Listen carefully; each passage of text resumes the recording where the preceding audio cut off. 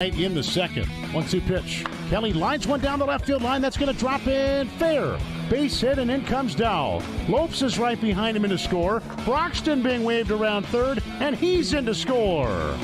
Christian Kelly hits a 3-run double down the left field line. And the Sounds lead 3-0 in the second.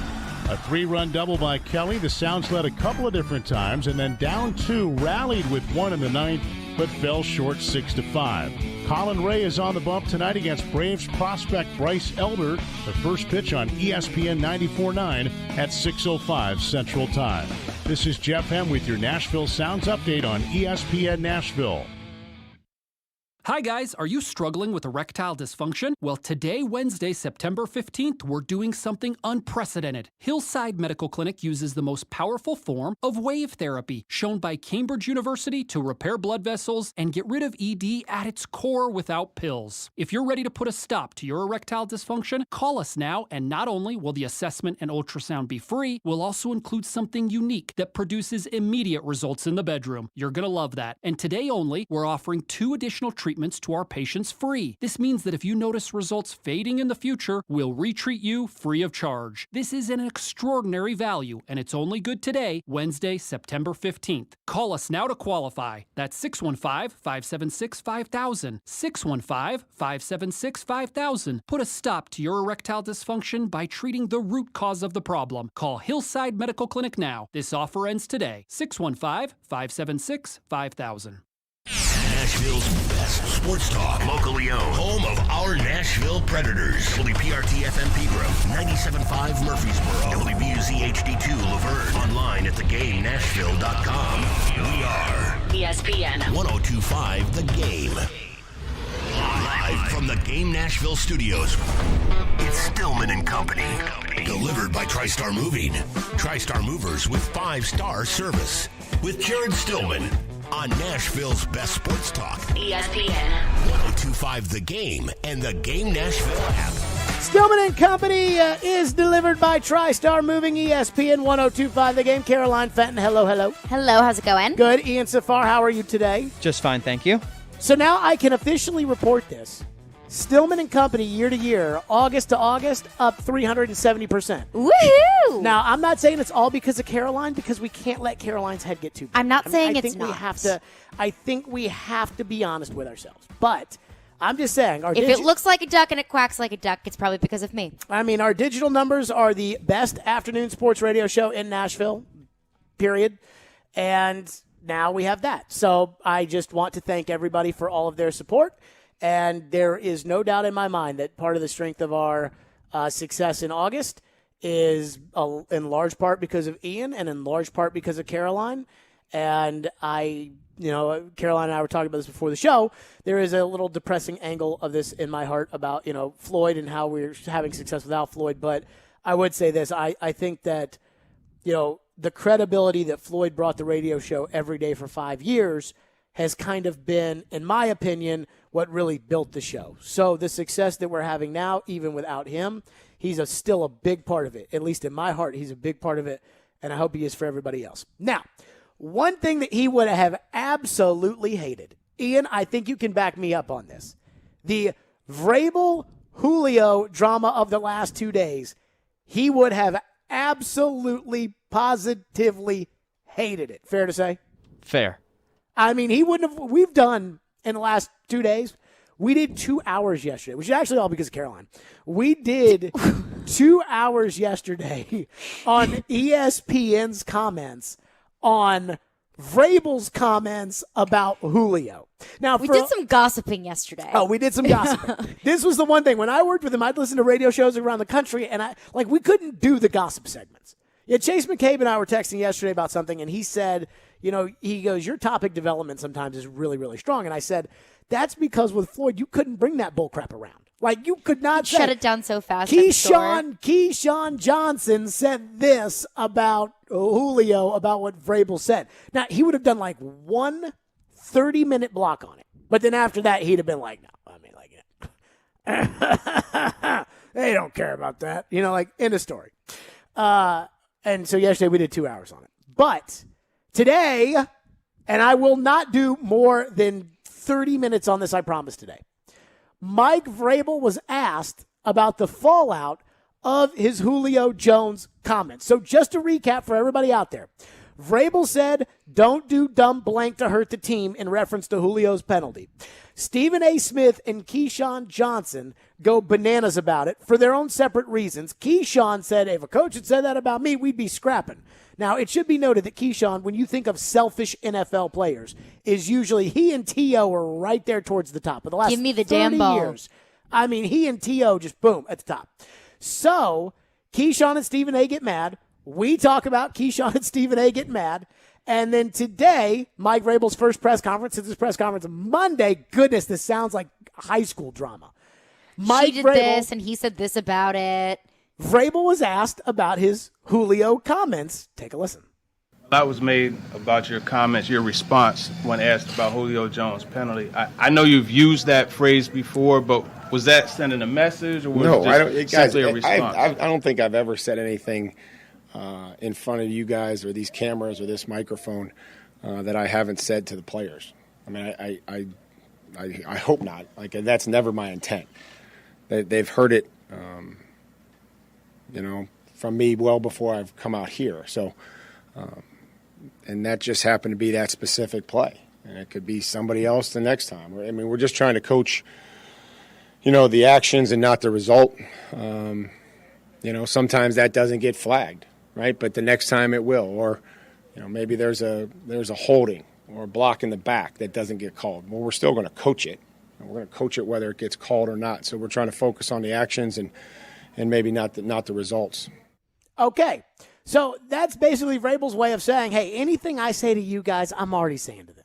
Now, there is a difference between, hey, what I say to you and what I say to them, and when I say it to them, who knows. So Vrabel's basically saying, don't read into it. And the one thing that I do, I completely agree with Vrabel. And the one thing I would say with Vrabel, as we've well documented, he said the exact same thing last year in reference to a Rashaan Evans penalty against Cleveland. And I feel like he says that a lot. Yeah, oh yeah, I told you yesterday that he probably says that every 5 minutes. It's probably in the locker room somewhere. Oh my goodness. In big bold letters. It's like if you want to go out on a Tuesday night and get liquored up and don't, then you're not prepared for practice. That's doing dumb, stuff that hurts the team. Mm-hmm. And this is the same thing. And so I heard that and I thought, okay, does that squash it? Is that it, the end of this? Julio might be mad because Vrabel said, and Vrabel's calling out Julio and his Vrabel. Is that the end of it? Or do we really need to get to the bottom of this to figure out what Julio thinks? See, I like Vrabel's intentions from the beginning. I didn't really think it was any sort of jabs or any sort of catty way to say that I'm upset with Julio. I don't think that was that at all from the beginning. I think the root of this is the way that Julio interprets it. Because whatever Vrabel's intentions were or not, I think the most important thing is, well, does Julio think he's calling him out? Do you think we should assume that Julio's going to find that disrespectful? Or do you think Julio, because I will say this, and I can't put myself in Julio's shoes, and I don't even really know Julio. I don't really know Julio. I've asked the guy 3 questions. I don't know Julio. So I don't know Julio, and I've covered him for about a month. So I don't and even in that month, it's not like he's actually been doing anything, which is kind of the crux of the issue here. So are we to assume that Julio would hear that and be disrespected by it? Keyshawn is willing to assume that Julio will hear that and will be offended by it. There's a part of me that thinks, dude, this is just how Vrabel is. Now, if you're going to be offended by what Vrabel said, you probably can't play here. You probably can't. You won't fit in the Tennessee Titans way. If you can't hear that comment and you can't play here, you're not going to fit. It'd be like if you came onto this show and you had bad opinions and you didn't like the fact that you'd get ridiculed for your bad opinions. Well, you're just not going to work out on this show. Go to a show that interviews a guest every 5 seconds or talks about nothing. There's plenty of them in town. It's probably not going to work out on this show. And so I hear that and I think, okay, do we think that Julio thinks oh yeah, Mike's just saying what Mike says. Mike's already ripped my rear end for it. And I was always taken aback by something that Ocho Cinco said when he got to New England. Because remember, he was Marvin Lewis in Cincinnati, and he was one of the stars. They had a couple, Ocho Cinco, Carson Palmer, and that's pretty much it. And he goes to New England at the back end of his career, and in the first day of practice in Foxborough, Belichick puts on the film from the last game of the last season and is just, according to Ocho Cinco, giving Brady the business. So Belichick's breaking down the film and is just giving it to Brady. And Ocho Cinco's sitting there like, whoa, if he's going to do this to Tom Brady, what's he going to do to everybody else? And because Brady is Brady, Brady took it. Mm-hmm. Brady's not getting up there, saying, screw you, coach, or having a bad attitude with Belichick, and Brady's taking it. So once Brady takes it, and then that's the lead on it, like, there you go. He's good. Fine. All right. There's a part of me, to the point that you've been making about a lot of this stuff, Caroline, which is, like, if Julio can't listen to what Vrabel said publicly, and I'm sure Vrabel ripped his ass privately, if Julio can't handle that, then he doesn't need to be on my team. That kind of thing. And yet they're so committed to Julio that I'm not sure they can have Julio be upset at the coach. So the key, I guess, to your point is how Julio interprets this. Vrabel didn't apologize today, but he clarified, like, look, I'm not calling somebody out. Right. And I believe him. But then the question is, did Julio think that he got called out? And that's one of those things where, I don't know, you'd have to ask Julio. And even if you did ask Julio, he may not tell you the truth. But if Julio is going to be upset by that, then back to my point, I don't think you can play here. Like, if you're going to be worried about being called out in New England, you can't play there because Tom Brady's getting called out. And that's how I feel about this. Well, I didn't think that Julio would have taken any offense to it because I just thought it would be the kind of thing that this is my coach. I made a mistake. I did something dumb that hurt the team. Mm-hmm. So that's what I get. The coach rags on me and I get better because of it. I'll use it as fuel to the fire. And that's what a coach does. He's not coming for you personally. He's not attacking you. He's being your coach. Until I heard Keyshawn Johnson's comments on First Take.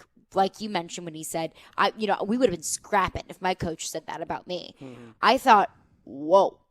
Like, that's what some players think. That's what some professional athletes think when their coaches call you out for making a mistake.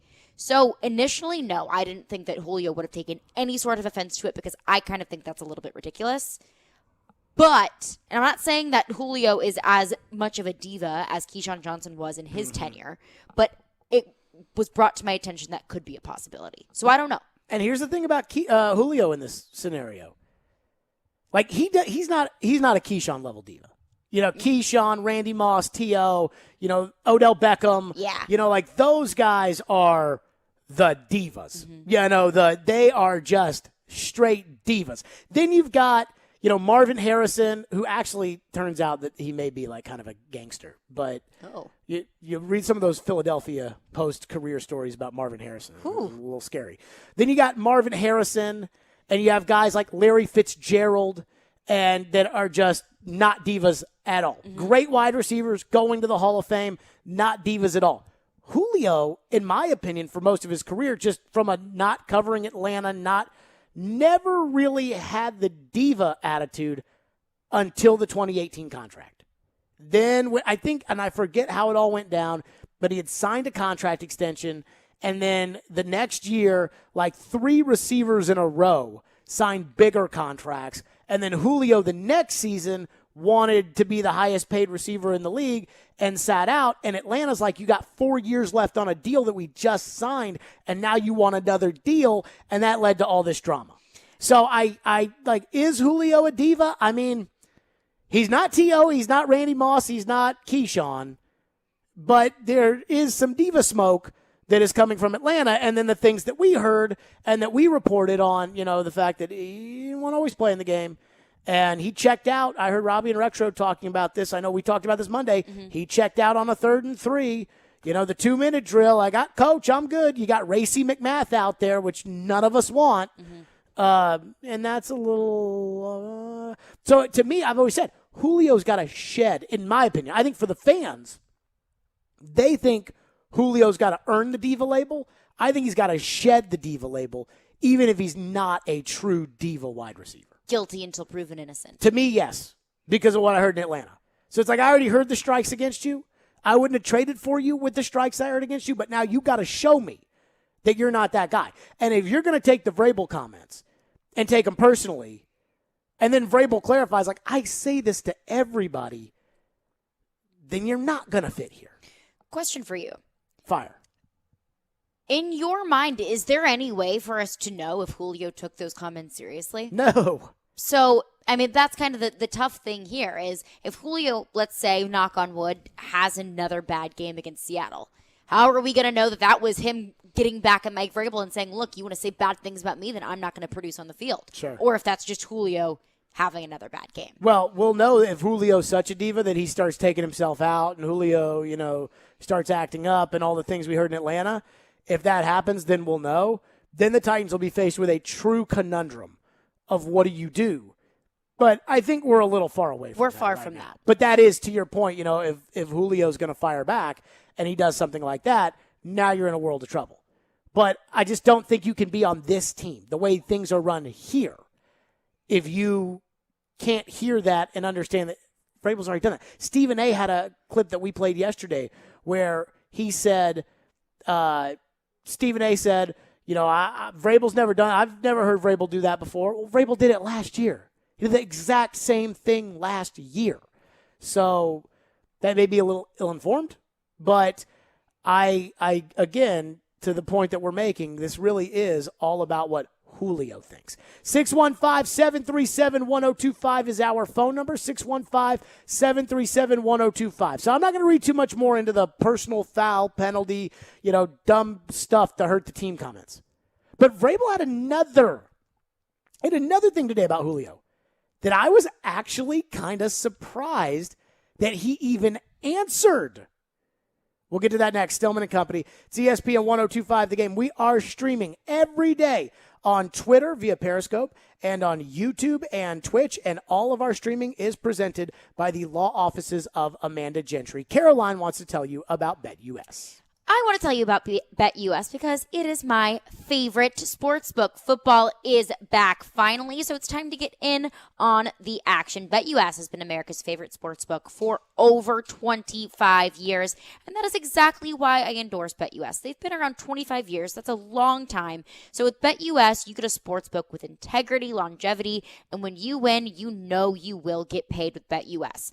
BetUS offers all kinds of bets. They have live betting, MMA, golf, horses, esports, and of course, football, hockey, baseball, whatever you want to bet on, BetUS has got it. So call them today and they'll walk you through setting up an account. It is super easy. I've done it. All you got to do is call 1-800-79-BET-US. That is 1-800-79-BET-US. Nobody in the industry gives bigger bonuses than BetUS. You can get up to 200% in bonuses from BetUS when you sign up. So join now, mention game, and you can get a sign-up bonus. Nobody in the industry beats that. So just go to BetUS.com, make an account, and you'll get big bonuses from BetUS. I bet at BetUS, and so should you. So go now to BetUS.com, join today, put in promo code GAME, G-A-M-E, for a sign-up bonus. That is BetUS.com.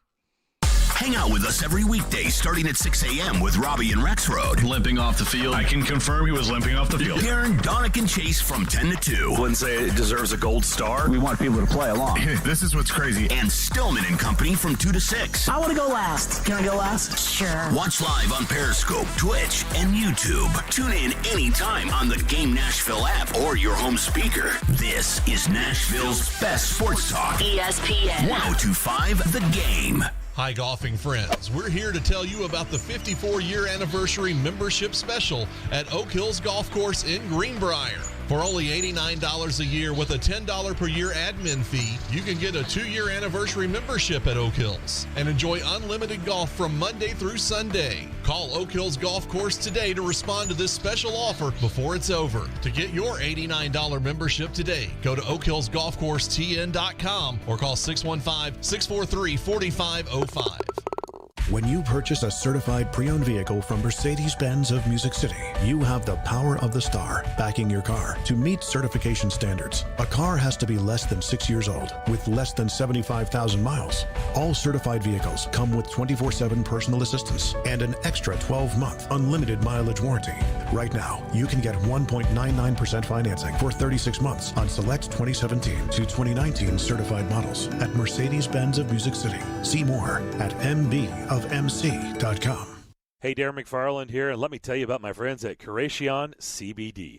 If you're like me and have aches and pains all over your body and you've been searching for a solution, well, I've got it. It's Curation CBD. Curation means healing, and that right there says it all. Curation is locally and organically sourced CBD products right here from Middle Tennessee. From seed to final sell, Curation is passionate about providing quality products for everyday use for athletes and for pets too. Order yours now at CurationCompany.com. Curation CBD, curated for life. Stay Golden Restaurant and Cafe has you covered every day of the week with breakfast and lunch served daily, brunch served every Saturday and Sunday, and now this month Stay Golden is launching an all-you-can-drink coffee subscription that comes with bottomless filter coffee every time you walk in the doors. If you join today, you get 2 weeks free. Go to stay-golden.com and use code GAME at checkout for half off your first month's subscription. That's GAME at checkout at stay-golden.com. Stay Golden, Nashville. Interact with Stillman and Company. Call or text the show at 615-737-1025. Driven by WilsonCountyHyundai.com. I didn't have a problem with Vrabel saying what he said because I'm thinking about Julio Jones, and even coming into the season, when he only played 9 games last year, had about 771 receiving yards. The previous 6 years, he had a minimum of 1,394 receiving yards per season and was universally recognized one of the top 2 receivers in football. Yes. The previous 6 years. That's how big time Julio Jones is. Here's the downside.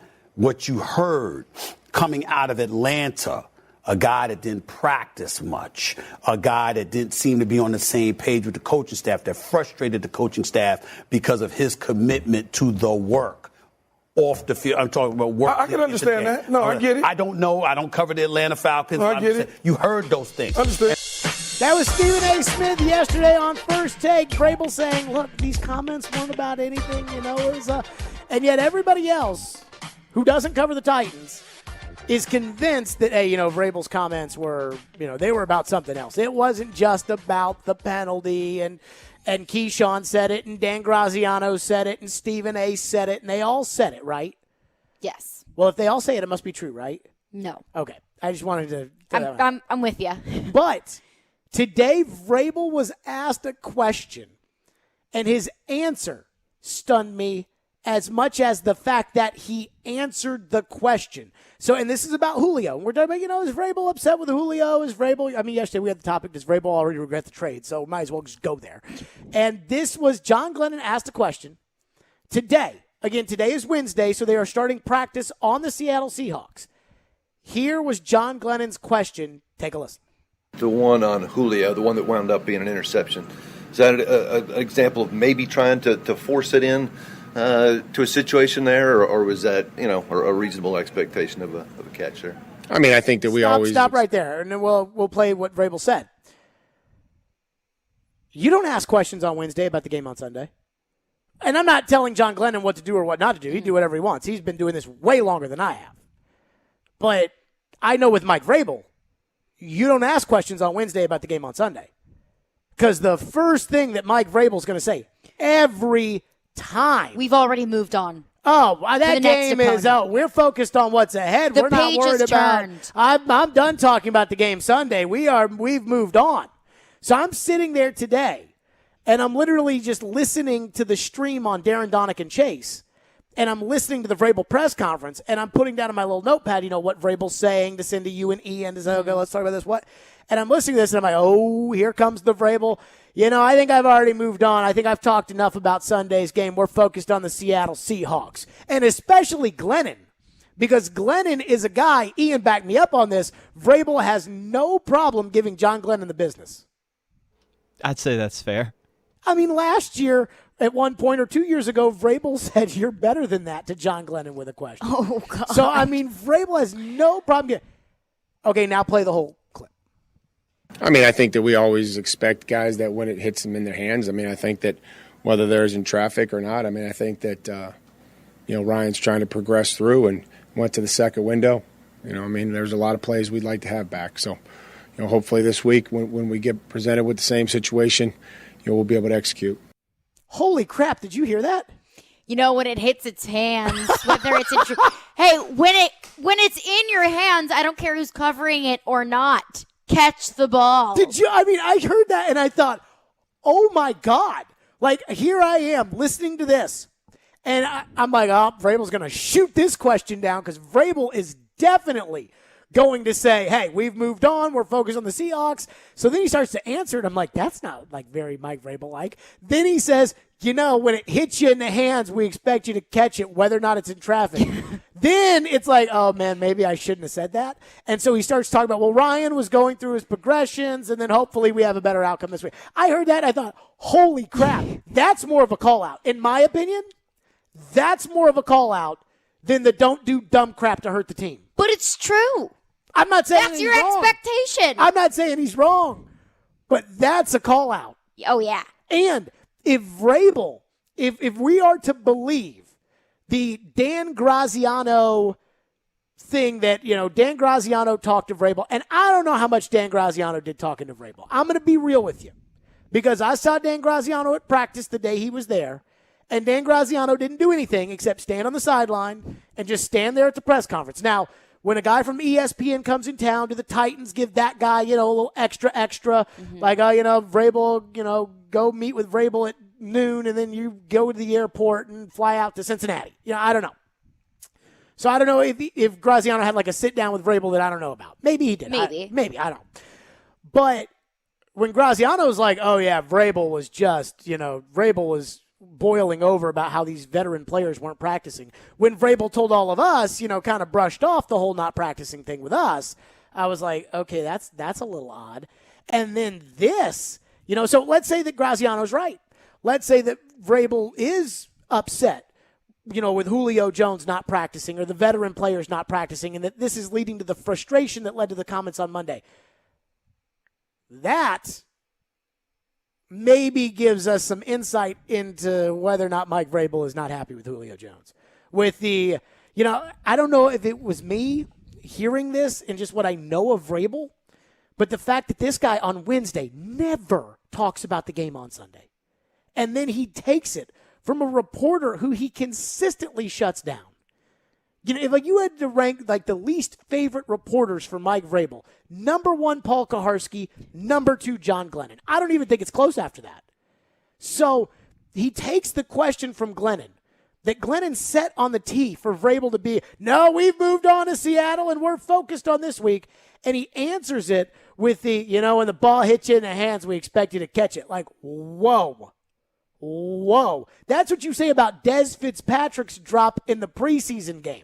Hey, when the ball hits you in the hands, we expect you to catch it. So when I hear Vrabel say this, I hear especially if you're making $15 million and we just invested a second-round pick and every person in the stadium's wearing a number 2 jersey. That's the way I interpreted what Vrabel said there. Well, I think it's fair to say it about anyone. I think it's fair to say it especially when you're making $15 million a year and we gave up a second-round pick to get you. I think it's totally fair. And is it a call-out? Maybe, yeah. You could absolutely say that. But I think it's also a call-out to every single other guy on this team when, hey, this is your job. And when we hand it to you on a silver platter, you do your job. I don't think it was anything that Vrabel was like, I'm going to specifically call out Julio because I want him to hear this, and I think it's going to motivate him. No. I think that Vrabel's just annoyed, and I think he is very much so. He has every right to be pissed off from what his $15 million wide receiver is doing. Yes. And I think that's a call out to everyone on that team as well. Do your job. Yes, but I think he's especially pissed with Julio. And I think that's okay. I think he's allowed to be pissed with Julio. I think he's allowed to be pissed with any guy on the field who does not do their job. Now, if you're surprised, that Julio didn't practice a lot and that Julio's not ready for the start of the season, if you're surprised, that's on you because you knew what you were getting for when you traded for him.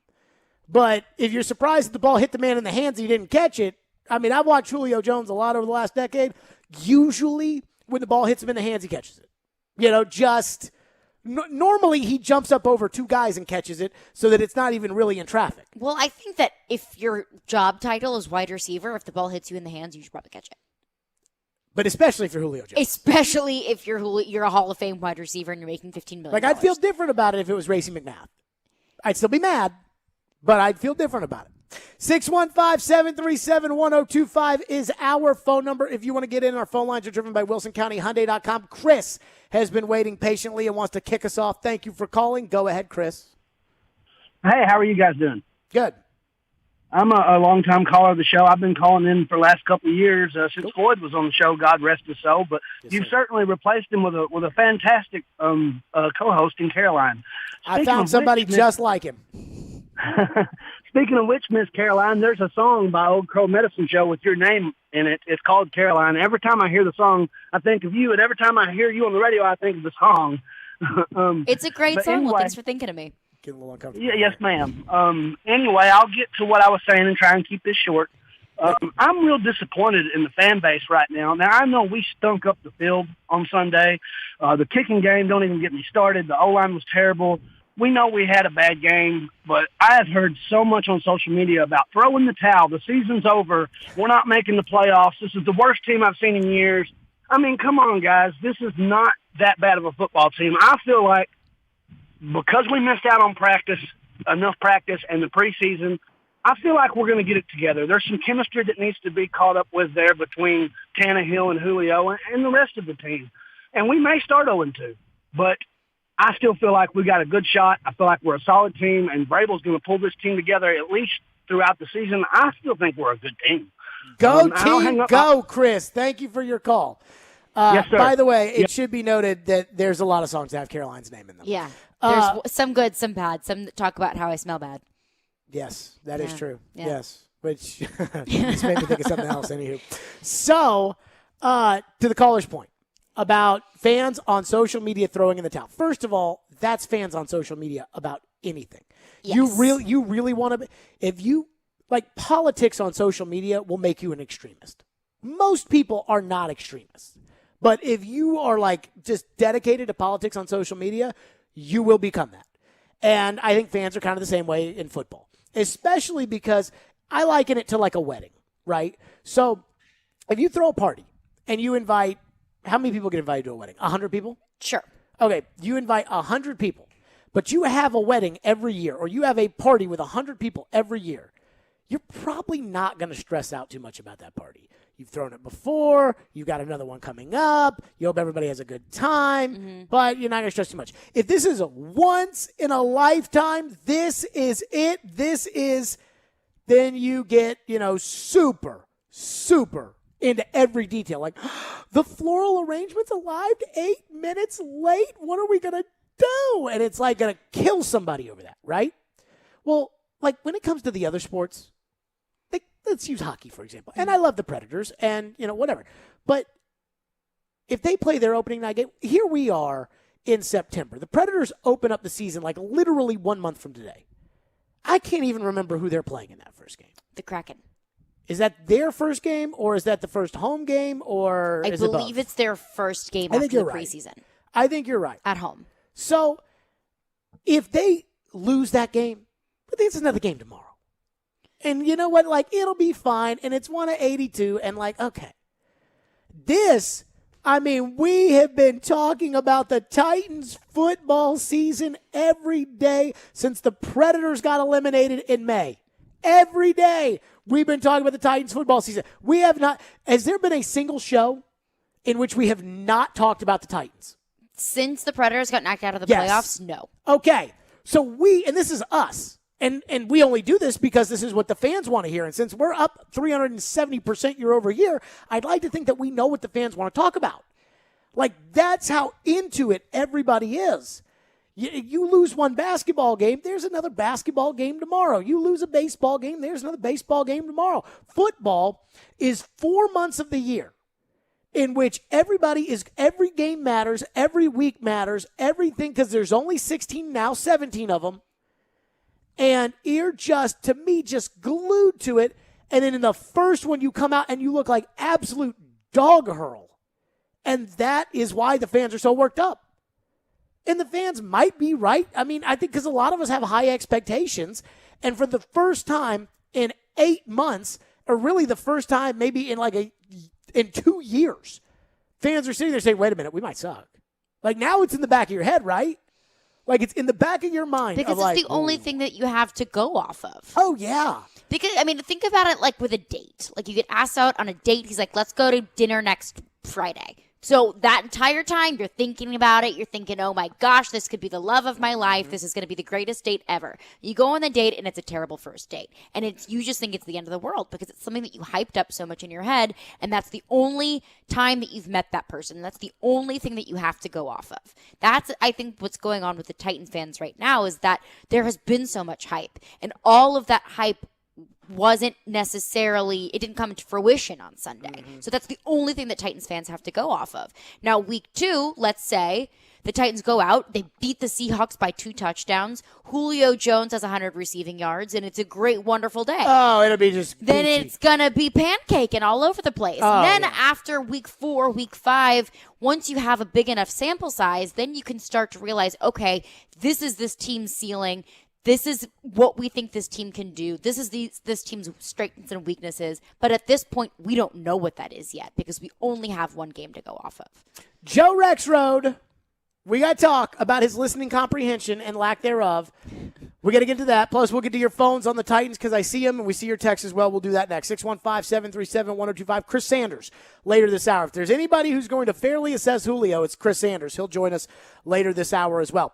FanDuel Sportsbook, my official sportsbook app. Gosh, I love the FanDuel Sportsbook app. The NFL is back, and FanDuel Sportsbook wants you to get the most out of every play. That's why they're giving everybody a $10 risk-free bet every single week. All you have to do is bet a same-game parlay with 3 legs or more, and if your bet doesn't win, FanDuel will pay you back up to $10. For example, for the Titans this week, you can pick whether or not they're going to beat Seattle, how many points are going to be scored in the game, Tannehill passing yards, Henry rushing yards, Russell Wilson. You can pick all of it, make it a parlay, and win big.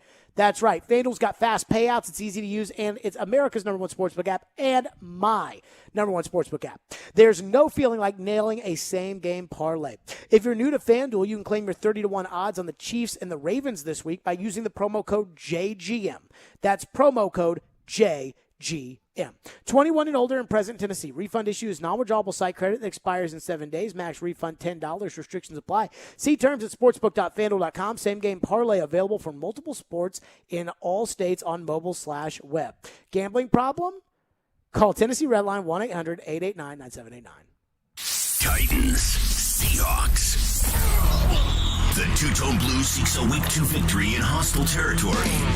Tune in Sunday at 1 for NFL pregame with Jared Stillman, Chris Sanders, and Mark Howard. Live from Corner Pub in Cool Springs.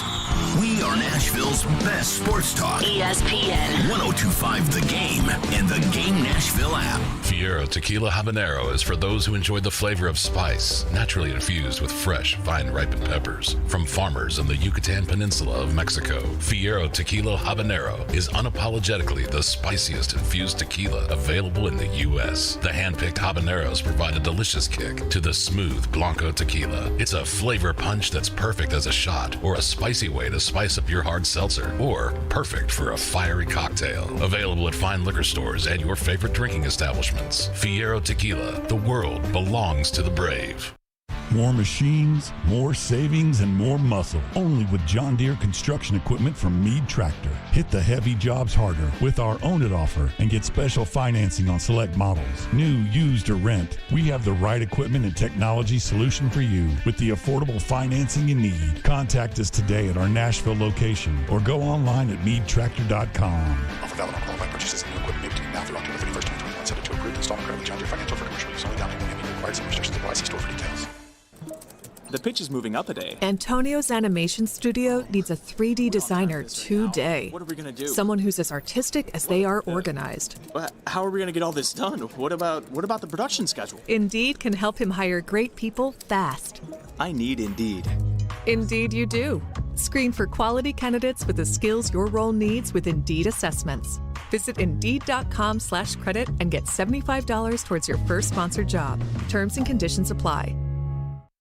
Rock Bottom Nashville is Broadway's original brewery, where all brews are brewed on site. Josh Rappaport is Rock Bottom's brewmaster, creating fresh craft beers where peak flavors are always the rule. Grab one of their blockbuster beers to pair with their nachos, pretzel bites, and delicious flatbreads. They even have group catering. They boast one of the best views of downtown Nashville and is a short walk to Titan Stadium. And enjoy happy hour Monday through Friday afternoons from 2 until 6. Rock Bottom Nashville, 111 Broadway. ESPN's Turon Davenport breaks down the Titans like no other. On the field chemistry, I don't think it's going to be a problem. It's just going to be a process. Catch TD Mondays at 11, Thursdays at 3, and Fridays at 8. Plus, the Talking with TD podcast drops every Wednesday. When you draft players, it's not just for one season, it's for a career. Presented by FreedomTireGuys.com, Nashville's premier mobile tire company, and Craneworks and Rentalworks, your source for crane and equipment rental. Visit Craneworks.com. Nashville's best sports talk. ESPN 102.5 The Game and the Game Nashville app. Hey Nashville, I'm Gary Smith, head coach of Nashville SC. You're listening to Nashville's best sports talk, ESPN 102.5 The Game. Stillman and Company, ESPN 102.5 The Game. Chris Sanders right around the corner. Coming up and joining us on the program, ESPN 94.9 is the official English radio home of the Nashville Soccer Club. Listening this Saturday as Nashville SC takes on Toronto. Pregame starts at 6:15 and the match begins at 6:30. We'll get to your phones in just 1 second. There is one thing, though, that I'd like to correct for the record. So Joe Rexrode, I was listening to Robbie and Rexrode this morning. I was going over to the Titans facility to get my little COVID test. And as I'm in there, I'm listening to Robbie and Rexrode, as I honestly do every morning. So I don't even know why I said what I was doing, because I listen to it even when I'm at home. I just put it on YouTube and watch it. As you can with this show. As you can with this show. But Joe starts saying, first of all, you want to, like, I don't have much of an ego. But when you hear, like, a break and there's, like, 3 commercials that are your commercials, and then they come back from break and they start talking about things that you said, it's kind of like, all right. It's like Jared in the morning talking about Jared in the afternoons. Anywho, so here's Joe. So Joe Rexrode accuses me of something that I did not do. Here's what I heard this morning that I was like, whoa, whoa, whoa, whoa. Take a listen. Actually, one Jared comparison that I thought was interesting was the Duchesne comparison. He said Julio is Matt Duchesne, which again is like a total overreaction, but at least it's kind of like, I like the discussion. It's an interesting point. Can we give him more than a week? No, well, of course, I understand all Probably that. not. I mean, Caroline's there like, Jared, it's like week 1, but still, it is an interesting, if it doesn't work out, that probably is a comparison that will come up. Now, Matt Duchesne, all right. Stop. I did not say that. I did not say that Julio Jones was Matt Duchesne. You said that a texter said that Julio Jones could be the Titans' Matt Duchesne. Yes. And then I said, like, hold on, like, let's not completely go there yet, but it is, Duchesne does hate the coach, and the coach does hate Duchesne, and we kind of all know that now. That's all I said. And we did say it could potentially become a comparison that people make if Julio has an entire season, as did Matt Duchesne, of just consecutively not performing and not earning his paycheck. Yes. We said that could become that. Yes, but then I'd get in the morning show and it's like, well, Jared said that Julio's the next Matt Duchesne. And Robbie's like, can we give it more than 1 week? Whoa, whoa, whoa, whoa, whoa, whoa, whoa. And see, this is what happens, is you say something and then 8 hours later, somebody comes at you and says, you said, and it's like, whoa now. Like, I did not say that. And it happens in this industry, too, like when it's coaches. Like, a coach, because, like, Vrabel's not listening to the radio show in his office. Or, God, I hope he's not. But, like, he's not listening to the show in his office. But somebody's listening to the show who's friends with Vrabel. And if you say something bad about somebody, it gets back to him. Mm-hmm. So, like, let's say, not I'm saying, but let's. Hypothetically. Mike Vrabel should be fired. Like, that's immediately going right to Mike Vrabel. Oh, yeah. Like, without a day. Like, you already know it. Okay. So, bad news travels fast. Well, what happens is some caller says something, we react to it, and then it turns into, hey, you know, Jared Stillman said today you're going to get fired. What? Like, what? Like, no, that's not what I said. And here's Joe And that's one thing when it's just some random guy listening in their car who's friends with Mike Vrabel. It's another thing when it's Joe, who's supposed to have at least a little bit of a listening comprehension. That is a topic that we were talking about yesterday, but the details are off. Right. It's like, let's just throw Jared under the bus. And the details matter. Jared said this, let's just throw. Jared said that. Jared did not say that. I just want everybody out there to know. A texter did say that. I did not say that. And then the best is Joe's and Caroline's there no. First of all, I reeled you in yesterday. Neither of us are culpable in this, but if any of us are culpable, it's not me. I'm just saying that. What am I culpable? I said if any of us are culpable, it's not me. So that you are more culpable in this than I am. Why? What did I do? Well, you brought it up. A texter texted in, and I thought that it would be interesting to read. Right. Don't put this on me. So you made that choice to bring it into the arena, which is fine. And you didn't say it. You did not say it. I'll take note of that in Jared versus Joe. I already know you're cheating anyways. Absolutely not. I'm not cheating.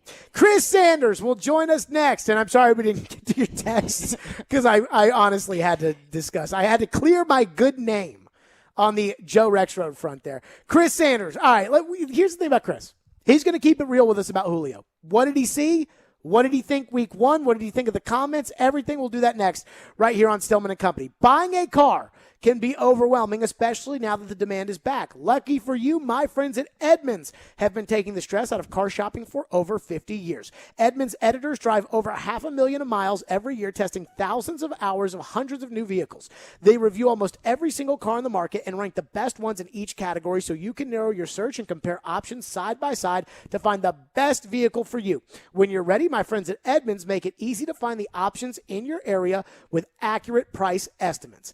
Edmunds editors document driving and maintaining vehicles over the course of 20,000 miles in the first year of ownership. They report the red flags that may come up, routine ins and outs, and everything else that you need to know. That's why I absolutely love Edmunds.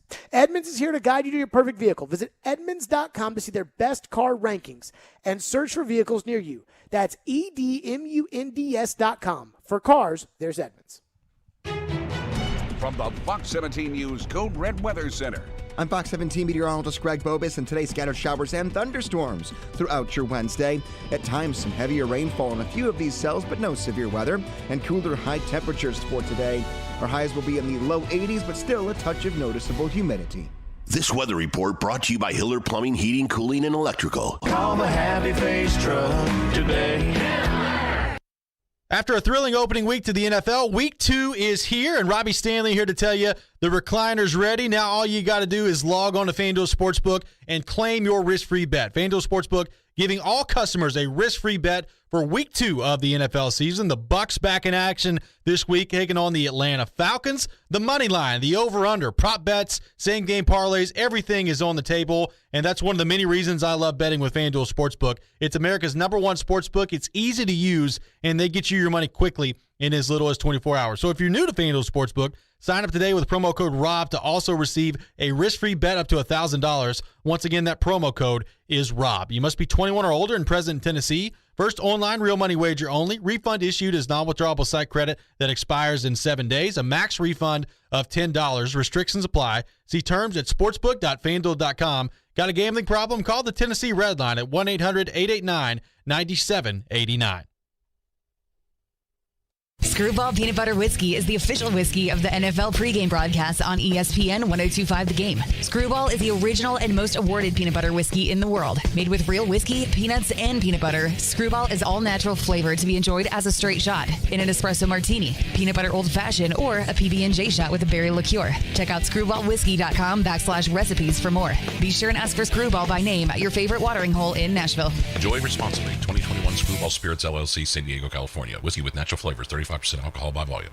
Robbie Stanley. Coming in off the water. Yeah. Coming in there to tailgate. Joe Rexrode. That was fun. Get your morning started with Robbie and Rexrode every weekday from 6 to 10. Presented by Volunteer State Bank on Nashville's best sports talk. ESPN 102.5 The Game and the Game Nashville app. Stillman & Company is on. Delivered by TriStar Moving. Stillman & Company, be sure to join us for the pregame show on Sunday. We'll be live out at the Corner Pub in Pool Springs. Mark Howard will be with us, 1 o'clock start because it's late, and Chris Sanders will join us, former Titans receiver, who joins us now on the program. Chris, I know in the NFL you've gotten your butt kicked before, but the Titans got their butt kicked on Sunday. Right. So here's what I want to start with. Sure. Everybody was excited about Julio Jones. Oh, no. I was at the stadium. There were Julio shirts. There were Julio jerseys everywhere. And now we've had 2 days of Julio discussion. One, he didn't play well on Sunday. Right. Dropped a couple of passes, got a 15-yard penalty. Now there's the Vrabel comments. What did you make of Julio's first game as a wide receiver? Are we being too harsh on him, Chris? I think we're being a little too harsh. It's the first game. I mean, new environment. I know that sounds like coach talk, but I just think that we expected more. I think that's why a lot of people were disappointed, and Mike Vrabel was disappointed because we expected so much more. We were expecting to see Julio Jones catch 2 touchdowns for 130 and make some big plays, but all we got was a couple of drop passes and a personal foul. So I just think that that's why a lot of people are upset. I was upset because I'm like, man, Julio's about to go off, and it was basically a letdown, so that's why I was kind of upset. What did you make of Julio's actual play, his route running, his lack of catching, his everything else? I mean, you can't really see it on the film, but I just think that, he wasn't really involved early, and he really didn't get in the rim to even catch any balls, but there's one that he should have caught, and we expect him to catch. I just think that, with him being that big play receiver and him being, quote, quote, the future Hall of Famer, we wanted to see that guy, and we didn't see that guy. I just think that we as fans felt like we were let down, but let's just pump the brakes. Let's just kind of relax, take a deep breath. It's the first game. Now, if we see it next week against Seattle, if we see it the week after that against Indianapolis Colts, and then the Jaguars, then now we need to start to have concern. What did you make of Mike Vrabel's comments after Julio got the penalty? He said, don't do dumb blank to hurt the team. Right. ESPN picked up and ran with it yesterday. Keyshawn Johnson, Stephen A. Smith, yelling about, well, it was probably personal from Vrabel or there's something else there. And Keyshawn said, we'd get to scrapping if that was me. Oh, you man. played wide receiver in the NFL. Yeah. Now, you did it probably a little bit differently than Keyshawn did. Right. But you played wide receiver in the NFL. What did you think of Vrabel's comments? I mean, this is what the key is. If he addressed that to the whole team and he says those things and he says those quotes to the whole team about don't do blank stuff in the game, but then he goes and said it in the media, I don't think it was a personal attack. I just think it was just that play. Okay, Julio can't do dumb stuff. Now, it all depends on how Julio took it. If Julio took it that he's just singling me out and he starts to get offensive and starts to get emotional and starts getting mad at everybody, then that's Julio's fault. But if he's addressing the whole team and he's telling everybody to don't go out there and do dumb stuff, then and he takes it personal, that's his fault. It's kind of like this. I remember, I think it was in 1998, I think when they was getting ready to draft, was it Kevin Dyson, and then they got Yancey Thigpen. They talked about the receivers publicly. They're like, oh, they don't know how to get off the press and this and that. I took offense to that because I'm like, wait, whoa, hold up. I've done this. I've made plays. I've made touchdowns. You just disrespected me. But then I had to sit back and say, okay, look at what's going on. Stephen there was struggling a little bit. So, I just took the brunt and the brute pain of that and said, you know what, instead of getting bitter, I chose to get better by mastering my craft and make sure that it wasn't me. Are you worried that Julio won't be able to do that? You remember we talked about it on the earlier shows, and we talked about earlier in the year, is he going to be a team guy? And a lot of people didn't know because, we heard the bad stuff that was coming out of Atlanta, the owner saying all these things that he didn't want to practice, and, it was all about Julio, and everybody's like, okay, let's forget.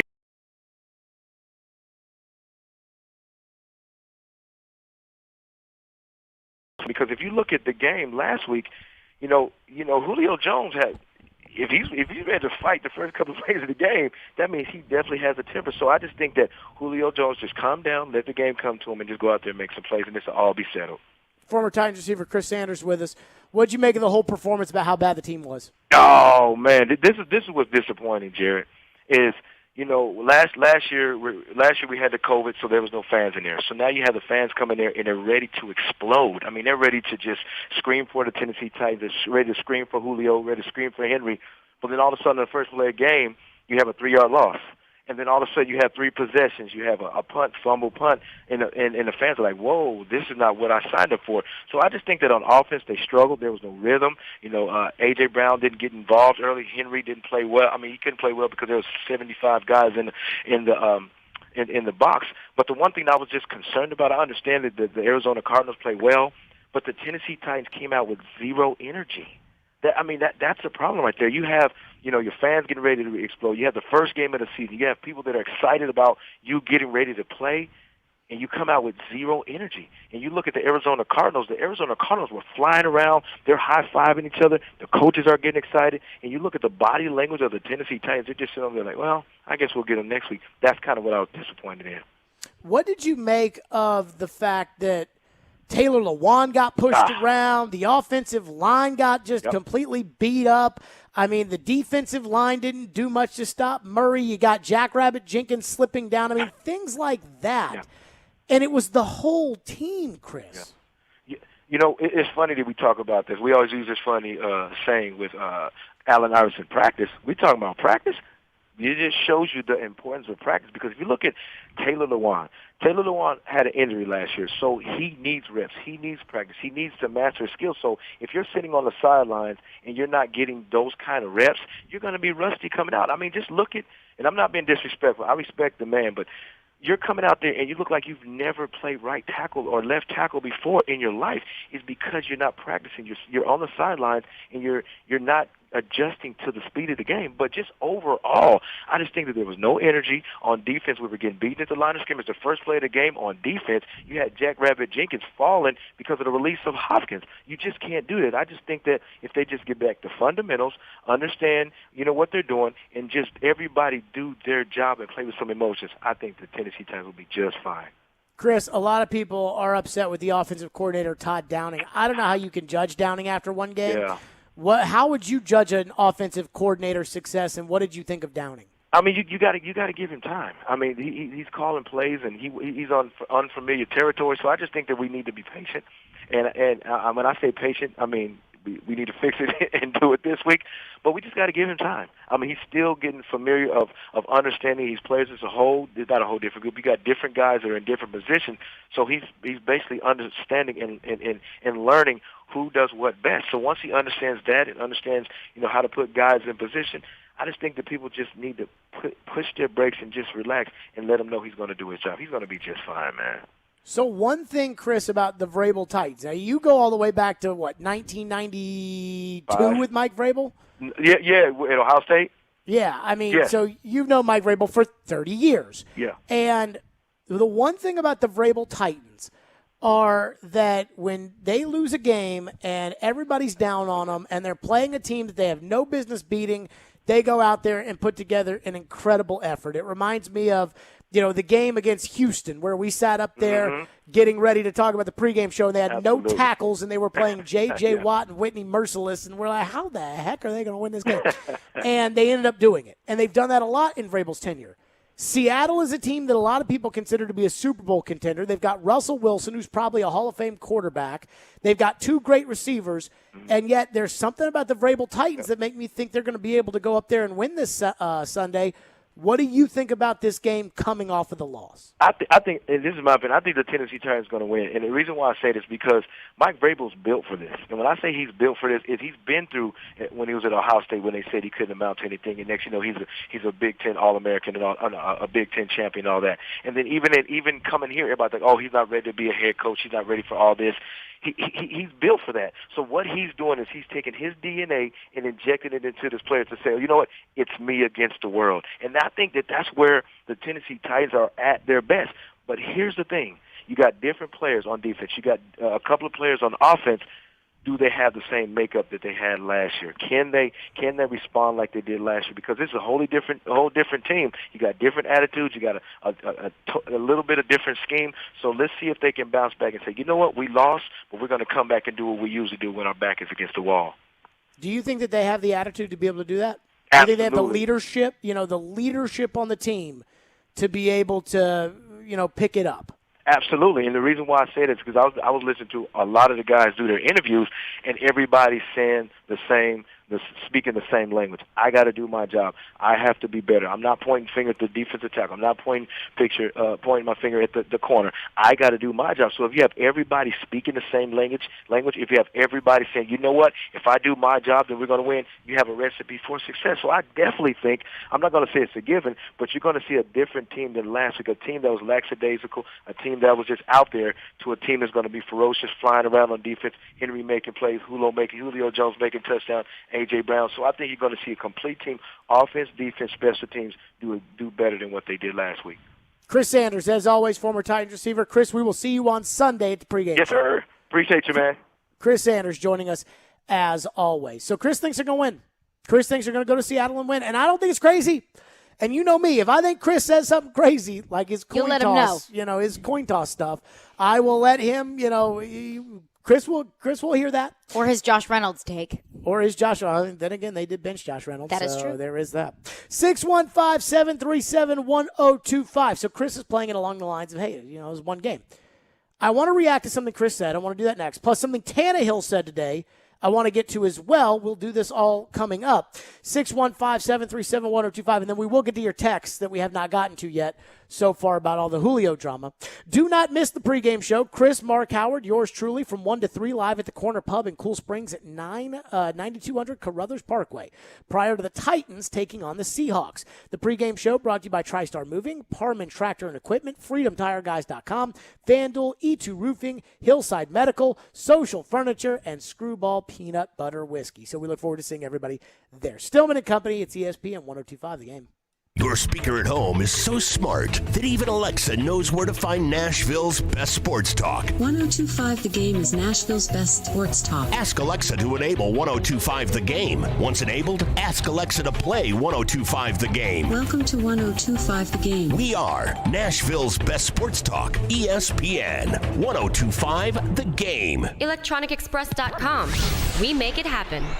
Lately, we've been getting a lot of calls and questions about acoustic wave therapy for the treatment of erectile dysfunction. This is a relatively new treatment for ED, but one we've been using for years. This is Kim for the Tennessee Men's Clinic, and if you're looking at acoustic wave therapy or any option to help your ED, it's worth a visit to check us out. Our wave therapy protocols use acoustic wave technology, but often also combine it with other treatments that can give most of our patients far higher satisfaction rates. There is no surgery nor any type of invasive procedures required, and while most clinics you hear about only offer sound wave treatments, with our urologist and provider's guidance, you can likely have sex the day after your appointment and experience fewer letdowns. With another one of our ED treatments, you can last up to an hour and a half, and our expertise in treating these issues means you'll get the results you want. So make your appointment today. We'll show you why our acoustic wave program is the better way to do wave therapy. Call us today at 615-208-9090 or go to TennesseeMen'sClinic.com. Visit our website to learn more, including side effects. Treatments extra. Results vary. Hey, mortgage rates have taken a nosedive, back to the lowest in history. Don't miss your chance to lock in a lower house payment with Loan Pronto now. Hey, it's Willie Donna. Call Loan Pronto today and take advantage of their super popular zero-cost refi program. You can get a rate with an APR in the low 2s with no junk fees and no closing costs. Yes, they pay your closing costs. Who else does this? Loan Pronto's all-digital process is fast and easy. Virtually no paperwork required, and most loans get closed in 14 days. And if you act now, you can even skip your next 2 house payments. Think about that little bonus. Call Loan Pronto now and start the process before rates spike again. Get your forever loan today. 615-499-5780 or loanpronto.com. If your current mortgage rate starts with a 3, you need to act now. 615-499-5780, loanpronto.com. 615-499-5780. Equal housing lender. NMLS 1661781. Subject to lender approval. Not all loans eligible for zero-cost option.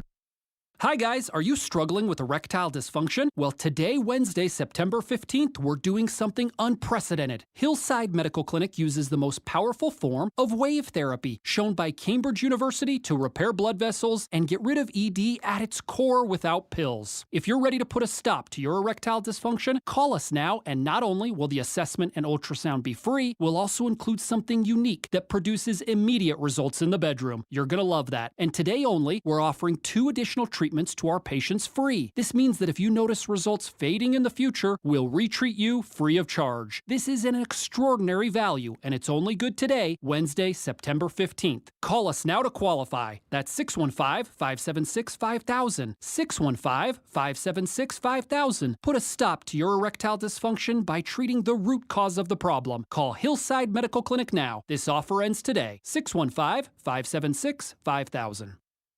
Nashville's best sports talk, locally owned, home of our Nashville Predators. WPRT-FM Pegram, 97.5 Murfreesboro, WBUZ HD2 Laverne. Online at thegamenashville.com. We are ESPN 102.5 The Game. Live from the Game Nashville studios, it's Stillman and Company. Delivered by TriStar Moving. TriStar Movers with 5-star service. With Jared Stillman on Nashville's best sports talk. ESPN 102.5 The Game and the Game Nashville app. Stillman and Company is delivered by TriStar Moving. ESPN 102.5 The Game, streaming on Twitter, Twitch, and YouTube, thanks to the law offices of Amanda Gentry. So Julio Jones talk has dominated the first hour of our show today. And a lot of the show yesterday as well. And a lot of the show the day before that.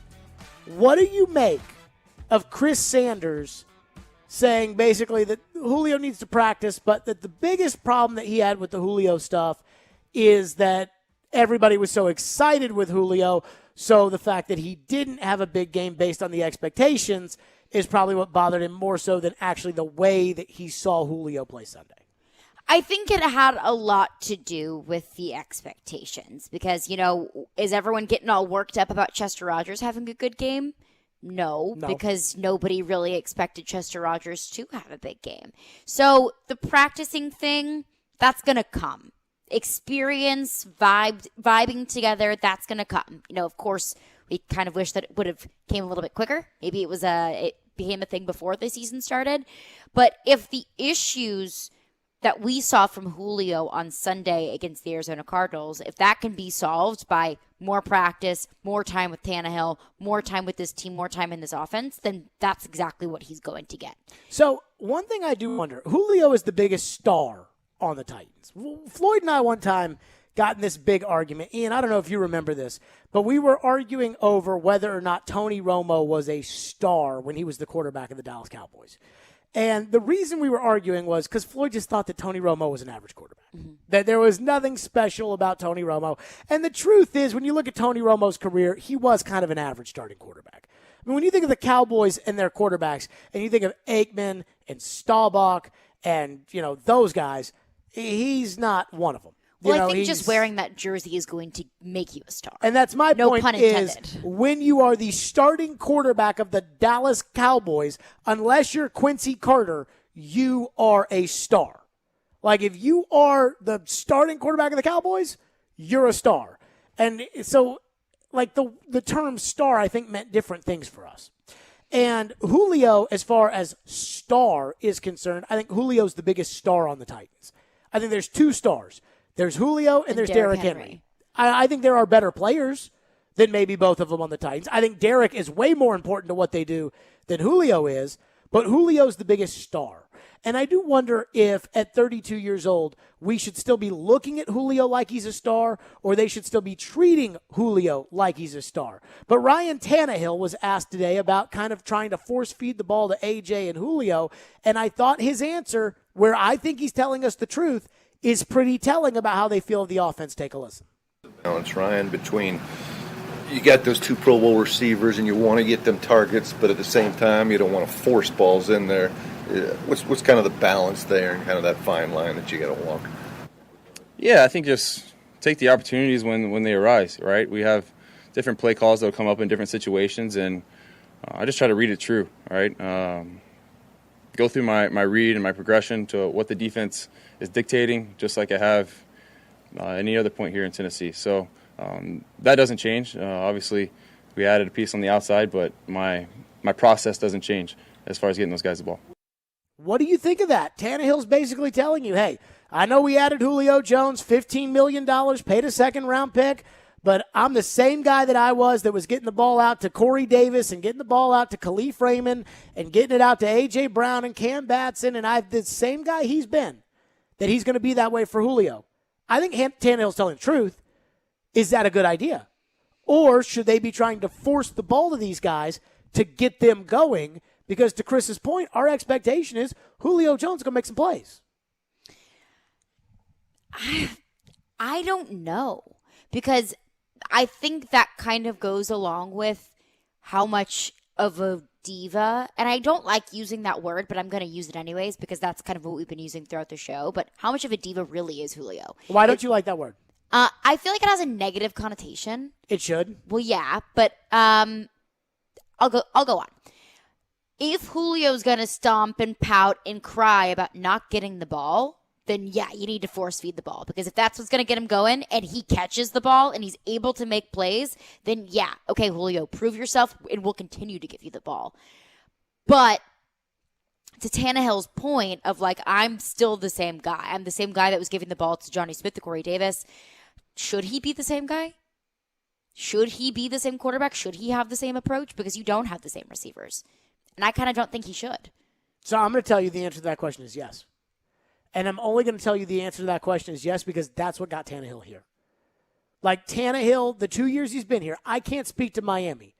And I did think it was kind of interesting that he said in that clip, since I've been here to Tennessee, this is how I've done it, which made me wonder, okay, when he was in Miami, was he trying to get the ball to Jarvis Landry? Was he trying to get the ball to Kenny Stills? Was he trying to force feed the ball to those guys? Whereas now, since he's been here, it's, I'm going to throw the ball to anybody. They played a game against the Houston Texans, which was not a winner-take-all game because the Texans were already in the playoffs, but the Titans were winning in. And so this was, the last game of the season, and it's a winner-in scenario. And Tannehill, Khalif Raymond got hurt, and he was their punt returner. So they added a guy off the practice squad by the name of Rashard Davis. And so they have never heard of this guy, Rashard Davis. The only thing I know about him is that this Rashard Davis has returned punts in his career. It's the only thing I know. Other than that, I don't know anything. So he's literally out there just to fair catch the football and be out there on the punt returns.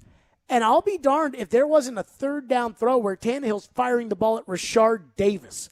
And I'm like, whoa, like Tannehill's going to trust this guy to throw him the ball on that third down? Like Tannehill normally isn't like that. That's kind of odd for Ryan Tannehill to be doing that, but that's just because if you're open, he'll get the ball to you. If you're Ferkser, if you're Michael Pruitt, if you're Swaim, if you're Rodgers, if you're Reynolds, if you're Davis, if you're Jonnu Smith, if you're A.J. Brown, if you're Julio Jones, he'll get you the ball. And because that's what he's done that's made him successful, I don't want him to then change it because, okay, now we got Julio Jones. But just based off of so much of what we've talked about today and yesterday with Julio and so much what we heard about from Atlanta, do you think that's going to make Julio throw a fit? And I don't think that you should appease him in any way. I don't think that's the way that you run a football program. But if you are investing $15 million a year in him, you don't necessarily want your star wide receiver throwing fits. No, but I also would argue that ultimately, and we don't know the level of diva that Julio is. That's true. That's another thing. Are we blowing it all out of proportion? Did Julio hear Vrabel's comments and just think, yeah, I shouldn't do dumb stuff to hurt the team? You're right. Like, I should probably catch the ball when it's in my hands. I don't know. And here's the other thing when it comes to force feeding the football. I think Derrick Henry needs to be force-fed that football a little bit. Yeah. But the problem is if they can't block for Derrick Henry, then there's no point in giving the ball to Derrick. So that's a whole nother element to this that I think, has to be discussed, is there's only one football to go around. Right now, it's like, okay, just going off of the game we saw Sunday, which is all we have to go off of. Julio right now can't get open, and when you put it in his hands, he can't catch the ball. A.J. can catch the ball. I mean, A.J. had a couple of nice catches the other day. I don't know if you can really get open when you are under that kind of pressure and your tackles aren't blocking for you. But there was nothing. They could have injected Derrick Henry with the blood of O.J. Simpson and Jim Brown and Herschel Walker and Marshall Faulk and all these great running backs before the game. And with that blocking, Derek wouldn't have gone anywhere. So that goes back to the point of, well, then you got to find the open guy and you got to hit it, no matter who it is. I saw a lot of texters in the text line throughout this week saying, let's talk about Derrick Henry's lackluster performance. That's not on Derrick Henry. No. I'm not pointing any fingers at Derrick Henry. And you know me, I am not a sacred cows guy. Like, if Derrick stinks the joint up, then I think we've got to discuss whether or not Derrick is stinking the joint up. Mm-hmm. And no disrespect to Derrick, but if these games keep happening and this line can't block, then we will have to say, gosh, Derrick Henry's averaging 47 yards a game. Mm-hmm. That's not going to be good. That's going to be concerning. But I also think that the one thing, we talked about this on Friday with Corey Curtis, as it goes to, give Julio the ball, force feed the ball to Julio. The one thing I'll say is I said to Corey, you got to take what the defense gives you. And on Sunday, I don't even know what the defense gave you, honestly. Like, they just were all over you. And you were that bad because you hadn't practiced. Mm-hmm. And you were that bad. So I would argue, no, you can't tell Tannehill, hey, everything you've done that has made you successful since the second you got here, we now want to change it up because we added Julio Jones, which is what sometimes for some teams, trading for that kind of player can do. Like, you trade for that player, and then you almost demand, well, I'm paying him $15 million, so I want him to be the focal point of what I do, and then it throws everything else out of whack. But that's just not Vrabel, and that's just not the way the Titans do things. So I'm on Tannehill's side here. I don't think he should be forcing the ball to Julio Jones. I know. It just makes me worry. And I don't know what level of diva Julio is at. And I don't think that you should ever bend the knee, especially when this offense has been working the way that it's been working just fine for the past couple of years. It just makes me a little bit worried. And I wonder, and I do wonder how the offense, how they call the plays. Are they calling a play for, hey, we're going to pass to Julio on this play, or hey, we're going to pass to A.J. Brown on this play? I don't think they really do that. We're not like some teams will force feed a wide receiver or whatever no matter what. I don't think the Titans run that kind of offense. They just run, even what you were alluring to with Ryan Tannehill and his comments about Miami. Maybe it was in Miami. It was like, hey, you're going to throw this ball to Devontae Parker on this play and just make it happen. As opposed to this is we're just going to throw to what the defense dictates to throw to. So and I think it was very telling. To Ian's point, I think it was very telling that Tannehill said, that's kind of what I've done my whole time here in Tennessee. Mm-hmm. Like, it was very telling that it was almost like he was saying, I didn't do it in Miami, and I wish I had. That kind of thing.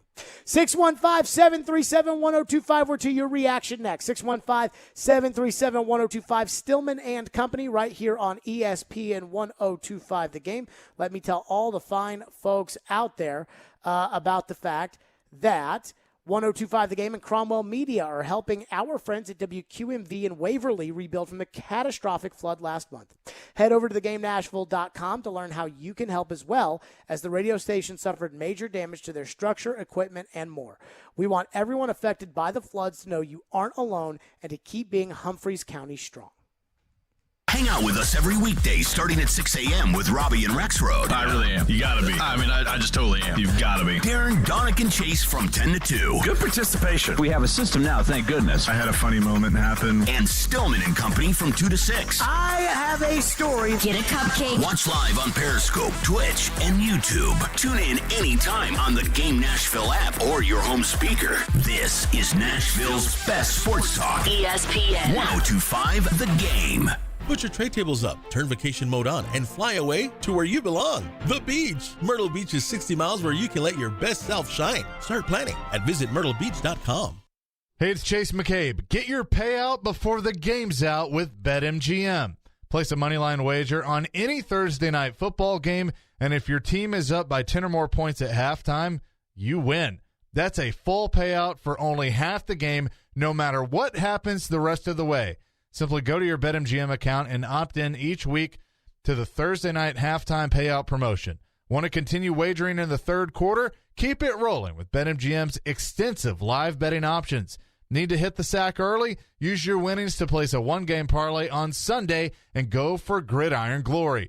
If you're new to BetMGM, just download the app today and see how you can turn halftime into cash time like me. Make a moneyline bet on Thursday night, and if your team is up by 10 or more, you'll win at the half. Only at BetMGM. Opt-in required. Must be 21 years or older. Must be in Tennessee. Visit BetMGM.com for a full list of terms and conditions. For problem gambling support, call the Tennessee Red Line at 800-889-9789. The Electronic Express famous half-price fair is going on now. Save up to 50% in every department. Incredible savings on 4K TVs, appliances, computers, speakers and headphones, smart home, and more. Plus, get up to 36 months free financing. You won't find a lower price anywhere. We guarantee it. The Electronic Express famous half-price fair is first come, first served. Ends Saturday at 9 p.m. Electronic Express. We make it happen. Hey, it's Jared for TriStar Moving. If you're looking to move, you need to give my friends at TriStar Moving a call. At TriStar Moving, you'll get 5-star service throughout the entire process. Everything will be taken care of, from covering your floors, banisters, railings, front door thresholds, furniture, TVs, and more. They took great care of my move and made it as stress-free as possible. If you're looking to move, give TriStar Moving a call, 615-640-1219, or visit them at nashvillemoving.org/radio and get 5% off your entire move. TriStar Moving, my official movers. Bring everything up to speed with the Novatech Managed Office. Novatech's Managed Office portfolio consists of 4 key pillars that provide a unique, holistic approach to business technology, bringing together hardware, software, and services for IT, print, cloud, and security. Novatech's mantra: get it all, get it right, and get it now. From a technology partner you can trust. Let Novatech manage your business technology so you can focus on what matters most, your business. Learn more about the Novatech Managed Office and request a free Office X-ray technology assessment at novatech.net. That's novatech.net. When you purchase a certified pre-owned vehicle from Mercedes-Benz of Music City, you have the power of the star backing your car. To meet certification standards, a car has to be less than 6 years old with less than 75,000 miles. All certified vehicles come with 24/7 personal assistance and an extra 12-month unlimited mileage warranty. Right now, you can get 1.99% financing for 36 months on select 2017 to 2019 certified models at Mercedes-Benz of Music City. See more at mbofmc.com. If you've missed any of today's show, just search Stillman and Company on Apple, Spotify, or your favorite podcast platform. Talk about kind of the balance between trying to get guys more targets and forcing balls. Yeah, I mean, every play is, got some first read options, some second read options, and, so you try to design plays for guys that you think will be in good position. Sometimes that always doesn't work, and I think that's up to the quarterback to progress through and not to force it, not just to throw it into a team meeting just for the sake of saying we're going to try to get this guy the football, or so I think that's important now. How the quarterback distributes the ball. I mean, he's in charge of the football, and he's got reads that take him to certain places on every play. That was Mike Vrabel, so it sounds to me like he doesn't want them force-feeding the ball to Julio Jones. It doesn't feel like a Vrabel game plan to bend the knee to any player. Well, do you think that it was ever a Belichick thing? To force-feed Do you think Belichick ever looked and said, hey, I want the ball going to Gronk on every play right on this series? Or do you think that Belichick trusted Brady that, hey, if Edelman's the guy who's going to be open here, then I'm going to him. If Gronk's going to be the guy who's open here, then I'm going to him. I think it was almost like a little bit of both. I feel like Belichick trusted Brady enough, but knowing those two's relationship and knowing that there was almost like a little bit of a power struggle going on, I feel like it was both. Like Belichick was like, no, whoever's open, I trust your judgment. And some plays like, it's going to Gronk. It's going to Julian Edelman. I think Belichick was involved in the offensive discussions, like he knew what was going on. I don't think Belichick dictated anything offensively. I think that was all McDaniels and Brady. And I think to that point, I remember the AFC Championship game where the Patriots came back and beat Kansas City, and Tony Romo was calling out almost every play in the 2-minute drive. And he was like, okay, on this play right here, he's got man coverage with Edelman. So if that safety goes over to Edelman, he's going to throw it underneath the Gronk. If not, he's going to go up top to Edelman. And you can literally watch the safety, and whatever the safety did is what Brady did. And everybody's like, oh, my God, Tony Romo. Oh, my goodness. It was a nice little Tony Romo impression. Thank you. Yeah. But I do feel like that is kind of the way that they approached it, right? Which is, okay, if this safety goes to Edelman, I'm going underneath the Gronk. Mm-hmm. If he's going to come down, I'm going over the top. And I think that's how most offenses are run in the NFL. I do think, now I think Tannehill and Vrabel are not, to your point, bend at the knee, or they're not going to devise a game plan that is centered around one guy. No. But I do wonder if there is such thing as Julio pressure. And Chris Sanders was talking about that when he was on the show, but kind of like, everybody has all these high expectations for Julio, and they want the ball to get to Julio. And so I wonder, is there Julio pressure? Is there Julio pressure on Julio? Is there Julio pressure on Tannehill? Is there Julio pressure on Todd Downing? Is there Julio pressure on Mike Vrabel? If Julio doesn't catch the ball, everybody around here is going to sit there and say, when's Julio getting the ball? I don't think Ryan Tannehill feels any sort of Julio pressure. Based off of a comment today? Or the way he played on Sunday? Or the way you just feel about Tannehill? Just the way that I feel about Tannehill, because I don't think Tannehill is going to put himself in jeopardy. He's going to put the team in jeopardy in order to appease Julio Jones, in order to fill some sort of okay, we paid him $15 million, so I feel like I need to pass him the ball X many times. I don't feel like Ryan Tannehill is that kind of player. I think he's a very much so do what is best for the team type of player. 615-737-1025 is our phone number. I think the Julio pressure can be a thing if you let it be a thing. But if you sit there and say, hey, look, man, we're just going to play a game. And whatever anybody says, whatever Jared Stillman says, we're just going to ignore it, which is what they should do, then I don't think Julio pressure is a thing. By the way, Pro Football Focus came out. I saw somebody from Pro Football Focus saying that Todd Downing broke their play caller rating or whatever. I guess that Todd Downing was so bad that it broke the play caller rating. How in the world can a third party judge a play caller? How can Pro Football Focus have a scientific formula for judging a play caller when they don't know what the play call was? That's another thing. Whenever Pro Football Focus gives out game grades, if they have the plays in front of them and they're with an offensive or defensive coordinator and say, okay, what did you call here? Where was this guy supposed to go? That's how you grade a game, based off of what's the game plan. Oh, Floyd Pro Football Focus doesn't know the game plan. Floyd, and you can grade a player. Pro Football Focus for that. He hated it because he's he used to grade every game, the day after the game, all day grading it. All day reading. He'd have the script of what plays were called, and then he's watching the tape, and he would grade every player on every game that they played. Every play, every player. And he'd grade each one. But, he knew who that guy was supposed to block. Pro Football Focus doesn't know that. Mm-hmm. So I'm giving Downing the benefit of the doubt here. 615-737-1025 is our phone number, though that won't continue for forever. Our phone lines are driven by WilsonCountyHyundai.com. Brent has been waiting patiently. Thank you for calling the show. Go ahead, Brent. Thanks for taking my call, everybody. Anyway, I don't think that Julio Jones is going to make or break this team. I think he's a great addition that can open things up. I think the real issue we have right now is the coaching philosophy of our head coach not just wanting to play starters, thinking they'll be ready for the opening. And plus we had COVID and stuff like that. But then you take Andy Reid, who I could absolutely quote you as saying, I look at every preseason game as a dress rehearsal for my starters. And he played most of his starters for, on the last preseason game, the entire first quarter.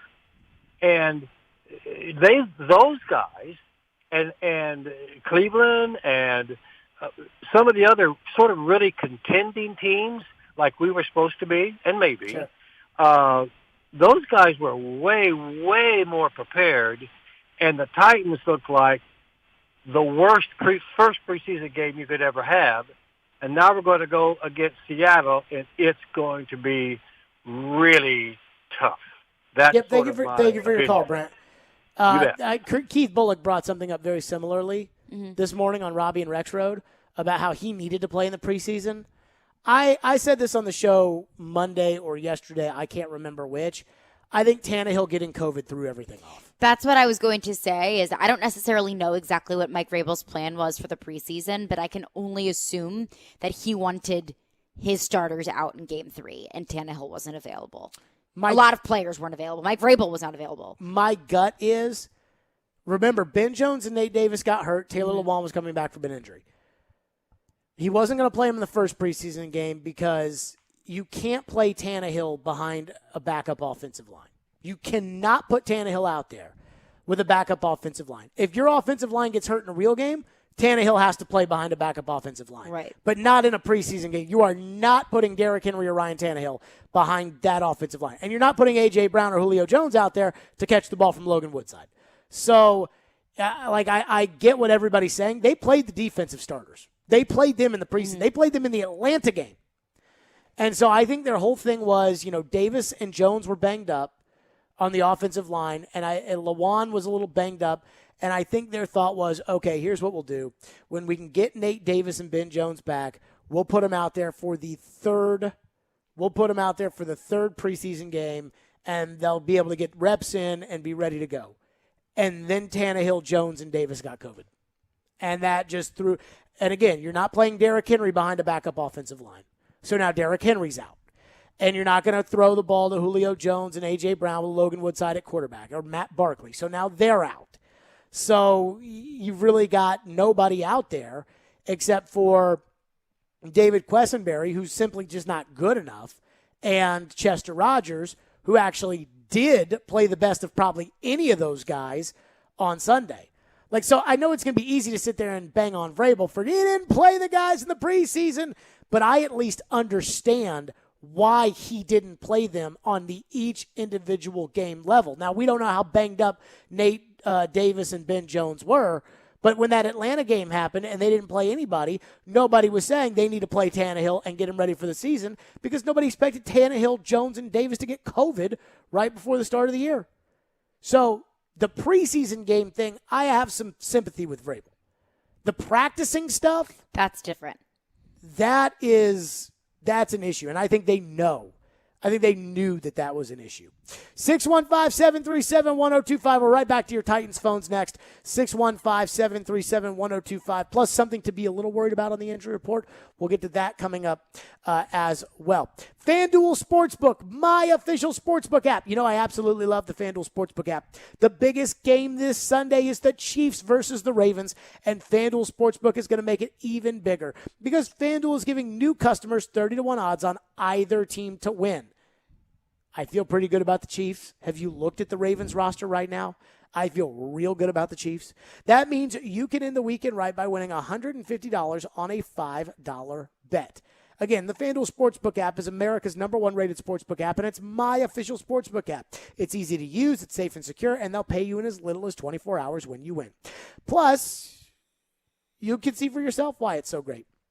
So just use the promo code JGM this Sunday before the Chiefs take on the Ravens. You can win $150 on a $5 bet. Remember to use the promo code JGM so they know that I sent you exclusively on the FanDuel Sportsbook app.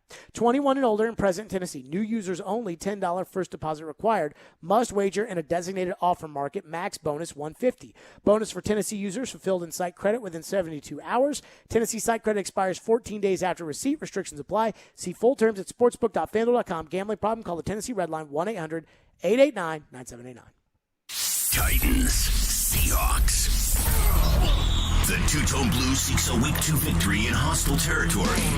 Tune in Sunday at 1 for NFL pregame with Jared Stillman, Chris Sanders, and Mark Howard. Live from Corner Pub in Cool Springs. We are Nashville's best sports talk. ESPN. 102.5 The Game and the Game Nashville app.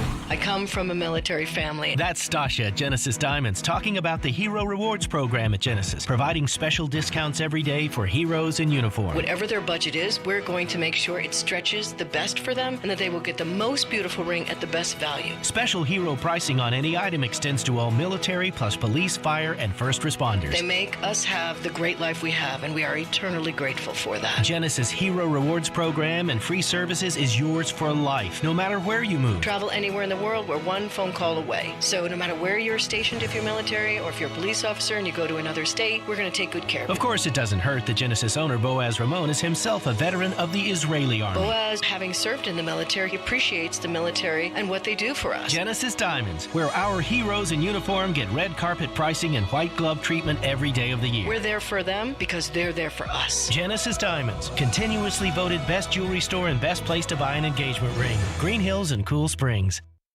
Hi guys, are you struggling with erectile dysfunction? Well, today, Wednesday, September 15th, we're doing something unprecedented. Hillside Medical Clinic uses the most powerful form of wave therapy, shown by Cambridge University to repair blood vessels and get rid of ED at its core without pills. If you're ready to put a stop to your erectile dysfunction, call us now, and not only will the assessment and ultrasound be free, we'll also include something unique that produces immediate results in the bedroom. You're gonna love that. And today only, we're offering 2 additional treatments to our patients free. This means that if you notice results fading in the future, we'll retreat you free of charge. This is an extraordinary value, and it's only good today, Wednesday, September 15th. Call us now to qualify. That's 615-576-5000. 615-576-5000. Put a stop to your erectile dysfunction by treating the root cause of the problem. Call Hillside Medical Clinic now. This offer ends today. 615-576-5000.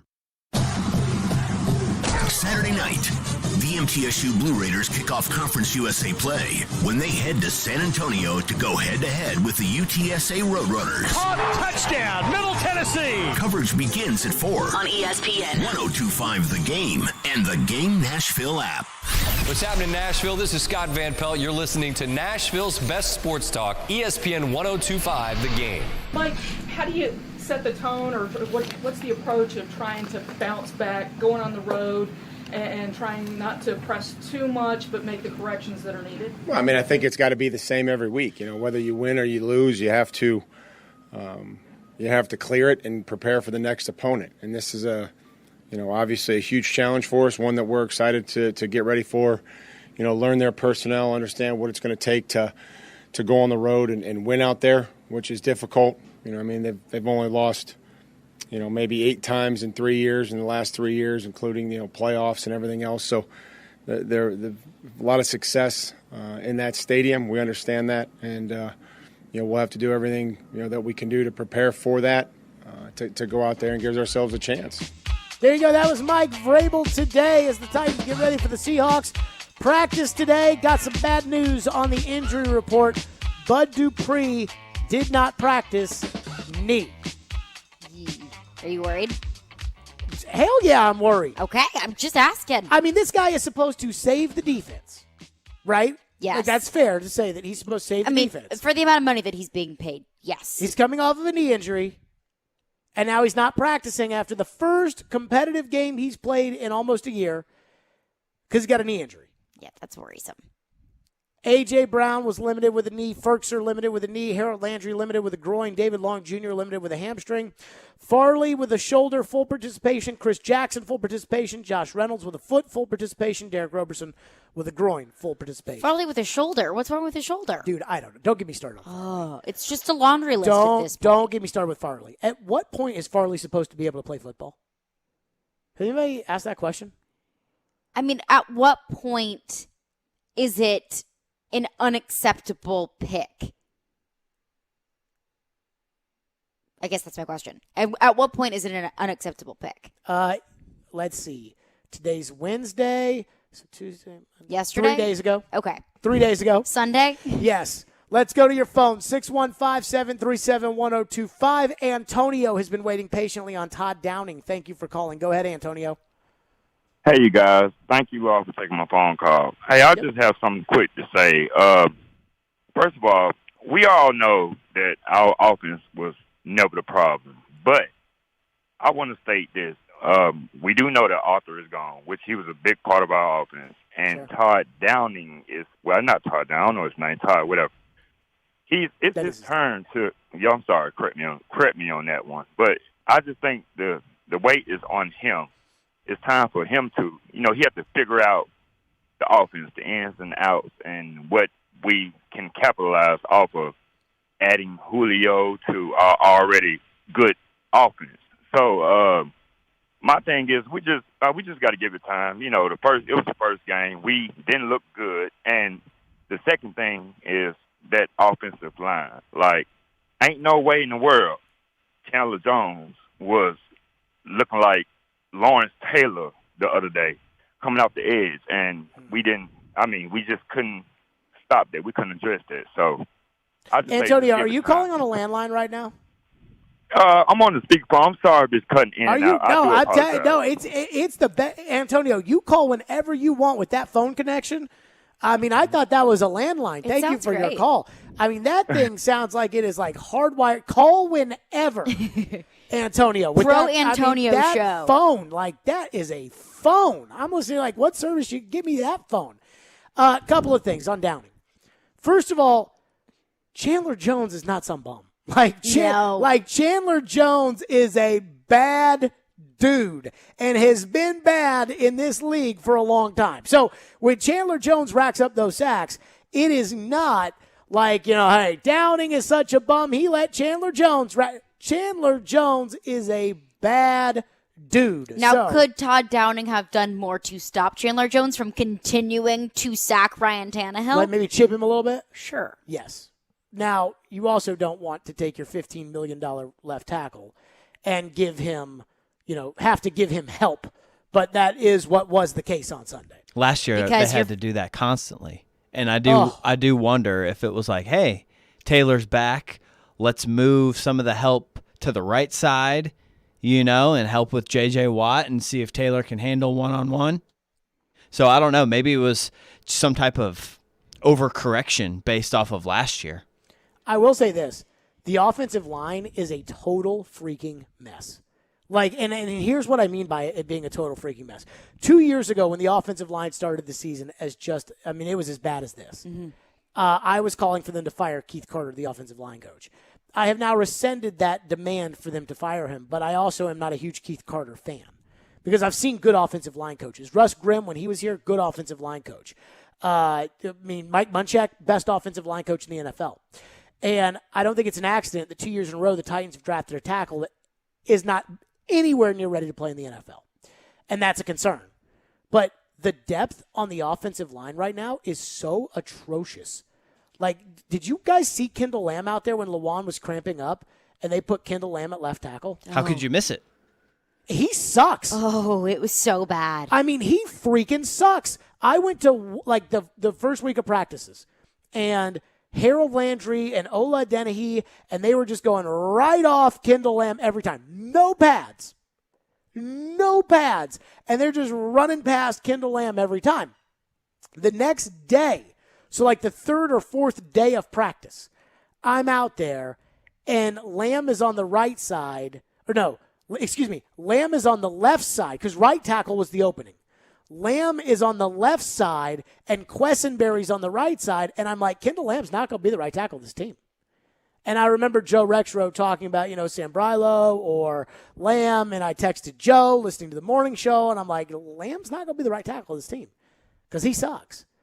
And then, you say that and then it's, no pads on and let's see what happens. He sucks. I mean, I was just thinking in my head, I'm like, okay, if you're going to be dedicated to running Derrick Henry, and you got to help out your tackles, which apparently you right now have to help out both tackles, you got to bring in the extra offensive lineman. You got to bring it. 73 is now eligible. You got to bring that guy into the game because Swaim stinks. So if Swaim can't catch, which you can't, if Swaim can't catch, I don't need him on the field. I can just bring on another tackle, and so I have an extra offensive lineman to block. But you can't do that every play. And then if you want to bring on the extra tackle, you're going to bring Lamb into the game? Ay. Oh, goodness gracious. Oof. And I will say this. Not everything is independent, and I'm not here to knock it. To have spent a first-round pick on a tackle last year and a second-round pick on a tackle this year, and to be playing David Quessenberry at right tackle is a disgrace. There is no way around that. That is not a hot take. That is the reality of the NFL. And every time that we say this, and Quessenberry has done a nice job for a practice squad level guy, because that's what he is. You know, he's a little bit better than the practice squad, but he could easily be on somebody else's practice squad. But if we were sitting there, you know, in the meeting rooms, right, when they decided to let Jack Conklin go, and I understand why they let Conklin go, and I probably would have ultimately done the same thing that they did. They were backed into a corner. So when Conklin left and they kept Dennis Kelly, and I had said there, you know, as they're looking at the draft and saying, okay, well, we can draft the tackle here, draft the tackle there. And I said, guys, 2 years from now, David Quessenberry will be the opening day starter at right tackle. John Robinson would have laughed in your face. And that's where they are now. So to have spent what they've spent at the tackle position and to have David Quessenberry at right tackle and to have Budda Baker one-handed pushing your left tackle back over is a disgrace. On the ground. It's a disgrace. Lawan got pancaked by Budda Baker. It's a disgrace. Budda Baker is probably, what, half of Lawan's size? I think he's 190, and I think Lawan's like 330. Okay. Like, it's a disgrace. It really is. What do we have in the text line? 615-737-1025. Phone lines driven by WilsonCountyHyundai.com. Henry Texan, speaking kind of to the offensive line point that you were making earlier, he asks, what was Chandler Jones' season sack total before Sunday's game? I looked it up. In 5 games in 2020, he had 1 sack. Well, Chandler Jones is hurt. Yes. In 2019, he had 19, which is the total number of sacks the Titans had last year. Chandler Jones is a badass. Yes. Like, and he's 13 and 18, 17 and 2017. Like, he consistently has double-digit sacks. Last year, he played 5 games. Think about how much everybody's taken their pants off as far as Julio Jones is concerned over the last 5 months or however long this has been. Yeah. I mean, just a total oh, my God. And I told you I wouldn't do it. Which I think fans had the right to be excited about it. Well, of course. You bring in a Hall of Fame wide receiver, of course you're going to be excited about it. You're going to get that reaction. But my point being that I wouldn't have done it, but the guy I would have done it for was that guy. Yes. That was the one guy at the time I was like, hey, I would do it for him. What else we got? Matt texts in to the text line and says, I think Julio Jones is going to be a pain in the Titans' side. It won't surprise me if he's benched after 4 games due to no production on the field. Boy, I tell you, if they bench Julio Jones. 4 games. Yeah. Man, that's bad. Here's the question. Who goes in that spot? Like, if you're going to bench him, you're going to bench him for Westbrook Chester Akina? Rogers? Well, Rogers is a slot. So if you're benching him, like, you're bringing Westbrook Akina in the game? Josh Reynolds? Who is benched currently. So that doesn't add up. I will say this. The Julio thing, if it doesn't work, I mean, I think it's the kind of thing that costs people their jobs. And I don't want to see Robinson or Vrabel lose their job. I don't. Especially Robinson. And I don't think Robinson deserves to lose his job. But, I mean, we just talked about Bud Dupree's back on the injury report with a knee injury. They can't draft a freaking tackle. They can't figure this out. They can't figure that. I mean, like, it's kind of tough. But at what point, because working can be a lot of different things. You could bring Julio Jones and say working is going to the Super Bowl. Working is winning the AFC. So, which would bring you to the Super Bowl, but you know what I mean. At what point can you say it is not working so badly that John Robinson and Mike Vrabel lose their jobs? So and what is adequate? I mean, Peter Laviolette lost his job before I thought he was ready to lose it because it wasn't working. So there is not a definition. I'll say this. If they lose this week to Seattle and then lose the next week to Indianapolis and start 0-3, then the pressure is going to get cranked up a lot. And I'm not just saying from me.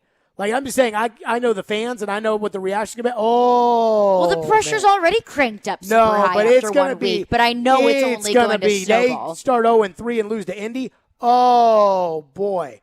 Woo! Woo, will it be hot.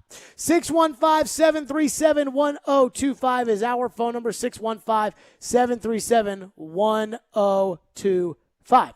By the way, a lot of people are mad about something that I am kind of over hearing people be mad about, We'll get to that next. Stillman and Company right here on ESPN 102.5 The Game. Hiller Plumbing, Heating, Cooling, and Electrical. If you use them, you will not be mad. Because Hiller Plumbing, Heating, Cooling, and Electrical, in my opinion, they are the best. That's why I let them take care of my home, and they do an absolutely outstanding job. I am a member of the Happy Hiller Club because of it. There's no better time to upgrade your essential home systems than this month with my friends at Hiller. Hiller is offering you credits for your old home systems, so you can trade in your old HVAC unit and earn up to $1,500 in credits towards select new systems. You can upgrade from a standard water heater to a tankless water heater and earn up to $500 with your trade. You can trade up to a new electrical panel and earn up to $500 in credits for your old one. Their work is backed by the Happy You'll Be Your Services Free guarantee, and I know about this because I use Hiller, and happy I am. Their technicians are continuing to take measures to keep you and your family safe and healthy on every single call. Hiller Plumbing, Heating, Cooling, and Electrical, my guys, proud supporters of the Predators, Vanderbilt, and the Tennessee Volunteers. Hiller, call the Happy Face Truck today. From the Fox 17 News Code Red Weather Center. I'm Fox 17 meteorologist Greg Bobus, and today scattered showers and thunderstorms throughout your Wednesday. At times, some heavier rainfall in a few of these cells, but no severe weather, and cooler high temperatures for today. Our highs will be in the low 80s, but still a touch of noticeable humidity. This weather report brought to you by Hiller Plumbing, Heating, Cooling, and Electrical. Call the Happy Face Truck today. Looking for serious horsepower for your tough jobs? Get to Northern Tool. They're now open at 7 a.m. to serve you better. Kickstart your workday with Northern Tool and equipment. Quality tools for serious work. Hey, it's Chase McCabe. Get your payout before the game's out with BetMGM. Place a moneyline wager on any Thursday night football game, and if your team is up by 10 or more points at halftime, you win. That's a full payout for only half the game, no matter what happens the rest of the way. Simply go to your BetMGM account and opt in each week to the Thursday night halftime payout promotion. Want to continue wagering in the third quarter? Keep it rolling with BetMGM's extensive live betting options. Need to hit the sack early? Use your winnings to place a one-game parlay on Sunday and go for gridiron glory. If you're new to BetMGM, just download the app today and see how you can turn halftime into cash time like me. Make a moneyline bet on Thursday night, and if your team is up by 10 or more, you'll win at the half. Only at BetMGM. Opt-in required. Must be 21 years or older. Must be in Tennessee. Visit BetMGM.com for a full list of terms and conditions. For problem gambling support, call the Tennessee Red Line at 800-889-9789. Back in 1949, Dr. Houston began the tradition of treating athletes for common sports injuries. Today, the sports medicine physicians at Houston Clinic Orthopedics continue his legacy. Whether you play at school, in a league, on a professional team, or just enjoy being active, Houston Clinic Orthopedics physicians are there to help you stay in the game. Common sports injuries include tears, strains, sprains, and instabilities of the knee, shoulder, and ankle. Houston Clinic Orthopedics is located where you work and live. Visit tn.houston.com to book your appointment online. When experience matters, trust Houston Clinic Orthopedics. It's soccer season in Tennessee. You want goals? He takes it inside, outside, right foot, great finish! What a goal! You want saves? Lifted high, into the hands of Joe Willis. He makes the catch. You want big drama? Hooked in, and headed in! Delirium! It's Yonder Cadiz! Nashville SC are back at home Wednesday, September 29th versus Orlando City SC. The action kicks off at 7:30 p.m. Tickets on sale now at NashvilleSC.com. How'd you like that?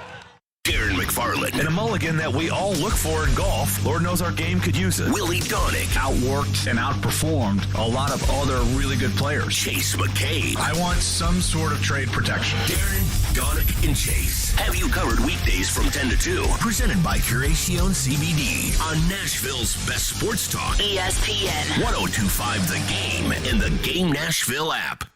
This is Stillman and Company. Delivered by TriStar Moving. So I'm not going to spend a ton of time on this because I'm kind of over it. But did you see what the Predators did a couple days ago? I did. So the Predators basically announced if you're going to come to a hockey game or an event at Bridgestone Arena, you have to either have proof of a negative test within the last 72 hours, a negative PCR COVID test, which if I never have another one of those in my life, I will not miss it. I think the ones the Titans gave me today, I think it's one of those rapids.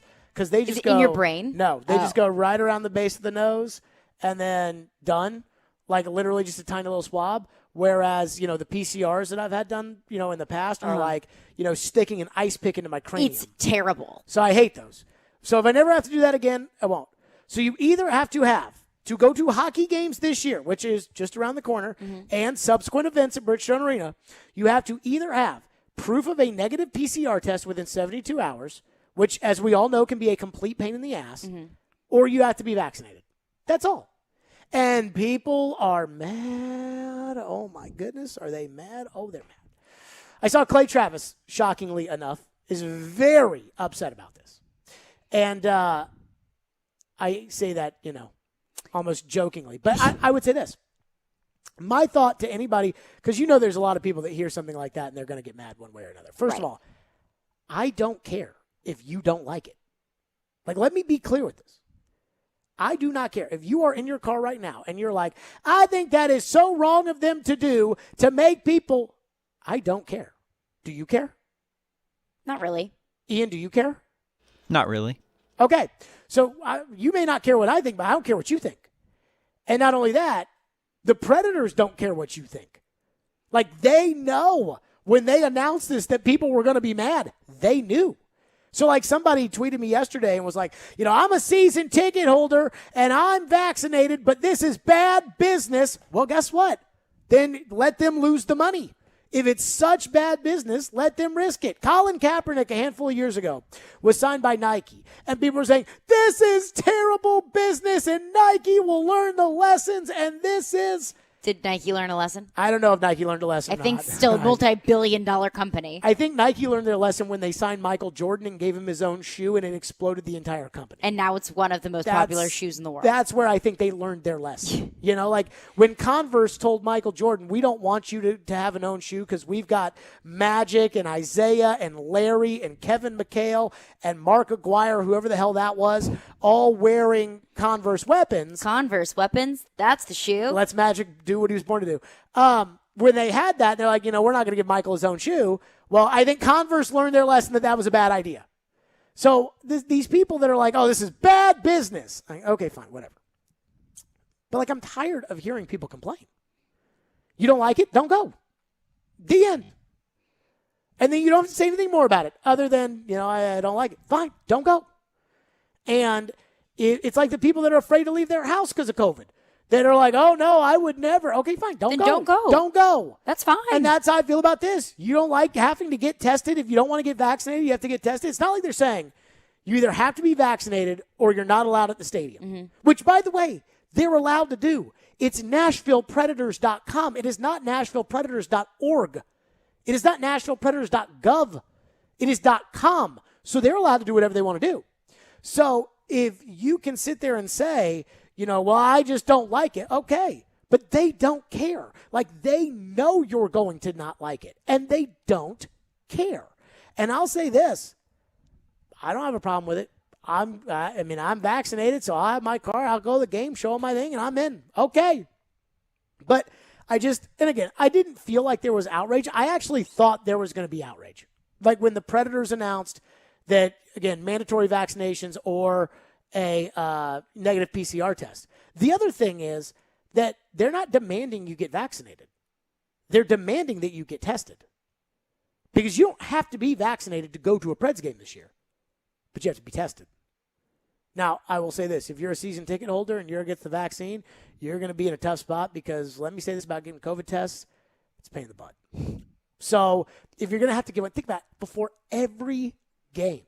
There's 3-4 games a week? And you're going to have to get the negative result within 3 days. So, and it's going to take a couple days probably to get the result back. So you're going into wherever you get your test 3 or 4 times a week? Yes.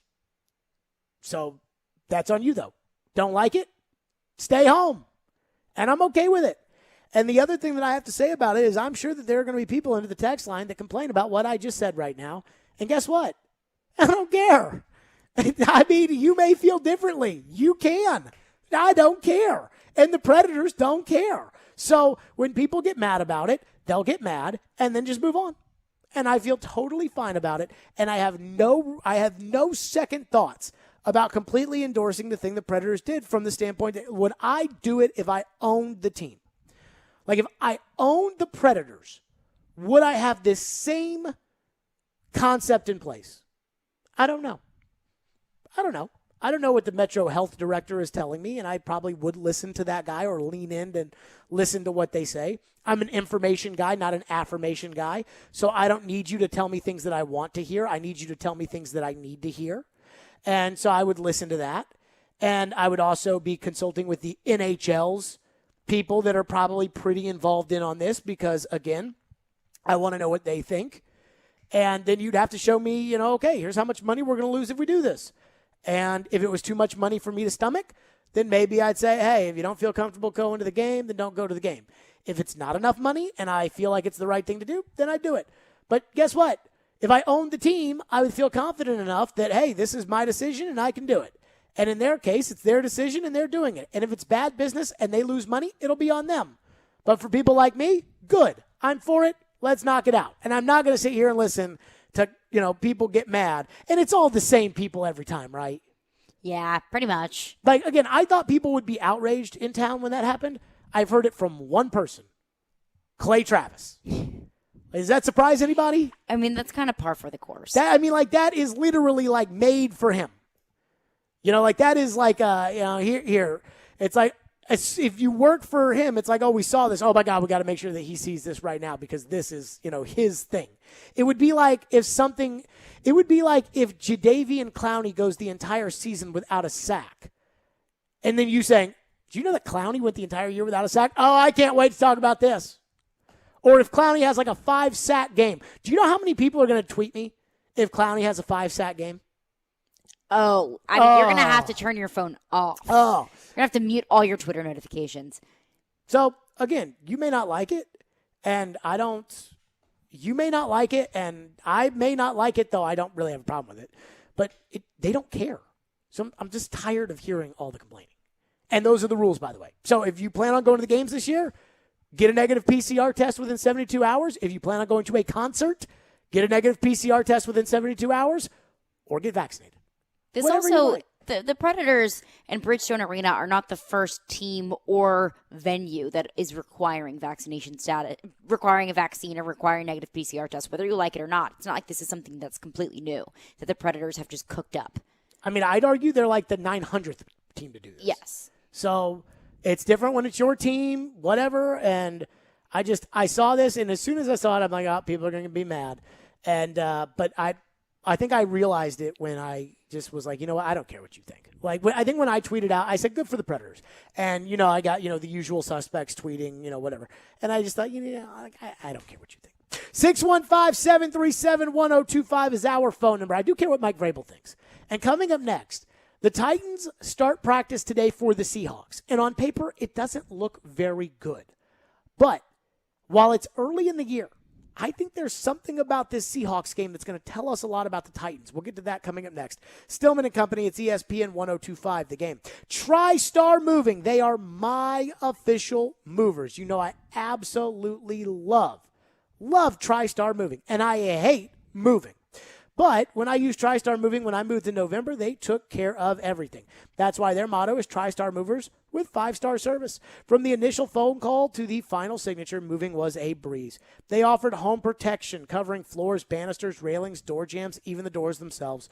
They are always upping the game when it comes to mover training. They'll take care of all of your furniture. Your mattresses will go in protective bags. Your TVs will go in protective boxes. They even have a state-of-the-art storage facility in Mount Juliet. They are on the rise quickly because their owners, Garrett and Robert, are true Nashvillians, and they care about their community and their company within the community. TriStar Moving. Give them a call, 615-640-1219, or visit their website at nashvillemoving.org/radio, where they'll give you 5% off your entire move. That's TriStar Moving, 615-640-1219, nashvillemoving.org/radio. Tell them Jared Stillman sent you for 5% off your entire move. TriStar Moving, my official movers. The MTSU Blue Raiders live here. Touchdown, Middle Tennessee! 3-ball, yes, sir! And when you're in the borough, tune us in on 97.5. In the end zone, caught, touchdown! We are Nashville's best sports talk. ESPN 1025 The Game. ElectronicExpress.com. We make it happen. Hey, Darren McFarland here, and week 1 may be over, but the season's just getting started. At DraftKings Sportsbook, the official sports betting partner of the NFL. To kick off week 2, DraftKings is giving all new customers a can't-miss offer. Bet just $1 on any football game this week and receive $200 in free bets instantly, no matter what. That's right, DraftKings Sportsbook is giving all new customers $200 in free bets instantly when they bet at least $1 on any football game. DraftKings is safe, reliable, and secure. Download the DraftKings Sportsbook app right now. Use that promo code 1025GAME and receive $200 in free bets when you place $1 bet on any football game. That code again, 1025GAME. This week at DraftKings Sportsbook, you must be 21 years of age or older. Tennessee only. Restrictions do apply. See DraftKings.com/sportsbook for details. If you or someone you know has a gambling problem and wants help, call or text the Tennessee Red Line, 1-800-889-9789. 312 Pizza Company is a proud sponsor of Nashville Sounds Baseball on ESPN Radio.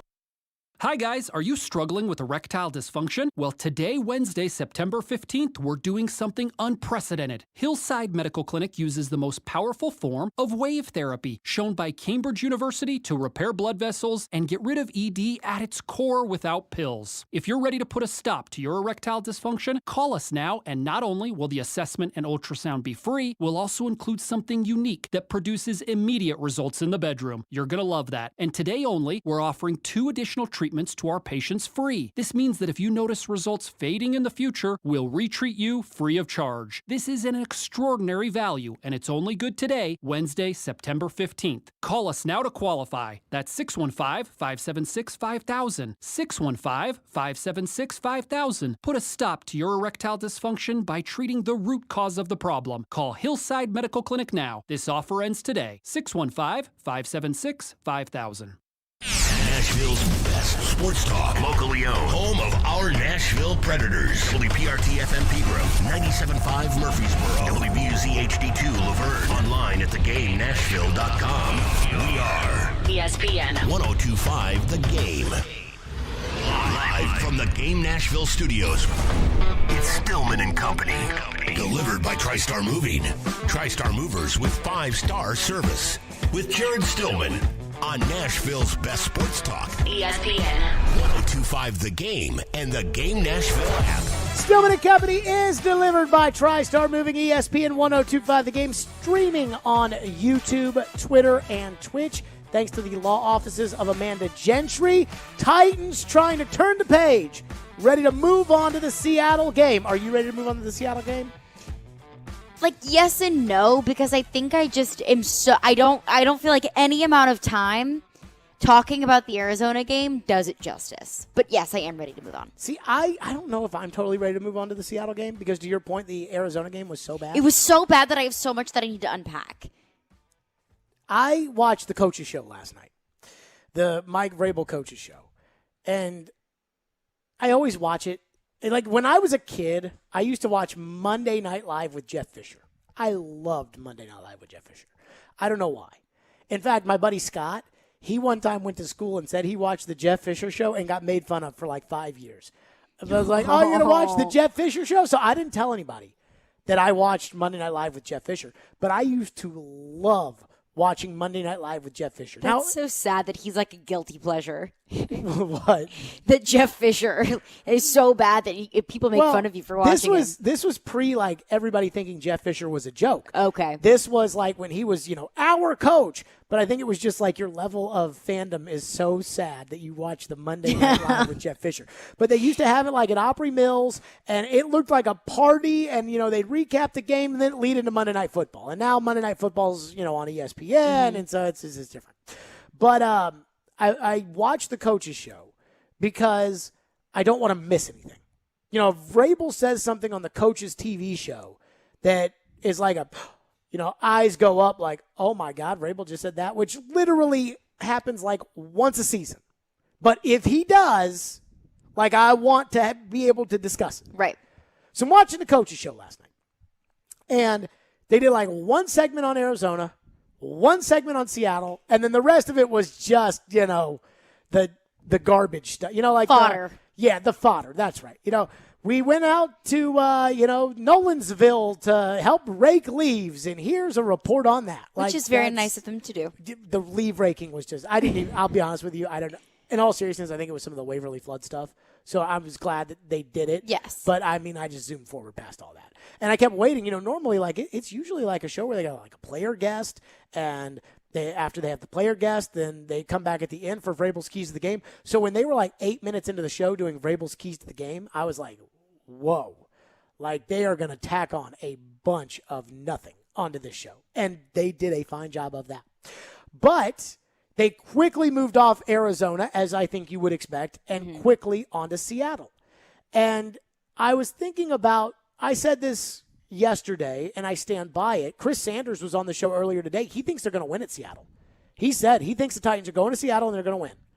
And I'm not ruling it out, because the thing about a Vrabel team is that Vrabel teams, when you think that things are great, they'll drop a stinker. When you think things are awful, they'll go out and win a game and dominate and make you feel great about the Titans.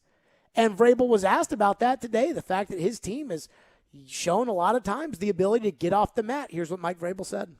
Losses in the past that you guys have bounced back from really well. And this seems to set up like a situation what goes on in that locker room after a loss maybe like that, where they're let down? It's a season opener and you've got a big test here coming up. The process is, obviously everybody's disappointed after you lose. We've moved on. You have to. And so the full emphasis is about Seattle and changing our mindset to them, which I think we have. I know we have. Having watched tape and visited with the players already today and their meetings and what we're going to be able to go do on the practice field is about having a great practice. Start stringing plays together. If it's not a play you like, then we got to move on and keep going, make the corrections after practice, and then, come back and start to add in some of the situational stuff with third down and in the red zone and get ready to travel. So that was a lot of great coach talk from Vrabel. The one thing, though, that I think that they don't do is I don't think they leave last week at last week. I think they carry last week into this week. And you would say, hey, that's a bad thing to do. It's a bad thing if you won last week. It's not a bad thing if you got embarrassed last week. If you got embarrassed last week and you carry that all the way in, then that will motivate you to go out and play well. Do you know people that are usually significantly overweight never step on the scale? Because it confirms what they already know. Because it hurts their feelings to see. They don't want to know what it says. Right. But if you step on the scale and you see, oh, wow, that number's getting a little too, then all of a sudden, I'm not trying to put you on the spot here, but have you ever stepped on the scale and been like, yes, I love that? Yeah. And what was your immediate response when that happened? Change it. Okay. Do something to fix it. So all of a sudden, was that not the motivation you needed that night when it was probably don't need that right Because away? it's confirmation. It's like checking your bank account. Right. It's like you know. It's like I you need to know. chill. Yeah. Right. If you don't. But you don't know until you check. If you don't step on the scale, you may not know that you're gaining weight. Mm-hmm. But if you step on the scale and you see a number you don't like, it's like, whoa now. Yeah. Whoa now. And that's why, when people are in the process of losing weight, they'll step on the scale every day because they want to see it and then be like, oh, yeah, I lost a pound today, that kind of thing. And I've always said that I think that that's kind of the way the NFL players approach things, which is, did the Titans take Arizona seriously enough? Did they take every part of that game seriously enough? I don't know. I don't think so. But they will this week against Seattle. Oh, yeah. So how much will the response against Seattle tell us about what this Titans team is? I'm not writing them off after 1 week. I don't think you should write them off after 1 week. But if they go out there and throw up an equally bad stinker on Sunday against Seattle, now I do think doubt starts to creep into our mind that this team might not be very good. And I think that not just the result of the game, because obviously starting your season 0-2 isn't ideal. It's not the end of the world. But I think seeing the play, seeing the effort, seeing exactly what these play. Okay, because Arizona, the effort, I don't want to attack their effort, but it wasn't good. everything about it just wasn't good. So if you can look at this Seattle game, regardless of the score, and say, okay, like we see improvements here, we see improvements there, we see the offensive line stepping up a little bit more, we see these wide receivers making the catches that they need to be making. I think once you start to see things clicking in this team that, look, hey, there was a lot of off-season hype, preseason hype surrounding us, but we have to actually go out there and execute it. We have to actually go out there and do it. I think that's where I need to start seeing some changes. So a wake-up call, so to say. So I would say that I think that even if they don't win on Sunday, I think their reaction to how they play will tell us a lot about this team. Mm-hmm. Because I would say, in my mind, if you were to take Sunday's game and I were to say, okay, how much of it was they didn't practice and Chandler Jones took over the game and the game got out of hand and, it was just everything all piled up at once and, give them another crack at it and I'd probably say 90% that, 10% this team actually sucks. Mm-hmm. You go to Seattle and get waxed in the same way, now it's probably more like 70-30, and that number just grows the more it becomes obvious that you're not very good. Right, and I think you'll get to a certain point where there's really no hope. I told you, 2004, and I'm pulling up the Titans' 2004 schedule right now. In 2003, they were 12-4. They went to the playoffs, and they lost to Brady and the Patriots in New England. They had Steve McNair and Eddie George, and so the next year, Steve McNair was the reigning league MVP. And they had been to 4 playoffs in 5 years, and this was supposed to be, the squad, right? Like this was still supposed to be a good team. They went 5-11 that year. They were not very good. They won the first game 17-7 against Miami, and we thought they were good. And that was a weird game because the kicker and the punter got hurt, so they had to pick a guy off the street to do both. And they played on Saturday instead of Sunday because a hurricane was rolling through, and it was just a very weird game. They went 17-7 against the Dolphins. Yay. Then they get smoked the next week by Indianapolis 31-17. Well, Peyton's good. Things happen. Just like this game last week, kind of caught on. Then they get beat by Jacksonville. Then they get embarrassed by the Chargers. Now, the Chargers were really good that year, but they got embarrassed by the Chargers. They beat Green Bay on Monday Night Football, and they beat Green Bay at Green Bay on Monday Night Football 48-27. So now you're 2-3, and it was like, hey, those Jacksonville games, and that was just, they just kind of. The next week, October 17th, at home, they lost 20-10 to the Houston Texans. So this is October 17th, 2004. Mm-hmm. You're now 2-4. And I remember sitting in my seat at the stadium. The Texans, this is their 3rd year of existence in the NFL. And I remember sitting in the stands, watching this game, thinking to myself, and I'm in the 8th grade, I think. No, 9th grade. I'm in the 9th grade. And I'm watching this game, and I'm thinking to myself, oh, dear God, we're awful. Like, that was the moment. Yeah. So it wasn't the first game. It wasn't the blowout to Indy. It wasn't losing a close one to Jacksonville. It wasn't getting blown out on the road to the Chargers. I, got my tires were inflated with that Monday Night Football. It was that Texan team losing 20-10 and sitting in that seat thinking, oh, dear God, we're awful. And I do think that at some point that will happen this season if things continue the way they were Sunday.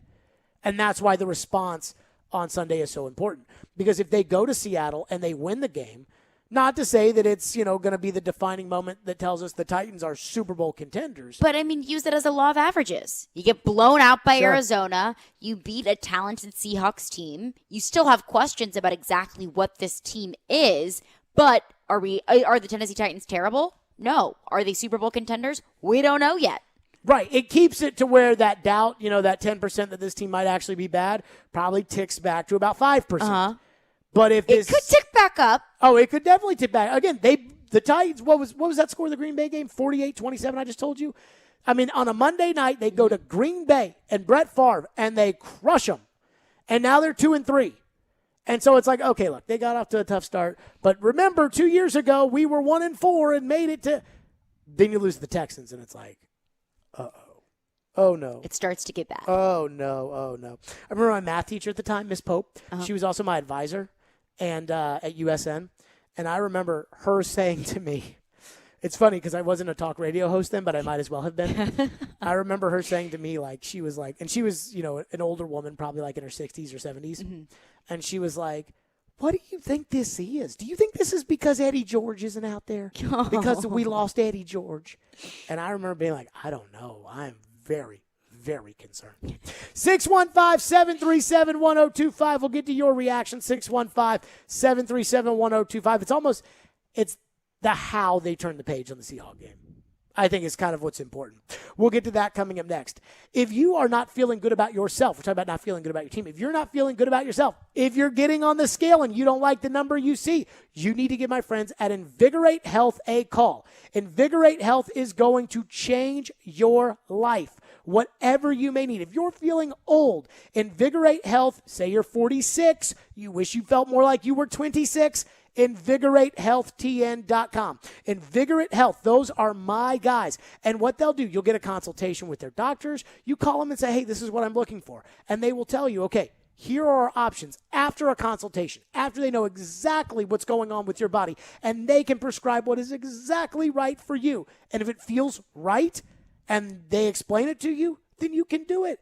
And they've got all of it, whether it's IV therapy, so you can increase your mental capacity, you can relieve stress, you can revitalize your skin and hair, you can bolster your immune system, whether it's hormone replacement therapy, so maybe you need a little testosterone, maybe you need their weight loss package, maybe you need the skinny shots that they have, you can do all of that. They also have prescription appetite suppressants if that's what you need. They can take care of you. And of course, the M-Sculpt Neo.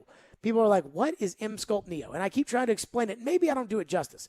It's a breakthrough in non-invasive body shaping. The M-Sculpt Neo is the revolutionary procedure to simultaneously deliver heat and magnetic energy at the same time.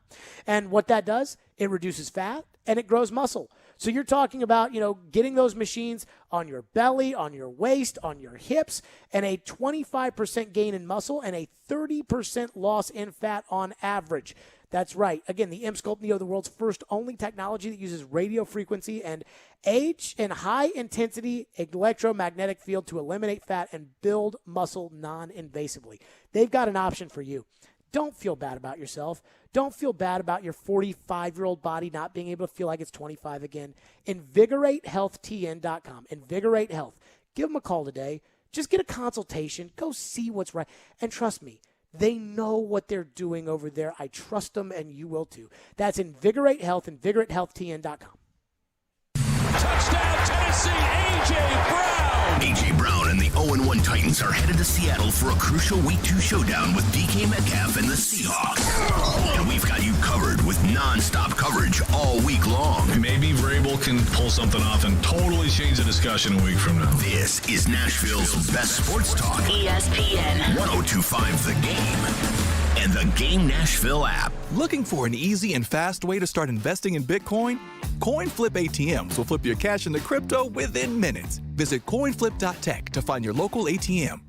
Joe Rexrode here, talking biggest game of Sunday, Chiefs, Ravens, and FanDuel is about to make it even bigger because FanDuel is giving new customers 30-1 odds on either team to win by winning $150 on a $5 bet. Look, I'm a big Chiefs believer. You can go either way on this, and you can do so many things on the FanDuel Sportsbook app. #1 rated sportsbook app in America. Very easy to use, safe and secure, fast payouts. FanDuel is sports betting made simple, and they're always hooking you up with great offers. And when you win, you get paid as little as 24 hours. See for yourself why FanDuel is America's #1 sportsbook. Sign up with promo code Joe102 this Sunday before the Chiefs take on the Ravens, and you can win $150 on a $5 bet. Remember to use promo code Joe102 so they know I sent you. Exclusively on the FanDuel Sportsbook app. You must be 21 or older and present in Tennessee. New users only. $10 first deposit required. Must wager in designated offer market. Max bonus $150. Bonus for Tennessee users fulfilled in site credit within 72 hours. Tennessee site credit expires 14 days after receipt. Restrictions apply. See full terms at sportsbet.fanduel.com. Gambling problem? Call the Tennessee Red Line, 800-889-9789. Fiero Tequila Habanero is for those who enjoy the flavor of spice, naturally infused with fresh, vine-ripened peppers from farmers on the Yucatan Peninsula of Mexico. Fiero Tequila Habanero is unapologetically the spiciest infused tequila available in the U.S. The hand-picked habaneros provide a delicious kick to the smooth Blanco tequila. It's a flavor punch that's perfect as a shot or a spicy way to spice up your hard seltzer, or perfect for a fiery cocktail. Available at fine liquor stores and your favorite drinking establishments.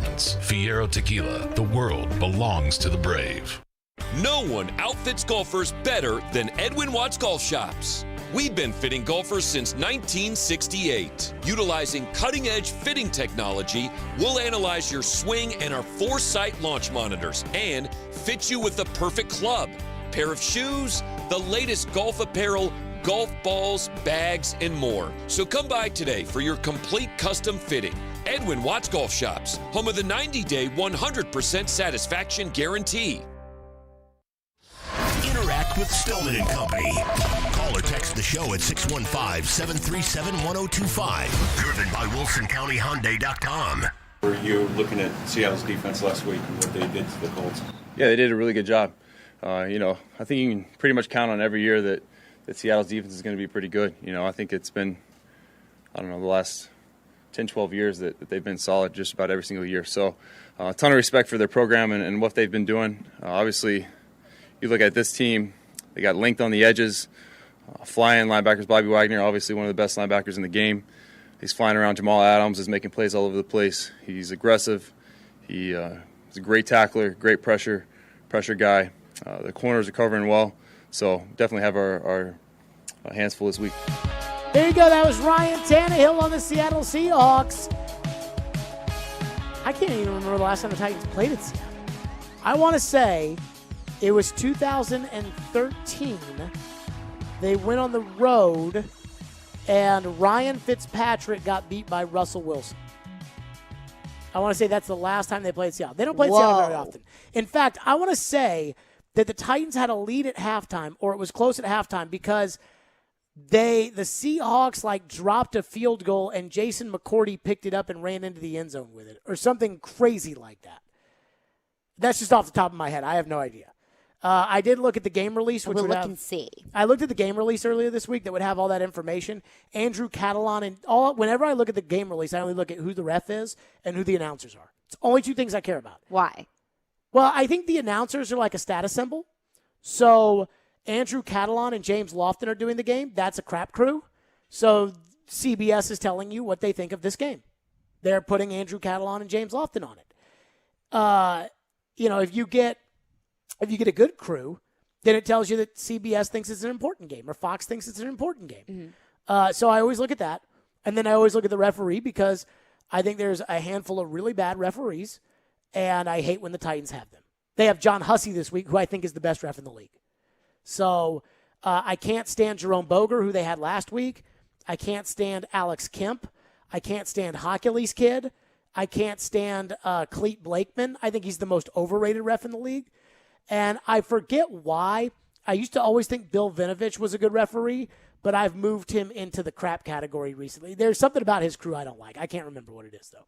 But I think John Hussey, this ref, he's the one that's kind of got the You're a fan? Well, he's got the little light stash going on. Okay. John Hussey, I think, is a good referee, so he'll be doing the game. So those are the only things I look at. Let's go to your phones, unless you have a thought. To the phones. 615-737-1025. Phone line driven by WilsonCountyHyundai.com. Ellie is up next on Todd Downing. Thank you for calling the show. Go ahead, Ellie. Yeah, do you think Mike Vrabel should have intervened last game, and if it happens again this game, on Todd Downing, coaching malpractice, leaving our quarterback exposed, and could have been easily knocked out for the season with some of the hits he took, and we just were very lucky that he wasn't knocked out because he had a free reign to the quarterback. And if it happens again, should Vrabel intervene? Thank you. Yep, thank you for the call, Ellie. I just don't know what you want Downing to do. If you want Downing to protect Tannehill, at all costs, you're going to have two guys at max into the pattern. Because you're going to be using a tight end to block. You're going to be using a running back to block. Then that would give you three guys into the pattern. But if you are protecting both tackles, because Lewan was awful last week and Quessenberry is a third stringer, so you're protecting both tackles, two guys go out in the pattern. Well, I mean, what are you going to do? You going to throw it to one of two guys? Everybody then gets triple teamed. So I don't understand, everybody's looking at Downing Downing you, and maybe he does stink. I am not saying that he's good. But I don't think it's fair to base that off of the Arizona game. Well, right now that's all we have. Yes. And so I don't think it's fair that you can say that he stinks. Bad coaching, usually shows itself pretty quickly. It's kind of like a bad radio host, right? If you are If you're bad at something, it shows itself incredibly quickly. Mm-hmm. If you're good at it, you got to do it over and over and over and over again. And then it's like, okay, yeah, this guy's good. Anybody can get 4 hits in a baseball game. If you get 4 hits in a baseball game, every game, you're in the Hall of Fame. Right. Like, that's the difference. And so, like, I look at this and I think, okay, it's one game for Downing. Downing was put in a tough spot. Did he protect Tannehill enough? Probably not. But even if he did, then you're putting more guys out into the pattern, and I don't think you really want that. So that's tough for me to sit there and say, okay, that's what they should have done, and Downing was a bum. That I have a hard time with. And I have a hard time, getting all over Shane Bowen for last week, too. I mean, the coordinators don't get a pass, but I it also... wasn't great. No, I am also not condemning the coordinators for their performance this past week. What do you think the number one, if you could say right now, and I know that's tough to say, what was your number one issue? Offensive line? No, my number one issue is lack of practice. I mean, that's the obvious. The that team didn't look like they were prepared to be out there Sunday. I mean, that's my number one issue with the team on Sunday was lack of practice. Offensive line, you can't win. No. Like, you can't win in the NFL if your lines can't play well. What do we have in the text line? Text line driven by WilsonCountyHyundai.com.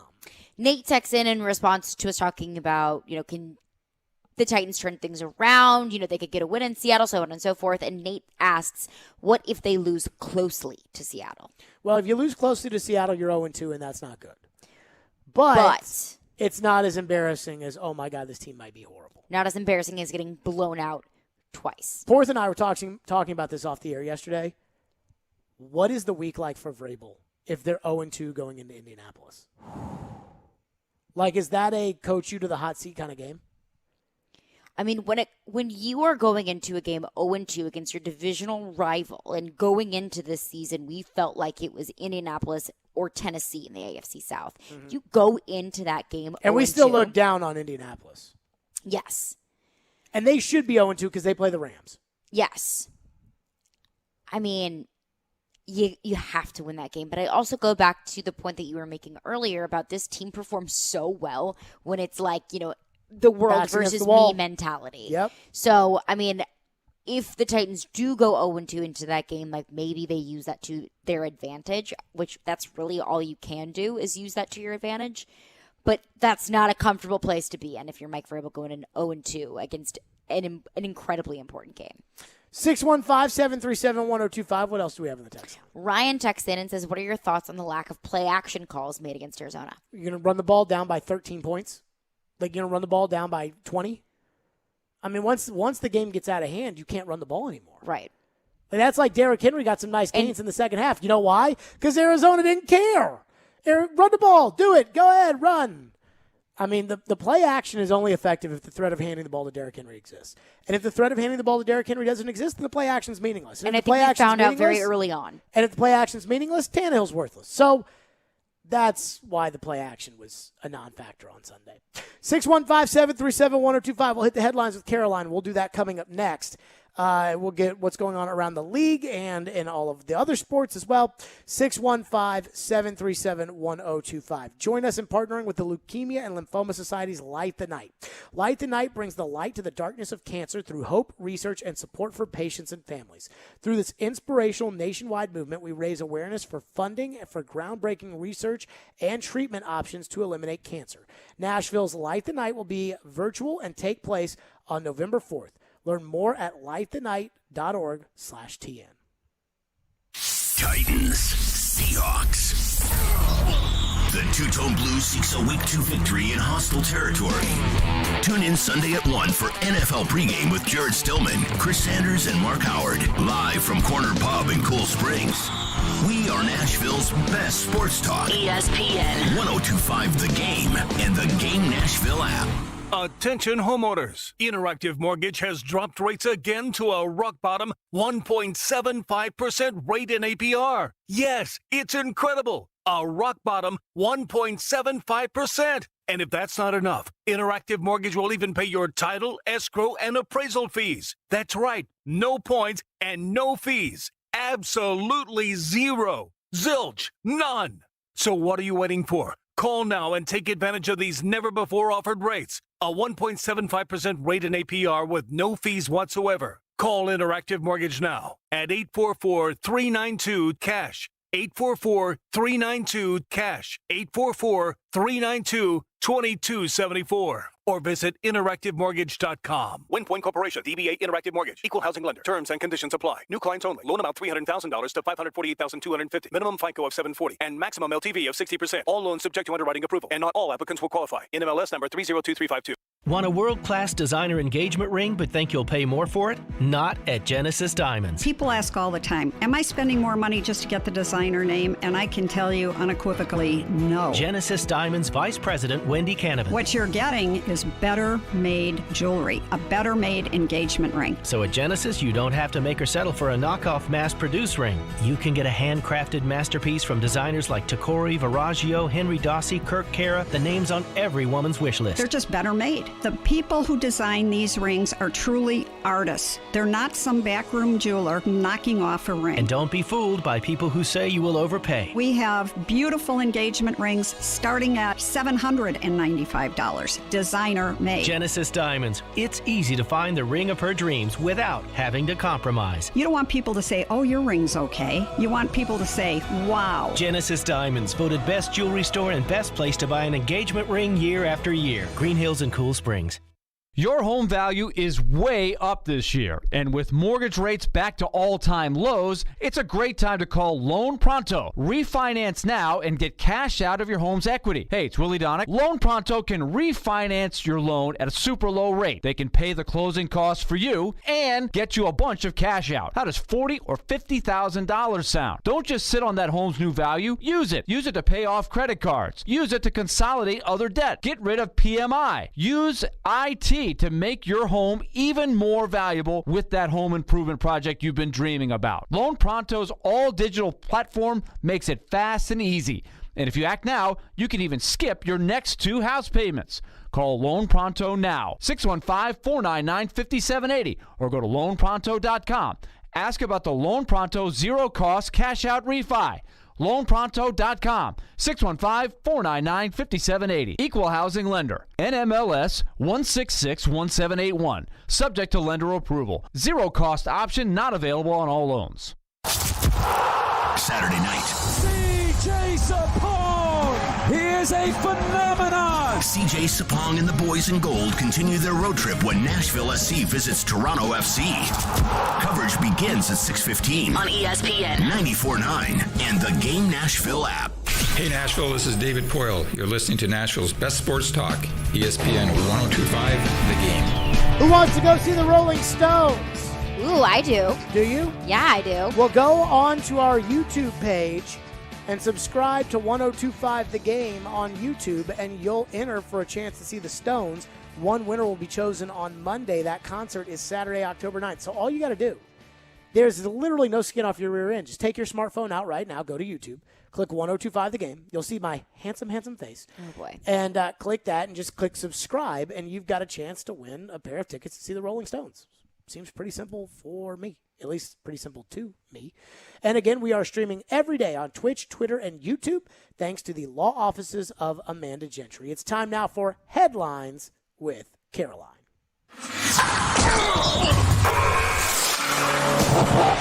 We're spanning the sports world. It's Headlines with Caroline on Stillman and Company, right here on Nashville's best sports talk, ESPN 102.5 The Game and the Game Nashville app.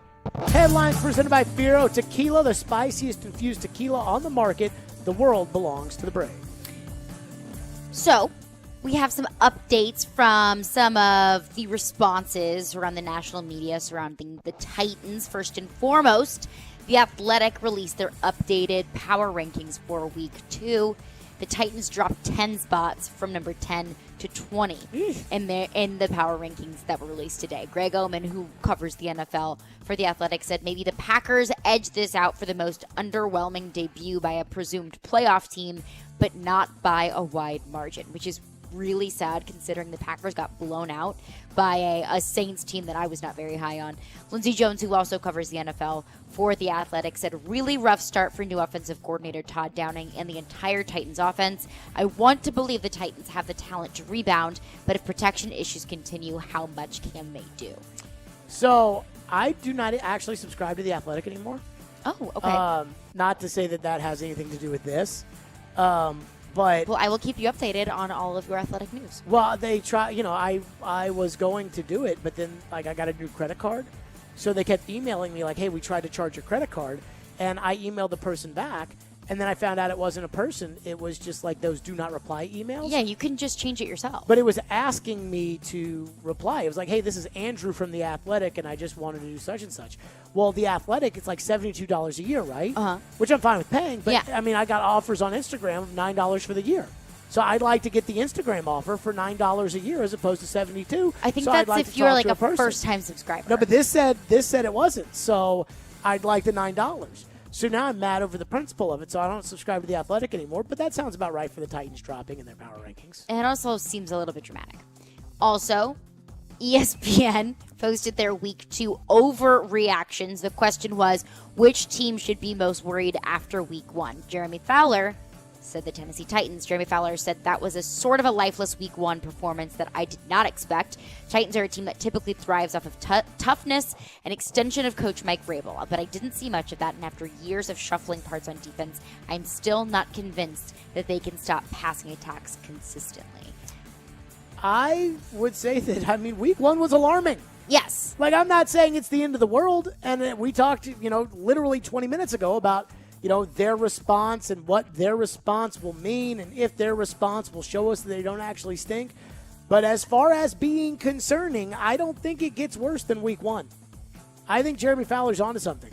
It was concerning what happened on Week 1. It was concerning, and it also kind of makes me think back to all of our preseason talk about how excited we were about this offense, how excited we were about this defense, and we did not ignore some of the concerns that we had. They were still there.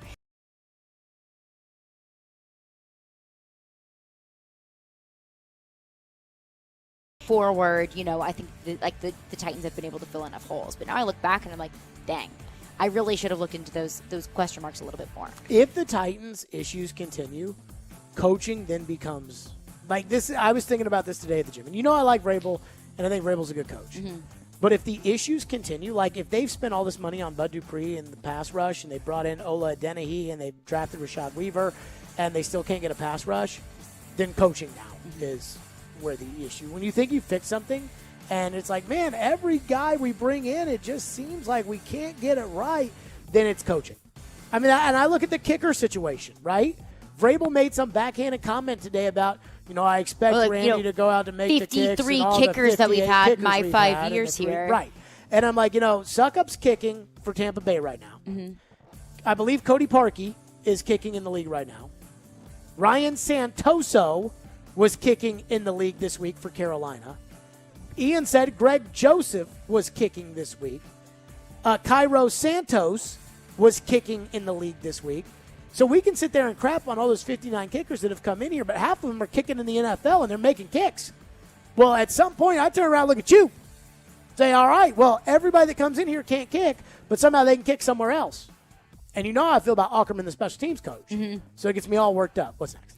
So there is one area of this Tennessee Titans team that is winning, and that's the social team. So this past weekend, the Jags Twitter account went on a purge and unfollowed almost like 200 people from their official account, all fans. And I'm sure that the whoever runs the Jags account was just fed up of hearing from the angry fans. Dude, I followed a bunch of people. I'm sorry to cut you. I hate crybaby social media people. Like people who run social media, or Yes. people who are crybaby on social media? The people that, it's their job to run the Titans Twitter account or the Jags Twitter account, and they get upset about people sending in mean things. Yeah, stop it's being what a you crybaby. expect. You're running an account that people don't even realize a person runs it. Oh, dude. I have been unfollowed by both the Predators and the Titans, and it is no skin off of my ass, but I think it is embarrassing. You've brought it up a few times. No, but it's like, to me, it's like a badge of honor. It's like I so don't give a rat's tail about what anybody, I'm going to say what I say. and that's it, Preds and- follow me. What's that? The Preds follow me. I like it. Well, you say something bad, see what happens, and then all of a sudden the crybaby social media people start doing their crying, and that's But I think it is so embarrassing. Like, for example, the Atlanta Braves follow me on Twitter. Why they follow me, I don't know, but they follow me. Because you're a fanboy, probably. But if I were to lose my bananas over the Braves, like I did last year when they started Kyle Wright in the NLCS and he gave up 13 runs in the first inning, and the Braves were to unfollow me, I'd be like, you guys are losers. Soft. That's like, dude, you're some dude that nobody even knows you exist. Well, can I finish my story? Please. So Made by Tim is like a Jaguars super fan. He started this Jaguars fan group. He's like, like one of the fans that everyone knows. So he was unfollowed by the Jags Twitter account and tweeted about it and was like, well, wait, what was it something I said? Like, what did I do? So the Titans swooped in and gave him a follow on Twitter and has also followed a bunch of the Jaguars fans that the Jags account unfollowed. And a lot of people have been like, okay, screw you, Jags. I'll be a Titans fan. How much money do you think these people make? The social media people? Mm-hmm. I think it ranges. Like, if you run the social media for the Titans, do you think you make $80,000? Probably not. It depends on where you are in the social hierarchy, but if you're at the lower of the totem pole, I don't think you make that Okay, much. but $50,000? Sure. Okay. You make $50,000. What did you do at work today? Well, I followed Jaguar Tim. Whoa! Well, that's what the world is nowadays. Woo, yeah. Hey, great job, Jimmy. Way to go. Someone could say the same thing, too. What did you do at work today? I complained about Julio Jones. I entertain people for 4 hours a day. Like, Well, that's your job. And the Titan social media person's job is to run their social media account. I perform for 4 hours a day. This guy sits in a cubicle and follows Jaguar Tim. Way to go. Hey, that Princeton education is paying off right there. And that person should keep it up. They should get a raise. They should. Absolutely. They should make $80,000. And they should Venmo me some of that. I mean, they should get a raise. Because since I'm advocating for the Tennessee Titans social media person right now. Oh, goodness. You're just no fun. I'll say this. I do feel bad for the social media people when they, come under fire for doing something that they thought wasn't a big deal, and then it is a big deal, and then, it's like, oh, my God, it's got all the way up to the team president. And the team president has to address what did we assume that the social media person makes $50,000? Sure. So somebody making $50,000, the team president's making $6 million, and it's like now the team president, who's probably 70 years old, and it's like, sir, this was tweeted today. And normally that guy, and I am just using the assumption, normally that guy's probably like, we'll just fire that person. Or girl. Or woman. Usually the assumption is we'll just fire that person. And I feel bad for the social media person whose job is to kind of be clever or whatever, and then maybe crosses a line that they didn't know they were crossing. I do feel bad for that. It's tough. It's a tough line to follow because kind of things almost change daily, it feels like what's okay to say and what's not. But if you're making a living from following Jaguar Tim, well, that's not all that they did, I'm sure. I'm sure that it was that on top of a lot of other things. Have you ever run a social media account professionally? That they do that and they unfollow me. Those are the two things that they have to do at work. Okay, then you have no right to comment on what a social media person does. This is from Amy Adam Strunk, who says, whatever you do today, Bobby, unfollow Jared Stillman. And that was probably one of the many things that they did that day. Nope. And everyone applauds Earned because their $50,000. I mean, hey, they did their job. What's that? And they did a great job doing it. So, some more Jags news. Is this real football stuff or Twitter stuff? This is real football okay. stuff. Urban Meyer today addressed all of the rumors, all of the talk that he could potentially be leaving the Jags to take the USC job. He addressed it today. He said, there is no chance I would leave the NFL for the USC job. He said, I'm here and I'm committed to try to build an organization. Also earlier this month, he said he doesn't miss recruiting. Now, I don't know if I buy it. I buy the fact that he wouldn't leave the Jags right now to take the USC job, but I am not counting out the fact that he could absolutely leave the NFL and take another college job. So here's what I'm thinking. And this is where people have a hard time understanding how real life works, even though they all live real life. Mm-hmm. Urban Meyer makes $8 million a year coaching the Jacksonville Jaguars.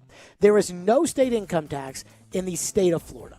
In fact, he gets to live close to where he lives because he's coaching Jacksonville. If he loses, he still gets his $8 million a year, no questions asked.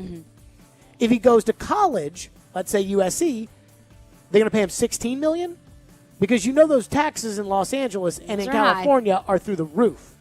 And what we've realized in college, you have to manage a staff in college.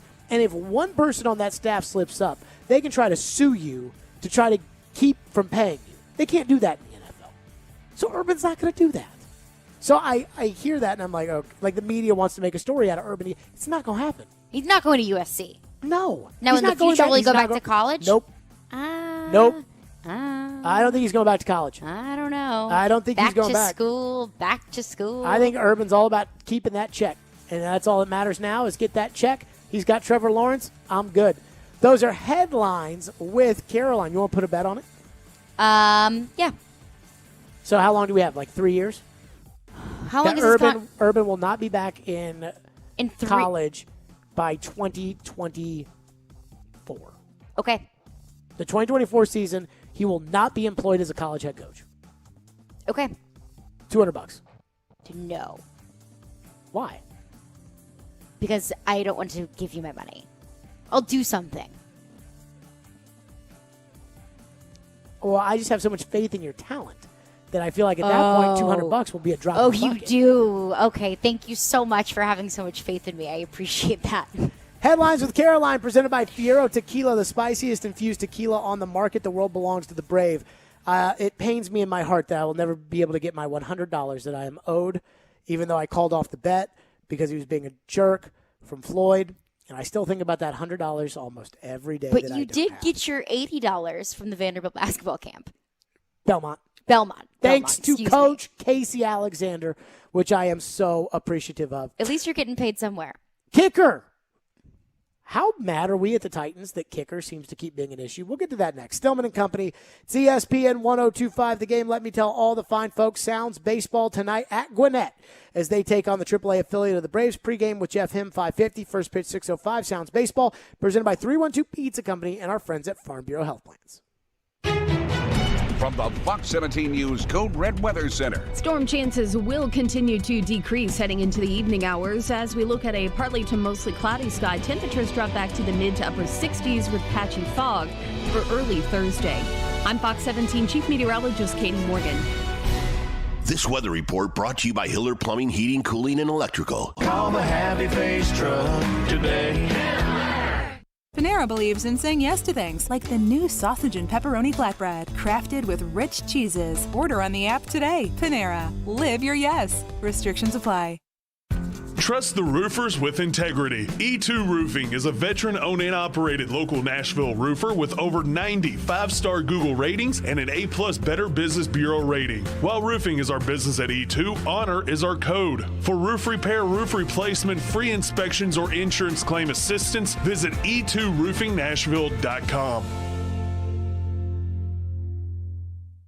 Hey Nashville, it's Jared, and there's a new go-to for home furnishing. The summer clearance sale at Social Furniture, where all furniture is reduced in every department. Designer sofas from $5.99 and leather sofas from $7.99. Queen bedroom sets with queen bed, dresser, and mirror from $11.99. They come in solid, cherry, oak, and gray. Casual 5-piece dining room sets starting at $3.99, and formal dining sets starting at $5.99. Sealy, Stearns & Foster, Simmons, Serta, and Purple Mattress, all sizes on sale. Social Furniture on the west side is independently home-owned furniture store in Nashville. Forget the big box stores. Shop local, shop social. They have all the best brand mattresses, sofas, recliners, love seats, sectionals, coffee tables, and more with no waiting. They will deliver it the same day. That's with everything at Social Furniture. Enjoy new furniture now with no waiting. Shop local, shop social. 5412 Charlotte Avenue near White Bridge Road, and tell them Jared Stillman sent you.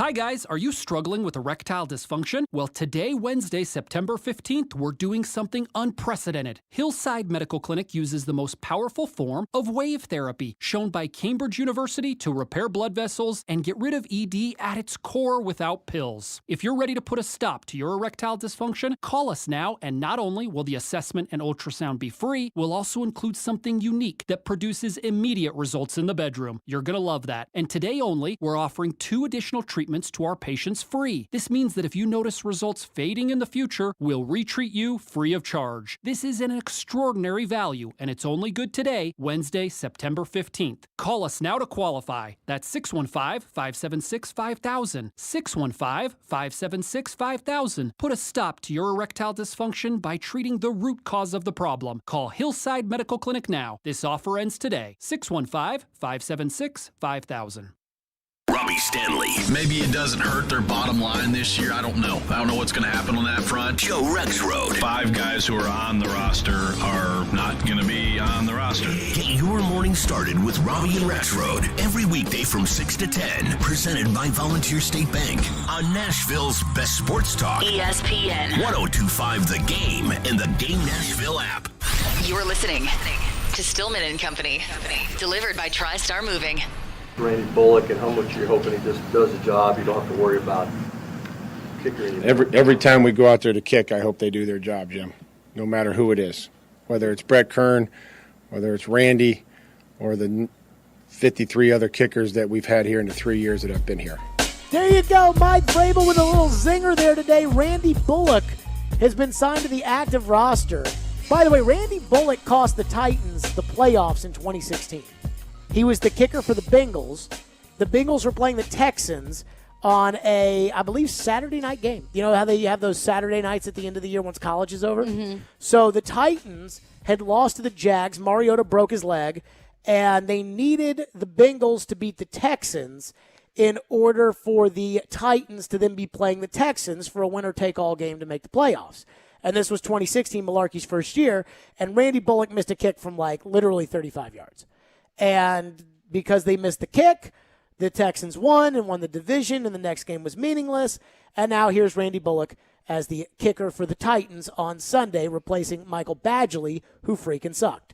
Now, I saw Emily Proud put out there yesterday all the kickers that have been here over the last 3 years. I mean, it's a train wreck. But I was starting to think of something. We've talked about all the kickers who have come through here over those years. And I don't know who's on active rosters and who's not, and I'm not looking up everybody's kicker. But in the last couple of years, Cody Parkey has gone somewhere else and kicked.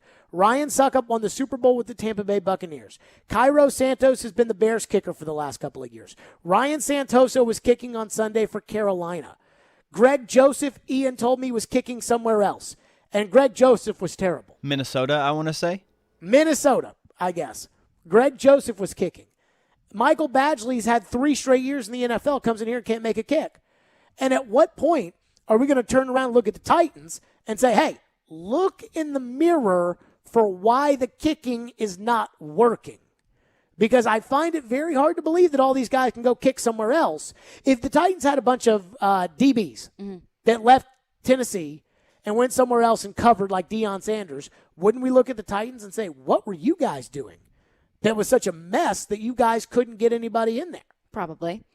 And so why don't we look at the Titans and say, wait a minute, what are you guys doing? You know, how is it that everybody comes here and can't kick? What gives on that? Well, I mean, if we go back to what we say all the time, and it's after a while when there continues to be an issue, and you change certain things and there's still an issue, then maybe you're the problem. Yes, it's like divorce. Yes, that if you continue, if you're on your 7th husband or wife or significant other, maybe you're the problem. Right. It's one thing, you get married to one person and it doesn't work out. You know, that's okay. Things happen. You got married People grow too young. apart. You weren't ready to get married. You know, the kids, financial issue. Okay, fine, whatever. You get married a 5th time? Like, There's a common denominator within those 5 divorces. I'm rooting for your 5th marriage. I'm betting against it. You know what they say, 5th time's charm. Oh, yes. I'm betting against it. And I look at that with this kicker situation. And I'm like, you know what? And Floyd wanted to stay off that kicking carousel so badly. He did not want, even when Suckup didn't look, Suckup was not ready to come back to kick. And when he came back for that Texan game, he looked like he didn't have a leg. And he went out there and kicked, and I was like, you got to get rid of him, and you got to get a new kicker, and you got to do this and that. And he wanted to stay off that kicking carousel because once you're on it, it never stops. And I think he's onto that, or was onto that. And, I'm going to say it. Gostkowski's out there. And if this guy goes out there and misses kicks, they got to go bring Gostkowski back. But do you not think they've already tried that? Gostkowski to bring him back? Yes.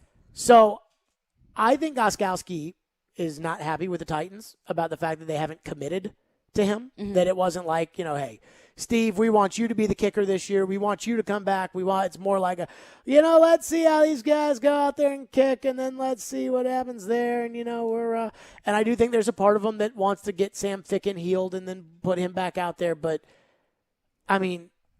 look, how many kickers until somebody has to pay the price for it? And this isn't an issue. Ackerman. This isn't an issue exclusive to 2021. COVID, injuries, whatever it may be. This is a carousel that's been running for quite some time. Ryan Suckup was going downhill, even by Ryan Suckup standards, in 2018. So 2019, Suckup gets hurt. Cairo Santos misses some kicks. Now he's out. Cody Parkey comes in. Then he leaves. Then Suckup comes back, then that doesn't work. Then Ryan Tannehill eliminates the problem by just not kicking field goals. The Titans went, I believe, from week 13 of the regular season to the AFC Championship game without trying a field goal. And then Greg Joseph, I think, hit from 37 in the AFC Championship game, and that was it. So that was all they needed. So they go through all those guys, and then, okay, now that's done. Then the next year it was Gostkowski. They tried Tucker McCann, and they tried Joseph, cut both of them. Then Gostkowski for the season. Then Gostkowski went down, and Sam Sloman went in because Gostkowski got COVID. And so Sloman kicked them in a game, and that was fine, and that worked out. And now this year they're running through all these kickers, and I've seen enough. If this guy doesn't work, if Randy Bullock can't make his kicks, if he can't make them, then I'm blaming the coaches. I don't think Randy Bullock has that great of a track record either. He's been in the league for a while. He was college teammates with Ryan Tannehill. Yeah. So he's been in the league. Now, I told you, 2016, he kicking for the Bengals. Kept the Titans out of the playoffs by missing a kick. So there is that. So Joe Rexrode's going to join us. Jared versus Joe. Caroline, you got the topics? I do. I have not seen these topics, so I have no idea where she's going with this. Jared versus Joe is next. But because Joe Rexrode is an old peepop and can't figure out how to work his phone, he's going to have to call in instead of doing Zoom on his phone. When you just click a button, you just click a link, and then boom, you're in. Dude, I can't tell you, all the media people, they don't like the Zoom press conferences. I love them because I can be doing whatever I want. It's nice. And then it's click, click. I was sitting out by the pool last year during the Preds playoffs being like, John, what was the reason that you decided to go with such and such with a flex? Well, most people have pools like apartment complexes and stuff. That's true. Okay. I do. So I was sitting out by the pool at the complex, and I was sitting there, talking, whatever, right into the phone. John, why did you decide to go with this guy to that guy? Love it. All you got to do is click 2 buttons, Zoom on your phone. Everybody in America knows how to work Zoom on their phone, but apparently Joe doesn't. So he will join us by phone after a year and next. a half of Zooming. P-Pop Joe Rexrode will join us by phone next for Jared versus Joe. It's ESPN 102.5 The Game. From all-day talk, The good shooters, you notice, because their shot looks different. The puck just seems to be on the goalie quicker. to the biggest games, Open man is Devontae Smith, touchdown. Nashville's best sports talk is always at your fingertips. Just search The Game Nashville in your app store and download today. And keep it locked on Nashville's best sports talk. ESPN 102.5 The Game. ElectronicExpress.com. We make it happen. Now's the time to get a great deal on select Kubota compact tractors. Rated #1 for reliability in the under 100 horsepower category, they're designed for easy operation and feature performance-matched attachments. Right now, put 0 down and get 0% APR for 84 months, plus save up to $1,400. Now through December 31st. See us or go to KubotaUSA.com for full disclaimer.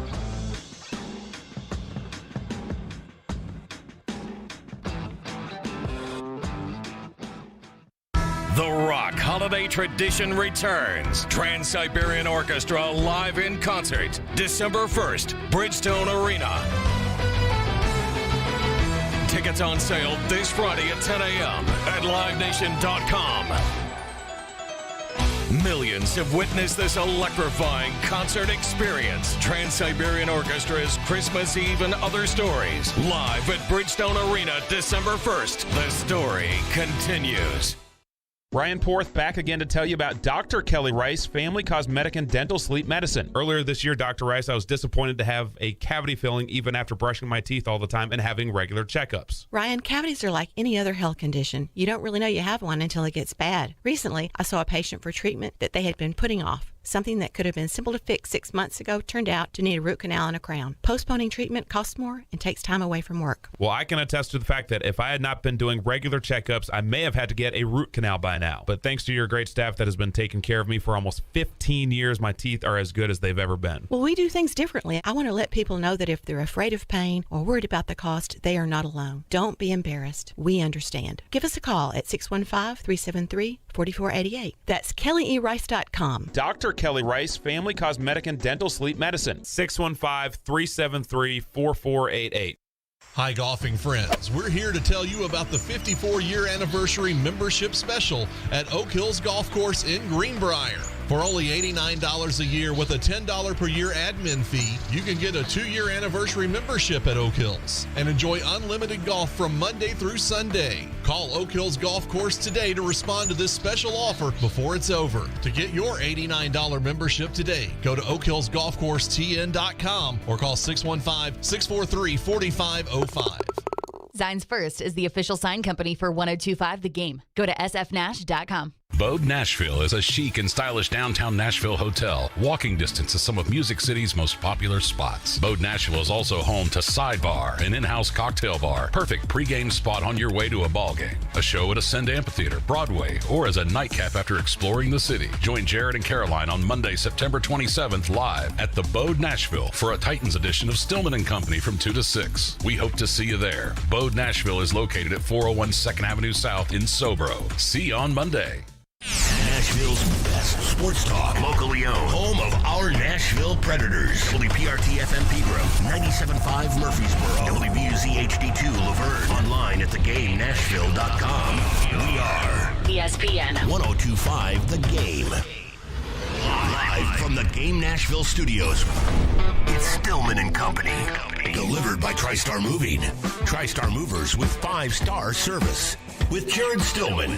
On Nashville's best sports talk. ESPN 102.5 The Game and the Game Nashville app. Stillman and Company is delivered by TriStar Moving. ESPN 102.5 The Game. We are streaming on YouTube and Twitter and Twitch thanks to the law offices of Amanda Gentry. And I wonder if Joe Rexroad knows how to pull up the stream, if he's able to do that, because as we learned, apparently he may be a little technologically challenged. So it is 5 o'clock on a Wednesday, which means it's time for Jared versus Joe. Jared Stillman versus Joe Rexroad. Now on Stillman and Company. on ESPN 102.5 The Game. Joe Rexroad joins us via phone because he can't get Zoom to work on his phone like every other American can. Hello, Joseph. Yeah, well, look, I am technologically challenged. I will admit to that. However, I for a long time was just fine with Zoom on my phone. Something happened. I don't know what it is. I'm at my daughter's tennis match, yada, yada. I'd like to stare into your soul as I snatch it out of your body, but I guess we'll just have to do with this.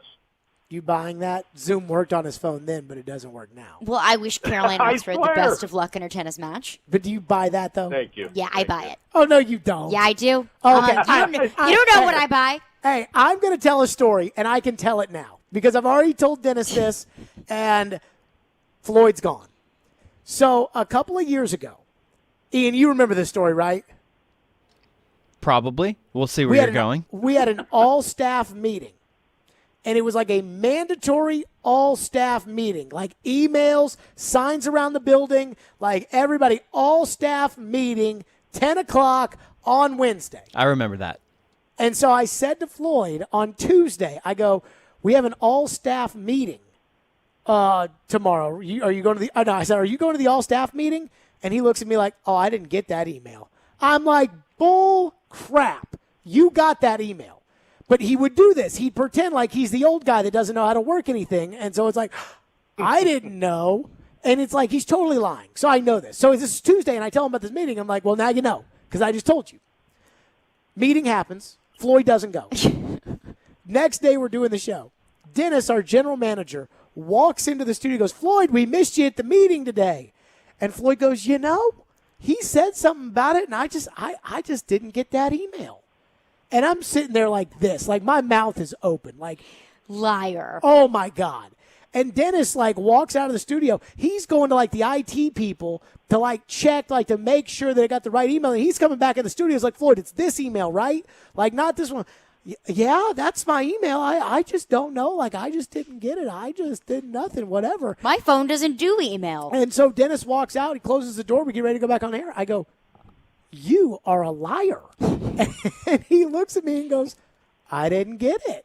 Like, and just smiles. And I'm like, you are. And so he would do this. He would pretend like he was the old nobody who couldn't figure out anything. So, that's why, when Joe says, oh, I can't get to work on my phone. All right, fine. Just saying. Leave Joe alone. He's being a supportive dad. Please give us the first topic. First topic today on Jared versus Joe. The Vols deserve to call the Pitt game a moral victory. Joe, you go first. All right, now, I like these topics and how you're framing them. First of all, I would like to propose that if you want us to disagree every time, you should just let me go first. Because there's going to be times when I agree with Jared, but, like, whatever I say, like, you could say Carolina, like, topic, Joe, the sky is blue. And I'll say, yep, I'm looking at it's blue. And then Jared will be like, no, I talked to someone from Atlanta, and it's a shade of green. Like, if you want us to always disagree, I think I should always go first. But anyway, that's fair. A moral victory. That's an interesting. See, I don't like the term moral victory, so I'm going to say no. However, I will say that it was not all bad. I mean, it's a game that you need to win. I figured it would be a good game. It was a good game.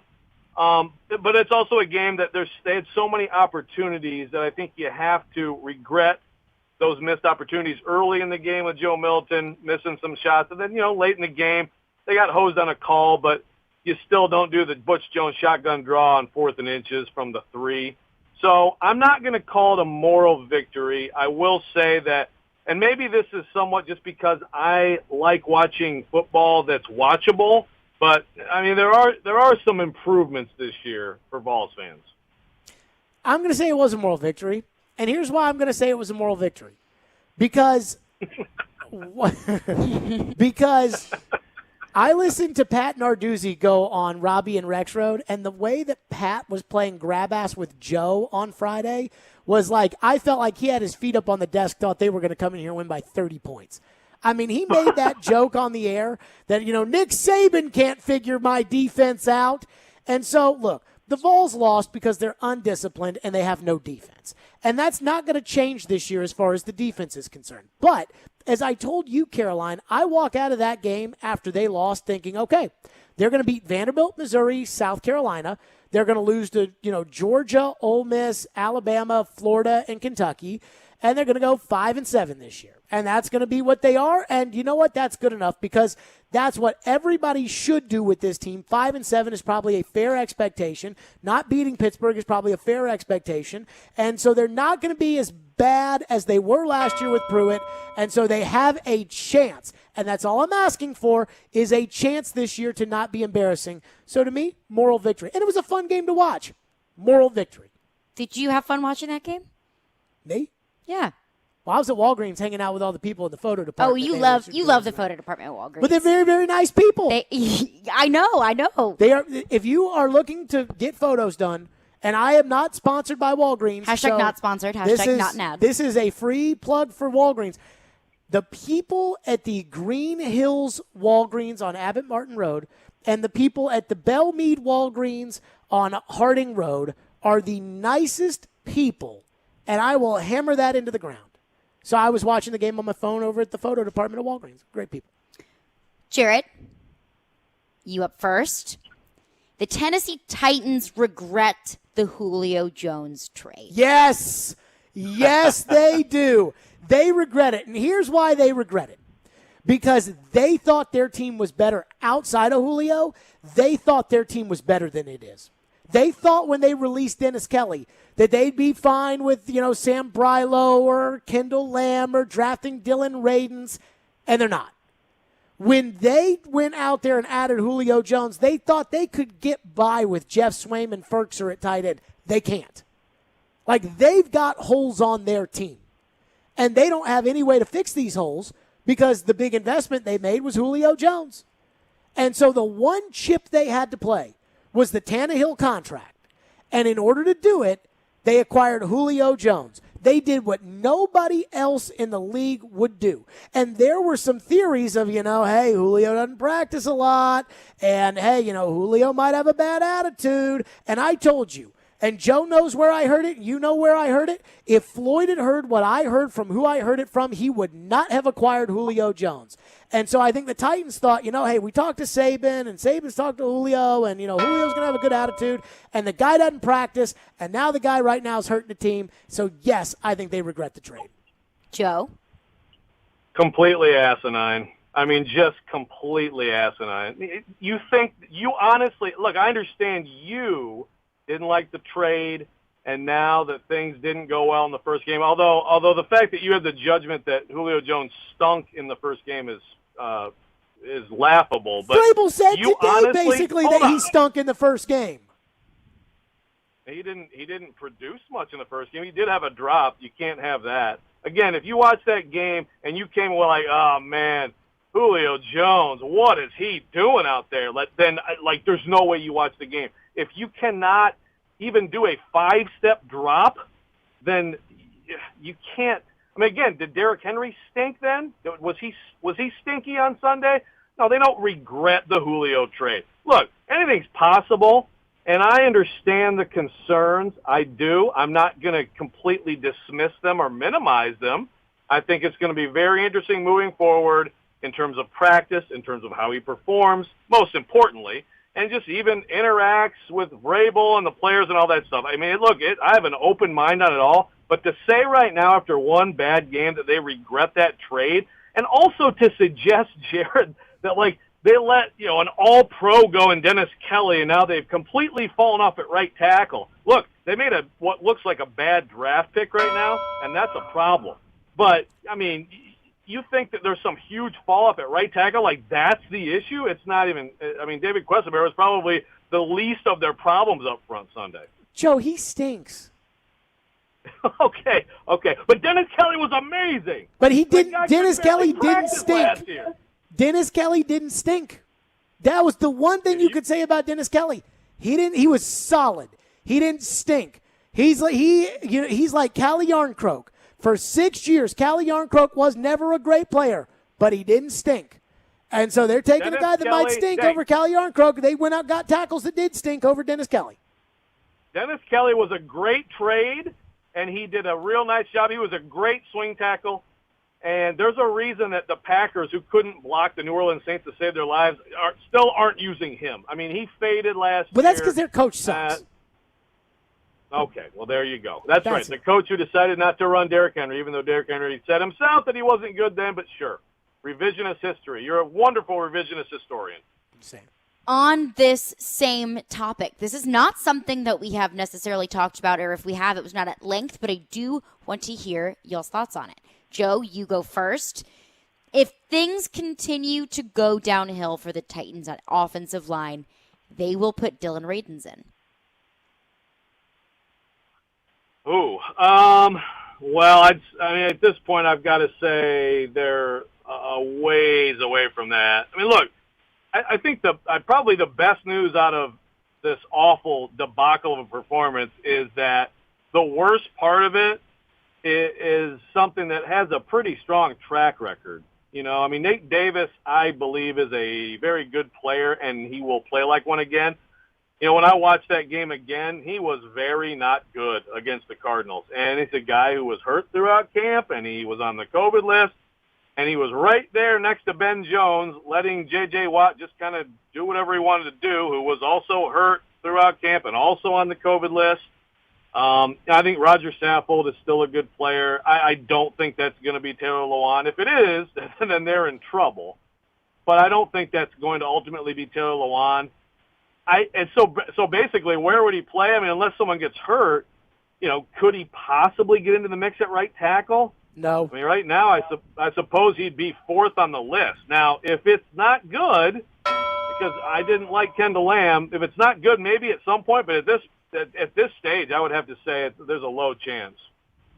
Caroline, he can't get active on game day. It's a question I asked. He's not active on game day. Like, you're talking about playing a guy in an NFL game with a $30 million quarterback and the best running back in the league, and they won't even make him active. Like, they won't. Clearly, Sam Brylo's not healthy, but he's active. Like, he's not even active. It almost reminds me of something I said 3 weeks ago, when I made the decision that I think the Titans should find an injury for Dylan Radins, throw him on the IR so that they're not deactivating him every week, so that we're not having this discussion about he can't even be active for the game. And that was shot down by Joe Rexrode on Robbie and Rexrode that was like, that's the dumbest thing I've ever heard. So now they're just going to deactivate him every single game because he's not ready to play. You can't put him out there because the players know. So if you put him on that line, even if it's bad, and you put him out there and he gets Tannehill killed, you're going to have your entire team turn their back on you. You can't play this guy. Fair. You've said much dumber things recently, for the record. Well, but that was the one that you got all bent out of shape about, and I'm right. Well, no, because you're not right. They should not have put him on IR.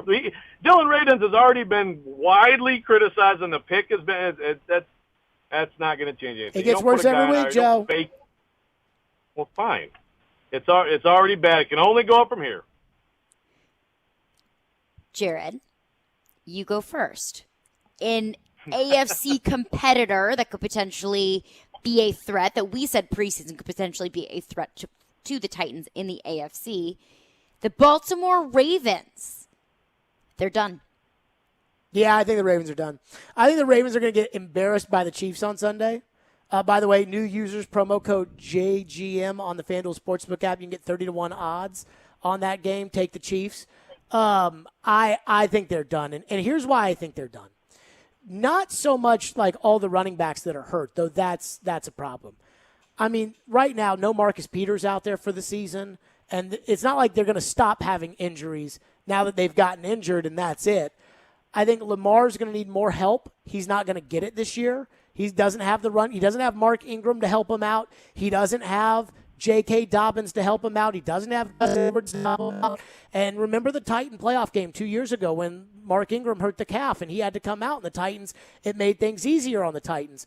I think that their defense, what Derek Carr did to that secondary, is what's going to happen this year without Marcus Peters, without Matthew Judon out there rushing the passer. I don't think Derek Carr's great.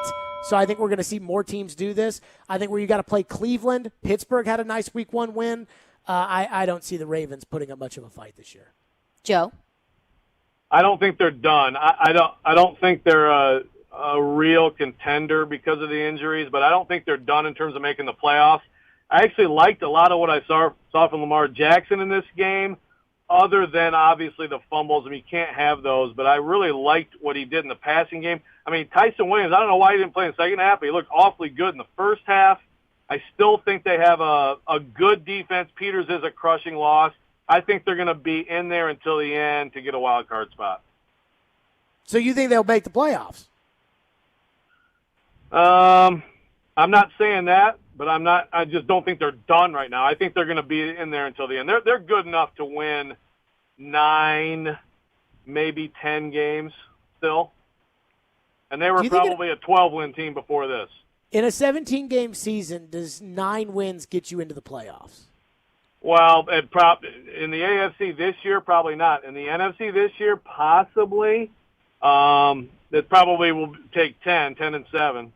But I'm just saying they're not done. And real quick, I don't know if we have any more, but I do want to say I'm stunned that Mr. Hot Take Jared Stillman this week has decided to go, I got nothing bad to say about Todd Downing. I don't know. I didn't see any problem with the offensive coordination. I mean, Kendall Lamb is on an island, Jared. Chandler Jones is having one of the great pass rush days ever. And it's like Kendall Lamb, sure, Ryan Tannehill late in the game, meaningless. Yeah, let's just leave Kendall Lamb on an island with Chandler Jones. I mean, come on.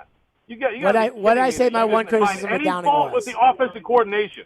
What did I say? He said I couldn't find any fault with the offensive coordination. What was my one fault with the coordinating of the offense? Not making adjustments with Chandler Jones. Bingo. Not leaving help for the tackle. That was the one thing that bothered me. That was it. Everything else, I'm not ready to dump on Downing. You were ready to dump on Arthur Smith after the Carolina game 2 years ago. I wasn't.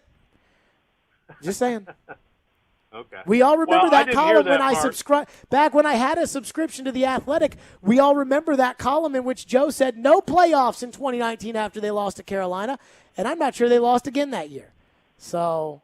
And by the way, if you have a problem with your subscription, why aren't you calling me? That's fair.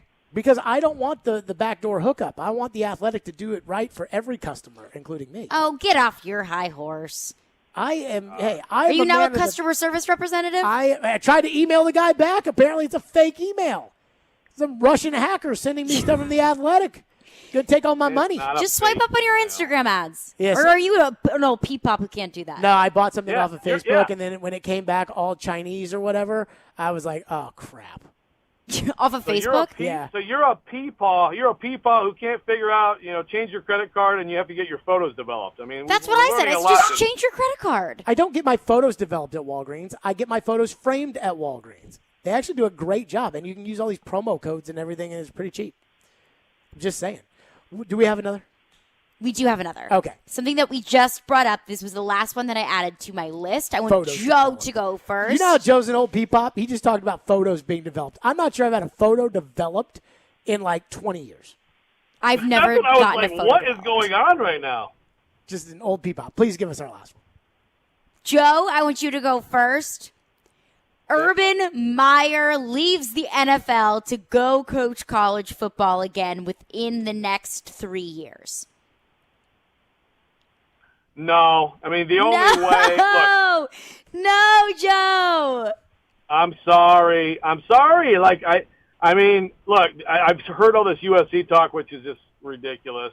He's not leaving after like a game or whatever. And USC isn't firing Helton and thinking about Urban right now. Now, I will say this. I could see the only way this is a yes is if it's Notre Dame. If Brian Kelly decides to go, he wants to finally give the NFL a shot, that's the one job I believe, and I strongly believe, and this is an educated belief, that Urban Meyer might find that irresistible. I definitely think it's possible he could melt down and be done with this whole thing by then. He's not wired to lose, and he's about to lose a lot. So I think it could be a disaster for him. But Notre Dame is the only job, the USC job, even if he was a free agent right now, he wouldn't give that a look. So I'm going to agree with Joe that, I've already bet you $200 that I don't think we didn't shake on that. I don't think in 2024 Urban's going to be a college coach. I just think it's a matter of finances too. Joe talked about. Here's where I disagree with Joe. But is Urban pinching pennies? No, but $8 million is $8 million. Yes. But if it's a dream job, and you're making $5 million. One time Floyd and I talked about Warren Buffett. Okay. And I said to him, I was like, he said, all those rich guys care. And I was like, actually, they had Warren on CNBC, and he said that, if he loses $2 billion in a day, he doesn't care because he knows over time. And Floyd looked at me and goes, yeah, you ask Warren right now, would you rather have the $2 billion or would you rather not have the $2 billion? And I was like, $2 billion would be nice. And then I was like, what if it was $2 million? He goes, ask Warren, would you rather have the $2 million or would you rather not have the $2 million? Urban's making $8 million a year in Jacksonville. It's tax-free. Mm-hmm. I agree with Joe that I think it may not work out, with Urban in Jacksonville, and maybe an unmitigated disaster where it's like you got to get rid of the guy no matter how much you got to pay, a la Ken Wisenhunt here, where it's like he's got to go.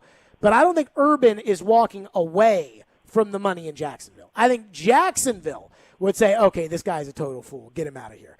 And that would be why he wouldn't be at Jacksonville anymore. Now, about coaching in college. Notre Dame, I think we've always heard that Notre Dame could be on the list of teams that Urban would just sell his soul to go coach. Maybe.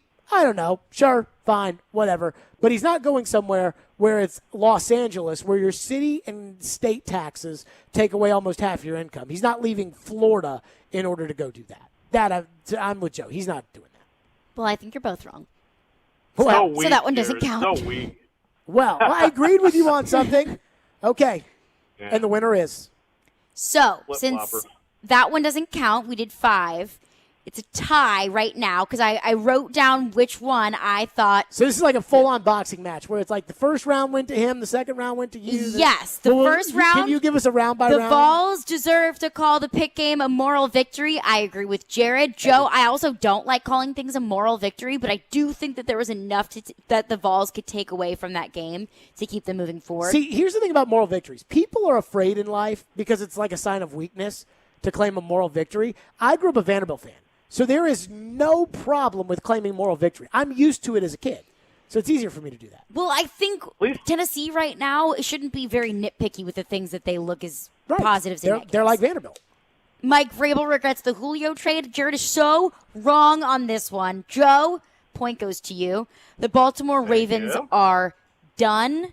I have to agree with Joe. I cannot say that they are absolutely done after week 1. Did you watch the game on Monday? Yes, they led almost the entire game. Yeah. If things continue to go downhill for the Titans' offensive line, they put Dylan Radins in. I think I have to agree with Jared. I mean, I would not feel comfortable enough putting Dylan Radins in a game. I mean, if you put Taylor Lewan in there and he's getting pancaked by a defensive back, Dylan Radins would have been maybe carted off the field. But Tannehill gets carted off the field. Yeah, I mean, everyone's getting carted off, knock on wood. But Jared is just so wrong about Mike Vrabel regarding the Julio trade, so I have to give the win to Joe. Oh, that is such bullcrap. Why? Oh, my God. Why? First of all, a couple of things here. First of all, you already knew what I was going to say because that was a topic yesterday on the show. Well, I didn't know what Joe was going to say. Yes, you did. No, I didn't. Oh, my God. Joe is so vanilla when it comes to stuff like that. Don't you? That when he has a take. Reasonable.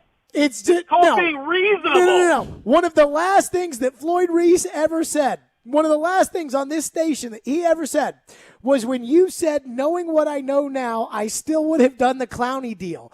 And I was complaining that, can you believe what Joe said? And Floyd just, like in like the quiet, nice guy way goes, here's what I don't get. He goes, if you mean to tell me that if you knew what you know now, that's not what I said. You still would have done that. That doesn't make any sense. Ha, ha, ha. That's because, and I laughed. Because I didn't say that. I did not say that. Oh, my God. I mean, how many times do I have to go through this with you? We don't have time to relitigate this stupidity right now. What did you say, Joe? I said that I cannot go back and hammer Robinson for that move because I liked it at the time with the information available. I did not say that knowing how it would turn out, I'd go back and do it again. You don't understand the difference between those two things? We'll check the tape on that one. I understand the difference between those two things. We will check the tape on that. Okay. By the way, speaking of which, what did you say? What did you not say? Joe accused me today of saying that Julio was Matt Duchene. I did not say that, Joe. I just back me up on that. That's true. A texter did say that. We said that it could potentially become a Matt Duchene situation, but a texter did say that. So I do have to back Joe. Yeah, I mean, I would apologize, but I mean, I owe Jared a few more of those, and I was taking my Caroline, it's like a tennis match every day this week, and, we were listening, and by the way, Caroline is not as mad at you anymore, Jared, so I'm sure you'd like to hear that, too. So. Well, I guess that's because she realized that being named Caroline and being mad at me is not unique to her. Yeah, that makes it one Caroline. Yeah, that takes it down from 8 Carolines to however many. Joe Rex Road for Jared versus Joe. Joseph, appreciate it. Hey, better luck next time, buddy. Thanks, guys. Appreciate it. Thanks, Joe. My co-host cheating on me. It is it's so ridiculous to say week 1, we regret our $15 million wide receiver. We regret it. We take it back. We don't want it. But you knew what I was going to say. I didn't know what Joe was going to say, and I knew that it was going to get spicy. All right, coming up next, we'll react to this because I have a bone to pick with Caroline. Plus, of course you do. We'll get to your texts on Jared versus Joe, and we're going to see if Ian can go and dig deep. We need to check the tape on that Clowney take because it's killing me inside right now. I need evidence. So we'll do that coming up next, 615-737-1025. And in the next segment, we'll give away some Miles Kennedy tickets, so listen for your chance to win those. Speaking of Joe, who wants to go to a Nashville SC game. This Friday, it's your chance to participate in the Nashville SC Pick to Click brought to you by Camarena Tequila. If you guess correctly which player scores a goal in the game this Saturday, you win a 4-pack of tickets to an upcoming Nashville SC home game this Friday, 9:45 on Robbie and Rex Road. Touchdown, Tennessee, A.J. Brown. A.J. Brown and the 0-1 Titans are headed to Seattle for a crucial Week 2 showdown with DK Metcalf and the Seahawks. And we've got you covered with non-stop coverage all week long. It'll be a huge challenge. We're going to have to try to recognize how important we believe the keys are. This is Nashville's best sports talk. ESPN 102.5 The Game and the Game Nashville app. We're all reveling in the fact that the NFL is back, and FanDuel Sportsbook wants you to get the most out of every play. Joe Rexroad here to let you know FanDuel is giving everyone a $10 risk-free bet every week. All you have to do is bet a same-game parlay bet with 3 legs or more, and if your bet doesn't win, FanDuel will pay you back up to $10. Same-game parlay is a great option exclusive to FanDuel. You can pick so many different possibilities to build a same-game parlay, and of course, so many other things you can do on FanDuel, America's #1 sportsbook. Fast payouts, easy to use, safe and secure. Look, there's no feeling like nailing the same game parlay bet. Lock in your bet, get up to $10 back if it doesn't win. And if you're new, also claim the 30-1 odds on either team to win in the biggest game this Sunday, Chiefs-Ravens. Sign up with promo code Joe102. Get in on the action. That's promo code Joe102. You must be 21 or older and present in Tennessee. Refund issued as a now withdrawable strike credit that expires in 7 days. Max refund $10. Restrictions apply. See terms at sportsbook.fanduel.com. Same game parlay available for multiple sports in all states on mobile and web. Gambling problem? Call the Tennessee Red Line, 800-889-9789. Do you have a VA or FHA home loan? You gotta listen to this important update from Loan Pronto. You can refi now and snag a new rate in the low 2s. Lower your house payment big time. Hey, it's Willie Donick, and wait, it gets even better. With Loan Pronto, you can do this with no appraisal, no income documentation, and no cash due at signing. Who else does this? VA and FHA mortgage rates have come down a lot. You need to act now. Loan Pronto specializes in VA and FHA streamlined loan. They can even cover all your closing costs, and you will love their all-digital, no-hassle process. Call Loan Pronto now or go to loanpronto.com. They also have options where VA homeowners can refinance and get cash out of your home's equity, up to 100% of its value, pay off credit cards, or do that home improvement project. Call Loan Pronto, 615-499-5780 or loanpronto.com. VA and FHA loans made simple. 615-499-5780. Equal housing lender. NMLS 1661781. Subject to lender approval. Not all loans eligible for zero-cost refi. Hi guys, are you struggling with erectile dysfunction? Well, today, Wednesday, September 15th, we're doing something unprecedented. Hillside Medical Clinic uses the most powerful form of wave therapy, shown by Cambridge University to repair blood vessels and get rid of ED at its core without pills. If you're ready to put a stop to your erectile dysfunction, call us now, and not only will the assessment and ultrasound be free, we'll also include something unique that produces immediate results in the bedroom. You're gonna love that. And today only, we're offering 2 additional treatments to our patients free. This means that if you notice results fading in the future, we'll retreat you free of charge. This is an extraordinary value, and it's only good today, Wednesday, September 15th. Call us now to qualify. That's 615-576-5000. 615-576-5000. Put a stop to your erectile dysfunction by treating the root cause of the problem. Call Hillside Medical Clinic now. This offer ends today. 615-576-5000. Hey. Hey. Nice tailgate setup. Thanks. Dos Equis? Sure. Really hits the spot. Oh, yeah, that's good. Well, I hope your team never wins as long as I'm alive. Same to you. A dose of respect. Brought to you by Dos Equis, proud sponsor of college football. Get a dose. Enjoy Dos Equis responsibly. Copyright 2021. Imported by Cervezas Mexicanas, White Plains, New York. Lift it, load it, grade it, grind it, move it, haul it, rig it, dig it, Craneworks, Rentalworks, yeah! The big dog's got it. Craneworks is ready to help lift Nashville. As the Southeast's most trusted name in crane and equipment rental for over 30 years, Craneworks offers certified operators to make sure the job is done right. Rentalworks has a diverse fleet of equipment to assist in any project, big or small. From forklifts to carry deck cranes, they have it all. When it's time for your next lift, machinery moving, or rigging project, call Craneworks. Visit craneworks.com. You've heard about Stay Golden's all-you-can-drink coffee subscription all month long. Now you can sign up for their premium coffee subscription that comes with bottomless filter coffee, espresso, and specialty coffee drinks every time you walk in the door. Plus, 2 bags of their coffee beans each month. This deal is too good to pass up. If you join today, you get 2 weeks of the premium subscription for free. Go to stay-golden.com and use code GAME at checkout to redeem. That's GAME at checkout at stay-golden.com. Stay Golden, Nashville. This Saturday, Touchdown OU! Score for Nebraska! old rivals renew acquaintances in Norman when the Oklahoma Sooners host the Nebraska Cornhuskers. Pre-game at 10:30, kickoff at 11. On ESPN. 102.5 The Game and the Game Nashville app. Hey Nashville, this is Rick Stockstill, and you're listening to Nashville's best sports talk, ESPN 102.5 The Game. Stillman and Company, I am demanding a recount on Jared versus Joe. Well, we're doing a little bit of fact checking here. So I feel bad because I went and listened to this. I accused Joe Rexer. What was the accusation I made of Joe last segment?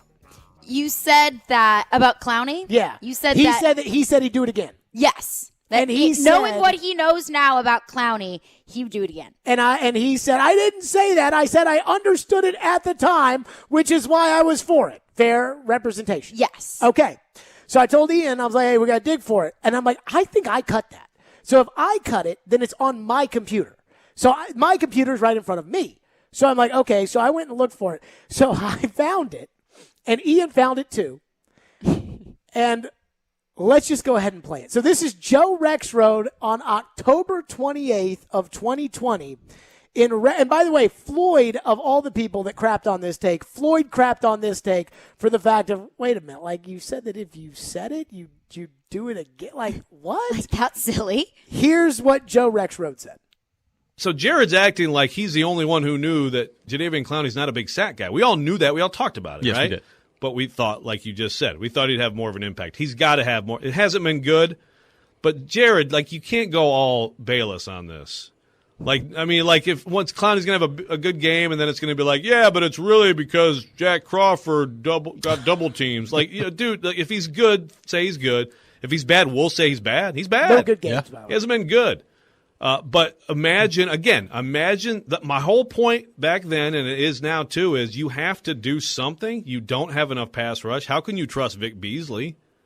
And the path forward here is with Clowney getting better. I don't see any other. And if you didn't have him on your roster right now, what would you? I mean, you would have, as Porth pointed out in the last break, you'd have Correa still. So Correa wouldn't have gotten all mad and demanded a trade. So you'd have him. So you'd have Correa and Landry, and then you'd have Vic Beasley. So which defense has the potential to be good more than the other? I'll say the one with Clowney. Hey, it's way too much money for what he's given you, but the point is the move at the time. Yes, I'll go back right now. If I'm John Robinson, I'll make it again and again and again. I'll make it 100 times in a row over not making it. So the sad part about that is that we listened to it during the break, and I heard it, like, you know, my computer's not very loud, so I'm just kind of like listening. Like, I take my little headset off, and I'm like listening to it. I'm like, okay. And I hear Caroline start giggling in the corner. Well, because he said it.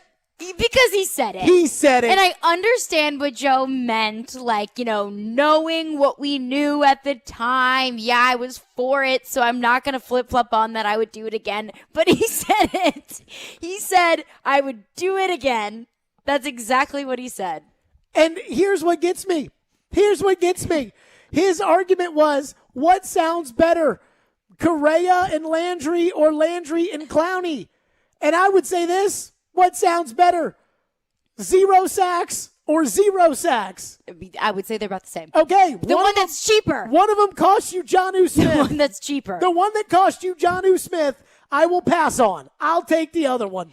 Joe is but knowing what he knows now, shouldn't he be at a tennis match? Knowing what he's trying to win Father of the Year, knowing what he knows now, he would have done the same thing. He would do it 500 times 100 again. times.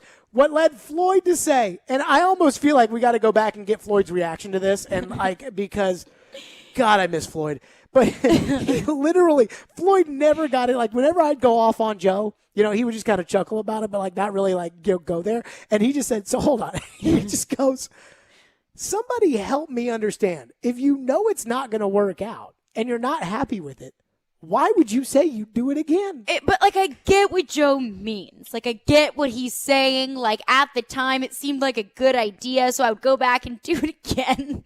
But the way he said it felt so silly. I know it didn't work out. I know it's not great. I know we're not getting the production that we want from Clowney. But I'd do it again. I'd do it 100 times again. It cost you Jonnu Smith. It cost you Jonnu Smith, and he'd do it again. 100 times. Now, in all fairness, it was on October 28th. Yes, before he was hurt. The Bengals game was on October 30. No, I think it was November 1st because I think Halloween was the night before.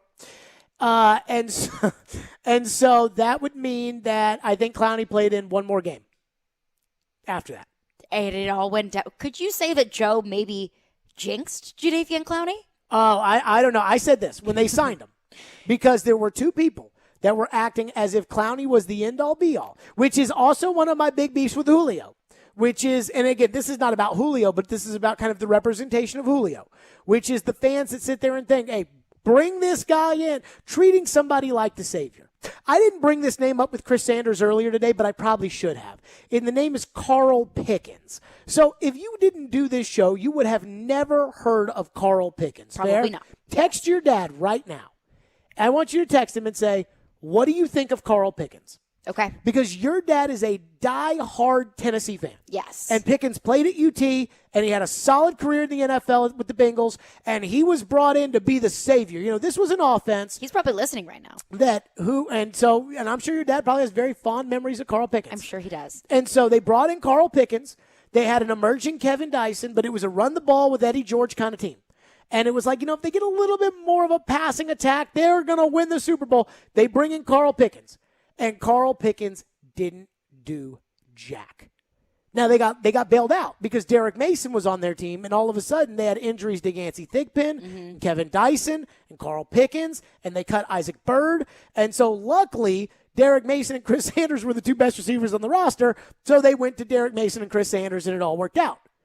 But Carl Pickens was so bad. The worst, in my opinion, the worst free agent signing in the history of the Titans, the most overrated signing, was Carl Pickens. It has now been replaced by Jadeveon Clowney because those two guys were considered the saviors, and they didn't save anything.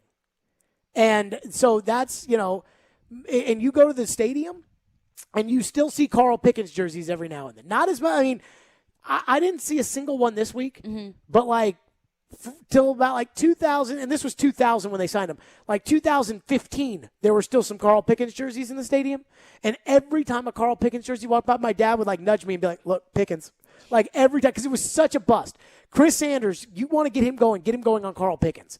And so I see the Julio jerseys and all the Julio shirts in the stadium, and I'm like, oh my God.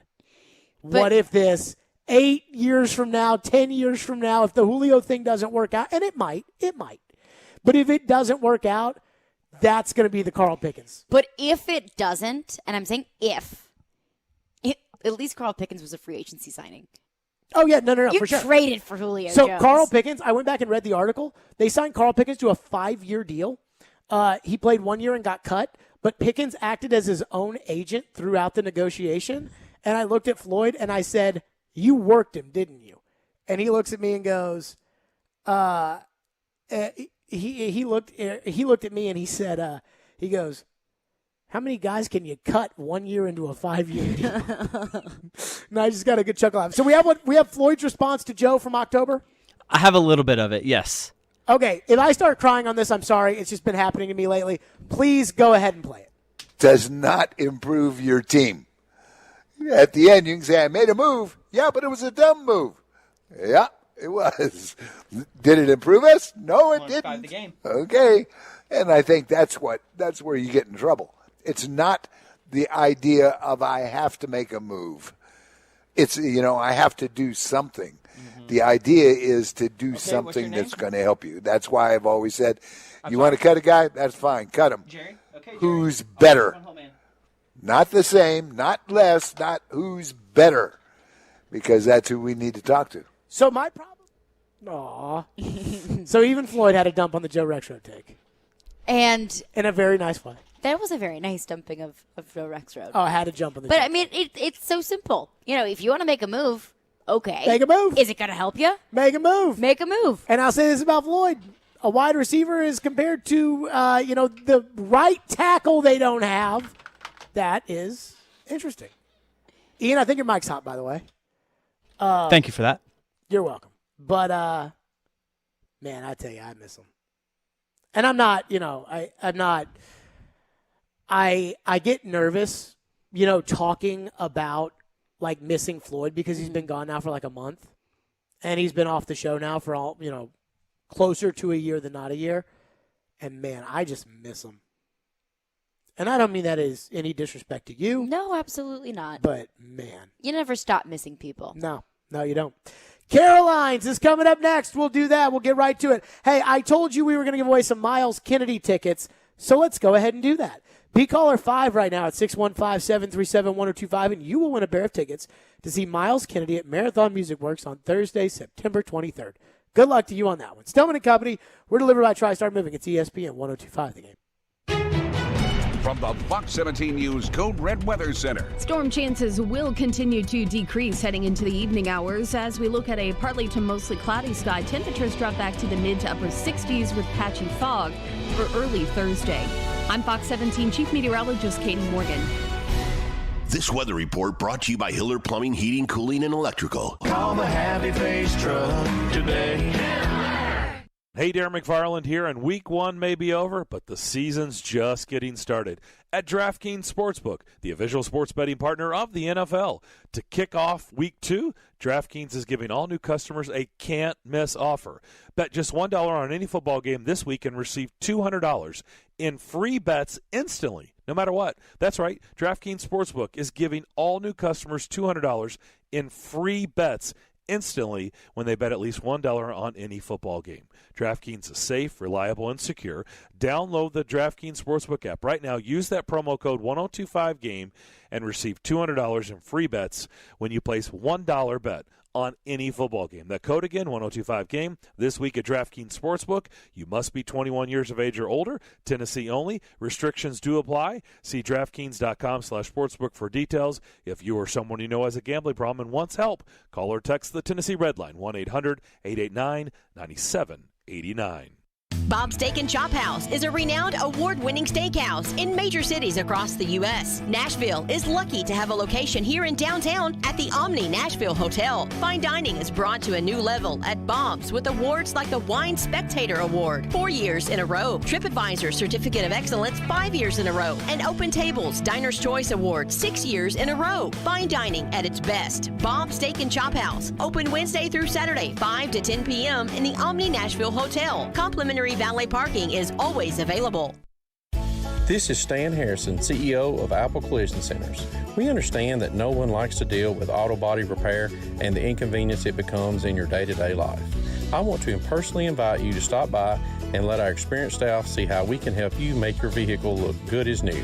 Apple Collision Center has 3 convenient locations, Old Hickory, Hendersonville, and Gallatin, ready to serve you. Come by and see us or visit us online at applecollisioncenters.com. Hey, Darren McFarland here, and let me tell you about my friends at Curation CBD. If you're like me and have aches and pains all over your body and you've been searching for a solution, well, I've got it. It's Curacion CBD. Curacion means healing, and that right there says it all. Curacion is locally and organically sourced CBD products right here from Middle Tennessee. From seed to final sell, Curacion is passionate about providing quality products for everyday use for athletes and for pets, too. Order yours now at CuracionCompany.com. Curacion CBD, curated for life.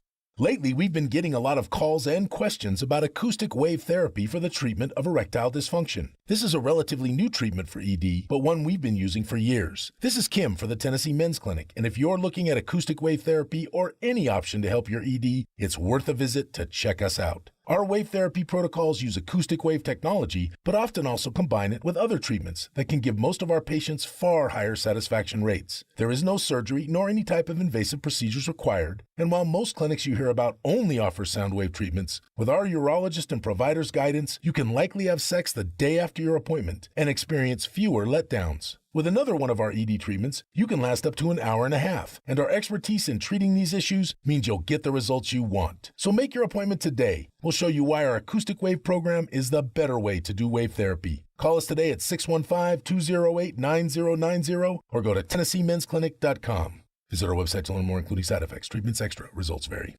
It's soccer season in Tennessee. You want goals? He takes it inside, outside, right foot. Great finish! What a goal! You want saves? Lifted high, into the hands of Joe Willis. He makes the catch. You want big drama? Hooked in and headed in. Delirium! It's Yonder Cadiz! Nashville SC are back at home Wednesday, September 29th versus Orlando City SC. The action kicks off at 7:30 p.m. Tickets on sale now at NashvilleSC.com.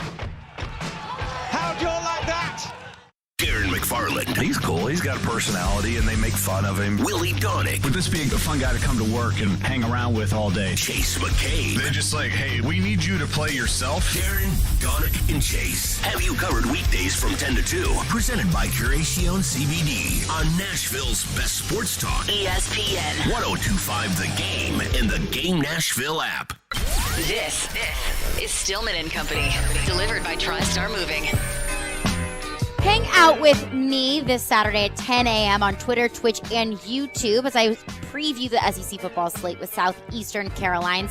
I'll give you my picks of the day, give you just kind of some background, everything that you need to know for the day, some of the lessons that we learned from the week before. I'll get you set for the slate of the SEC games. So hang out with me this Saturday, 10 a.m. I'll be live at 312 Pizza Company. The show is presented by 312 Pizza Company. We appreciate them. They're located in Germantown. If you want a place to watch the games, 312 Pizza Company is the place. I'm looking at Alabama, Florida this weekend. Should be a fun matchup. Also, Mississippi State, Memphis. I'm feeling an AAC upset.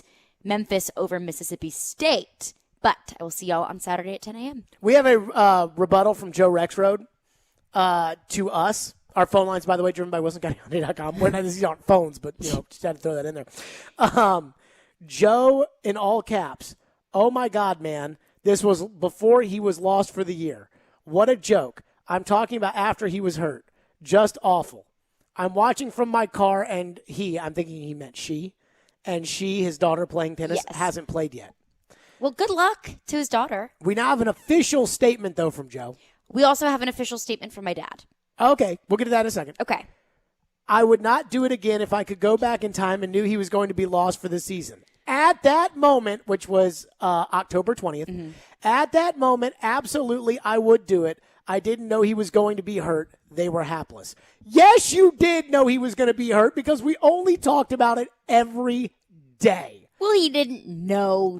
That's like not knowing that Julio wasn't going to practice. But if he would have doubled down and said, you know what, still knowing what I know now, I still would have done it. I would have been like, Joe, give it up. But at least... What are Dad's official thoughts on Carl Pickens? I loved Carl Pickens when he was playing at UT. He was one of a long line of Vols' first-round wide receiver draft picks, even though he was actually taken with the first pick of the second round. Good career with the Bengals. Absolutely disappeared with the Titans. Did one season. There you go. I mean, that is like the gold standard for bad free agent signings. Pickens and Clowney. Time for Carolines. Get in on the action. Put the money on the mahogany. What's on tap on the sports books? It's time to break it all down with Carolines. Here on Stillman and Company. On ESPN. 102.5 The Game and the Game Nashville app. Carolines is brought to you by BetUS. It's my favorite sportsbook, and it has been America's favorite sportsbook for over 25 years. You can sign up at BetUS.com, mention GAME, and you can get a sign-up bonus on your first deposit.